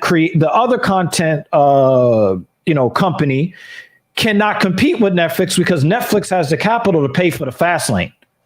So now this new business, which may not be able to pay for that fast lane, and now their service is loading up slower than Netflix, they can't get in and then try to get into the market. They're being frozen out of the market. Where are these second tier sites that would with They net don't neutrality- exist because they can't compete because they don't load up fast enough. But they did before when we had net neutrality, right? Yeah. So where are all the people who are benefiting from those sites existing now that net neutrality has been repealed or whatever, and it is the way it is now? Where are all those people who were so against net neutrality? Where are they now? The ones against net neutrality are very happy and seeing increased traffic to their services. No. at the cost- Against the repeal of net neutrality. Yeah, so the people who are most suffering are the people who are trying to bring or who have internet products that they're trying to bring in market, and they're trying to do so independently. So, for example, sites that you would use probably won't have this issue because they'll pony up that money. Patreon won't do that. I have a perfect YouTube example. won't do that. Here. Let's use if we can use a common, until he recently left for Florida, common co-host on the Timcast IRL podcast, one of my favorite shows to watch. His website, the best political. I can guarantee you he does not pay for any higher tier shit. The best political t-shirts.com. Let's see how fast it loads in comparison to everything else that I load. That was pretty fast. Wait, to I keep don't it know. scientific, you have to do you should probably run a packet trace.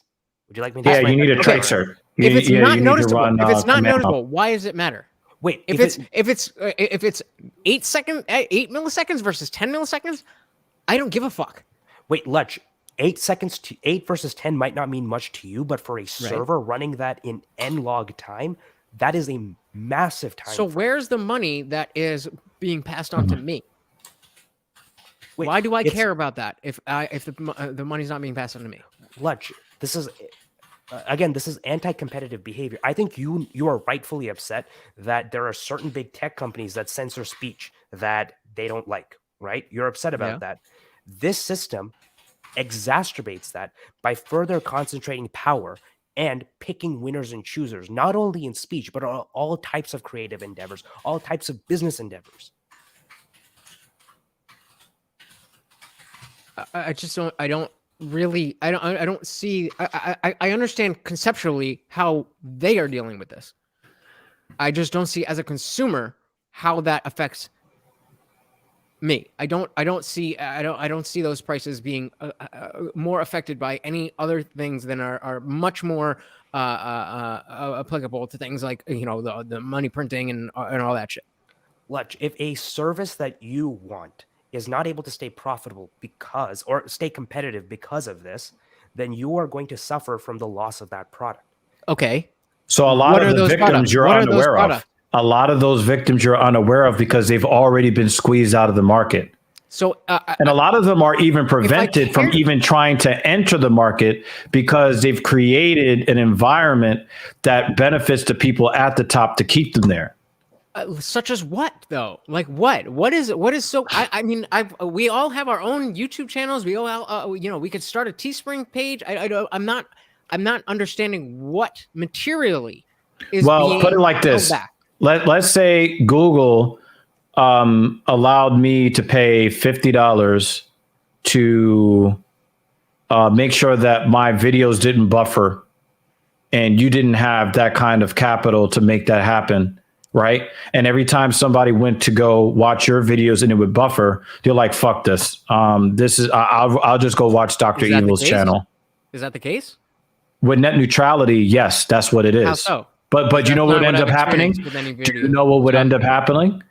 What? If nobody comes to watch your channel, eventually you're going to stop uploading. And right, but that's not the case, is it? Is that the case? Does my channel take longer to load? It's an analogy. It's an analogy. So that's what I'm not understanding. So what I'm saying is, if Google allowed me to make it where my channel always was reliable and always loaded up quickly and never buffered, I'm asking you, right? what is in this analogy? What are the channels that are doing better? And what are the channels that are not doing better? So well, the thing is, nobody would know who you are or your channel because no one would watch you. No, you're the victim that nobody knows that's there. Okay. Nobody would know you specifically because you didn't have the resources to be relevant enough because the few people that tried to watch you saw that you were buffering. So it just so happens that everything that I cared about in 2016 or whatever this happened happens to be on the side that wasn't affected by this? No, like the people that have been affected, they're invisible. Like nobody cares about them because they're not at the top. Okay. Okay. And that's again. I'm sorry if I'm not trying to be obtuse. Lutch, it's the same thing, kind of right? stupid, but like just like how the UFC inhibits its own growth, and that MMA could be much greater if the UFC wasn't anti-competitive. And I disagree with that too. So that's the sticking point. I think that the UFC has been growing year over year. I think more and more people know about the UFC. I think more and more people watch the UFC. I think if you look at the numbers, more and more people buy pay-per-views, and I don't think that's the case. I think that in 2008, everybody said that about BlackBerry too. Like everything is going good. We're profitable. We're at the top. Everything is going good. Don't need to change anything. The problem is that they didn't change anything. That's the problem. And the thing is that, and for better or for worse, for a lot of people, MMA and UFC is synonymous. Yeah, how many people say, "Oh, I do UFC. I watch UFC." Right, exactly. I mean, the thing is, like, I don't cover. That's a point of growth. Casuals are a point of growth. Let me ask you guys this question, right? And this is, and I'm going to take it back to the sexual marketplace, so that Jimmy Dean understands. He says, "My argument: you don't hear the dog that doesn't bark. Your invisible argument in a nutshell." Okay, so wait, the sexual marketplace, like OnlyFans.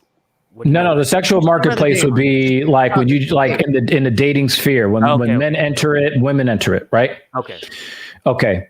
So anytime the frauds in Florida and Kevin Samuels and a lot of these guys, they ask these women the same type of questions. I don't think Andrew's right. I don't know. And that's a good thing. That's a good thing. That's a good thing. We're just there's a reason why I don't mention people's name on the air.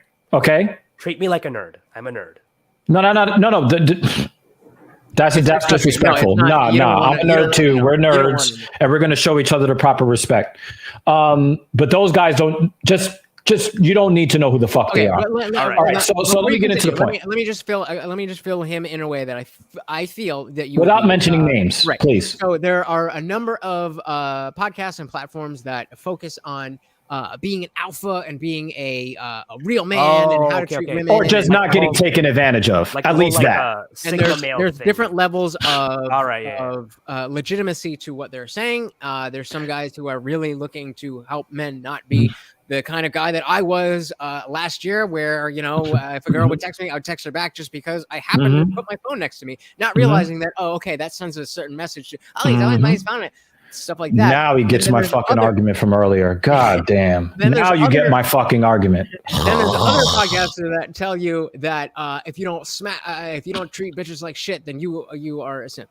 So right, but I'm talking about a very specific point, and this is why I think that the frauds in Florida really do a disservice to men, because they speak a lot of truth, but because it comes from them and they are frauds, they invalidate a lot of the experience that men are going through, because only thing women have to say is, "Oh, you follow those guys," and then even though it's the truth, no one gives a fuck what you have to say. Okay, so in the dating marketplace, right?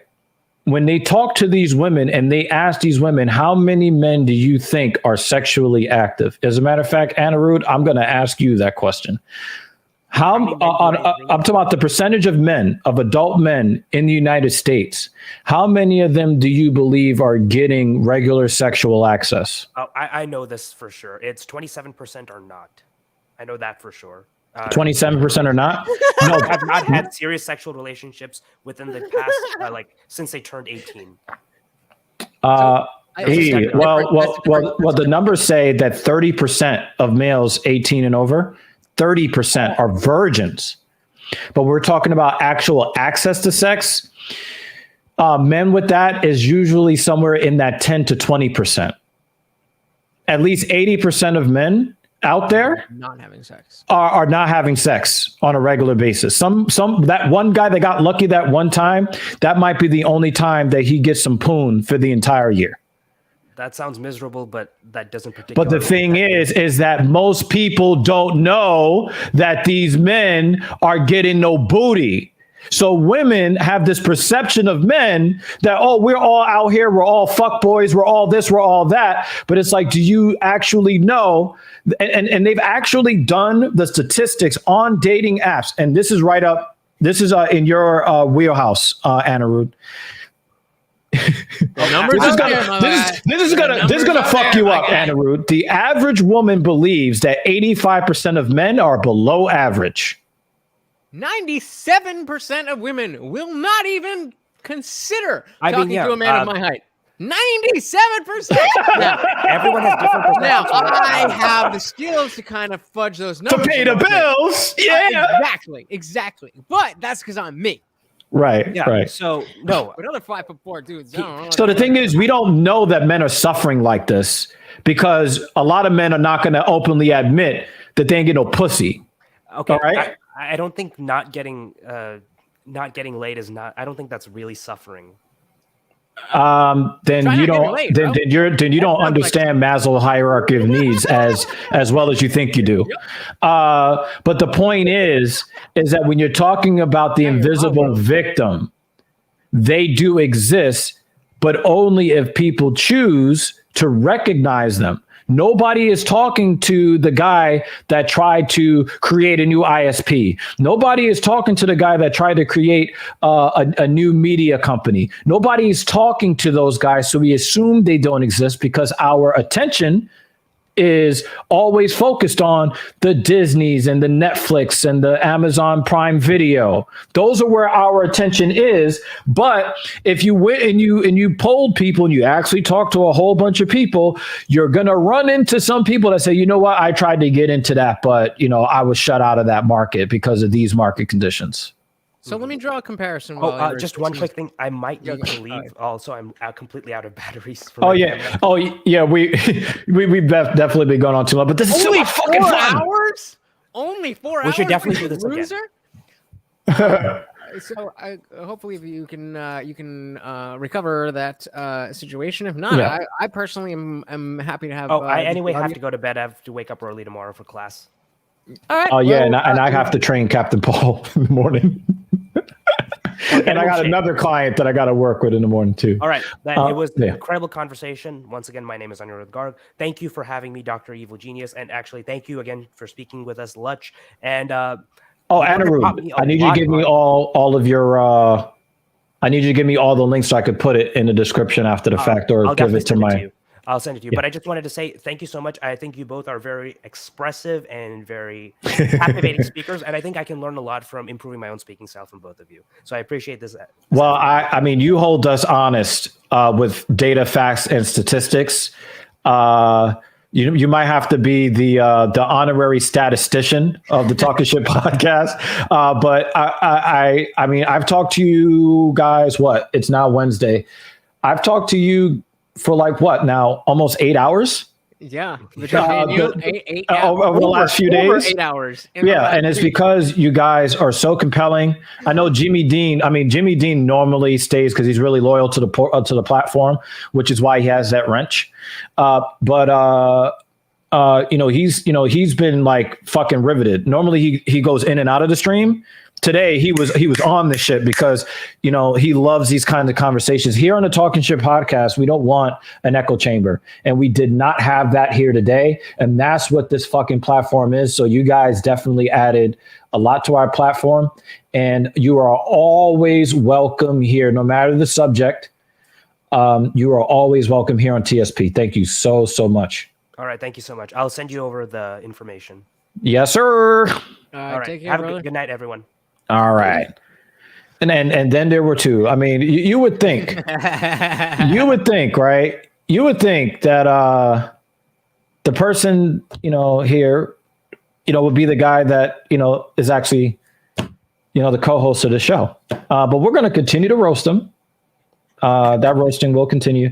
I know that there's, I might have to end up deleting this podcast, once we pass 1,000 subscribers, because we said a lot of words that YouTube doesn't like. On this shit now, so I get this clips. Yeah. But the thing is, you're an excellent communication partner, and it is, and it doesn't matter the subject. I would not still be doing this shit if I didn't enjoy it so much. This was a real fucking treat.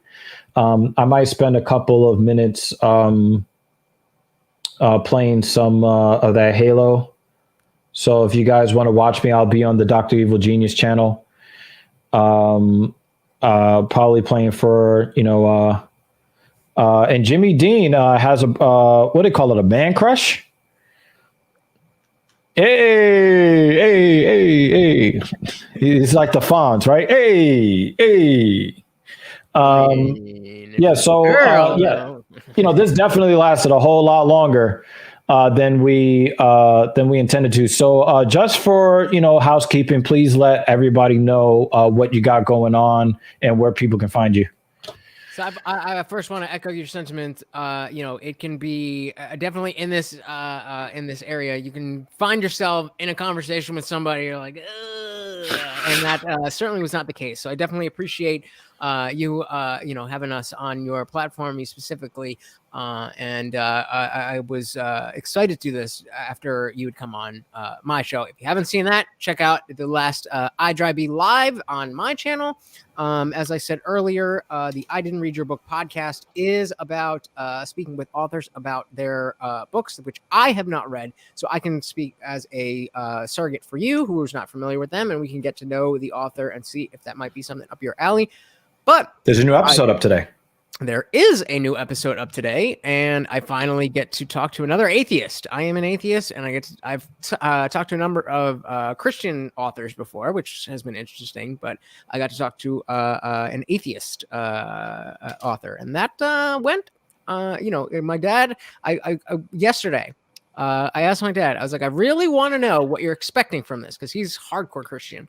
And he was really impressed. So if and which is not always the case. So if he liked it, then you probably will too. But aside from that, this is right here the type of stuff that iDrive is growing into, and that's why it is not just I Didn't Read Your Book. It is iDrive, its own thing. We're growing. We're just like you, Dr. Evil. We are looking to have conversations that other people are maybe afraid to have, or don't know that they want to have, or don't know that they need to have, and they hear it and engage with it and take it out into the world. Yeah, man. It doesn't get much better than that. We're going to try to have the links to everybody's socials in the description. I think yours is already in there, but if I forgot anything, you can definitely let me know. And as the clock strikes midnight, we are up out this biatch. Yo, thank you so much for coming through our platform today, man. Oh man. I never thought that I would be so joyful to be able to be in vehement disagreement with other people. And I think that, me and Captain Paul, we had it right. We had it right originally when we said we believe that we need to create a platform where people that don't agree can feel safe broaching certain topics because these things are necessary. Thank you so much, everybody. As the clock strikes midnight, we out. Have a wonderful, wonderful night.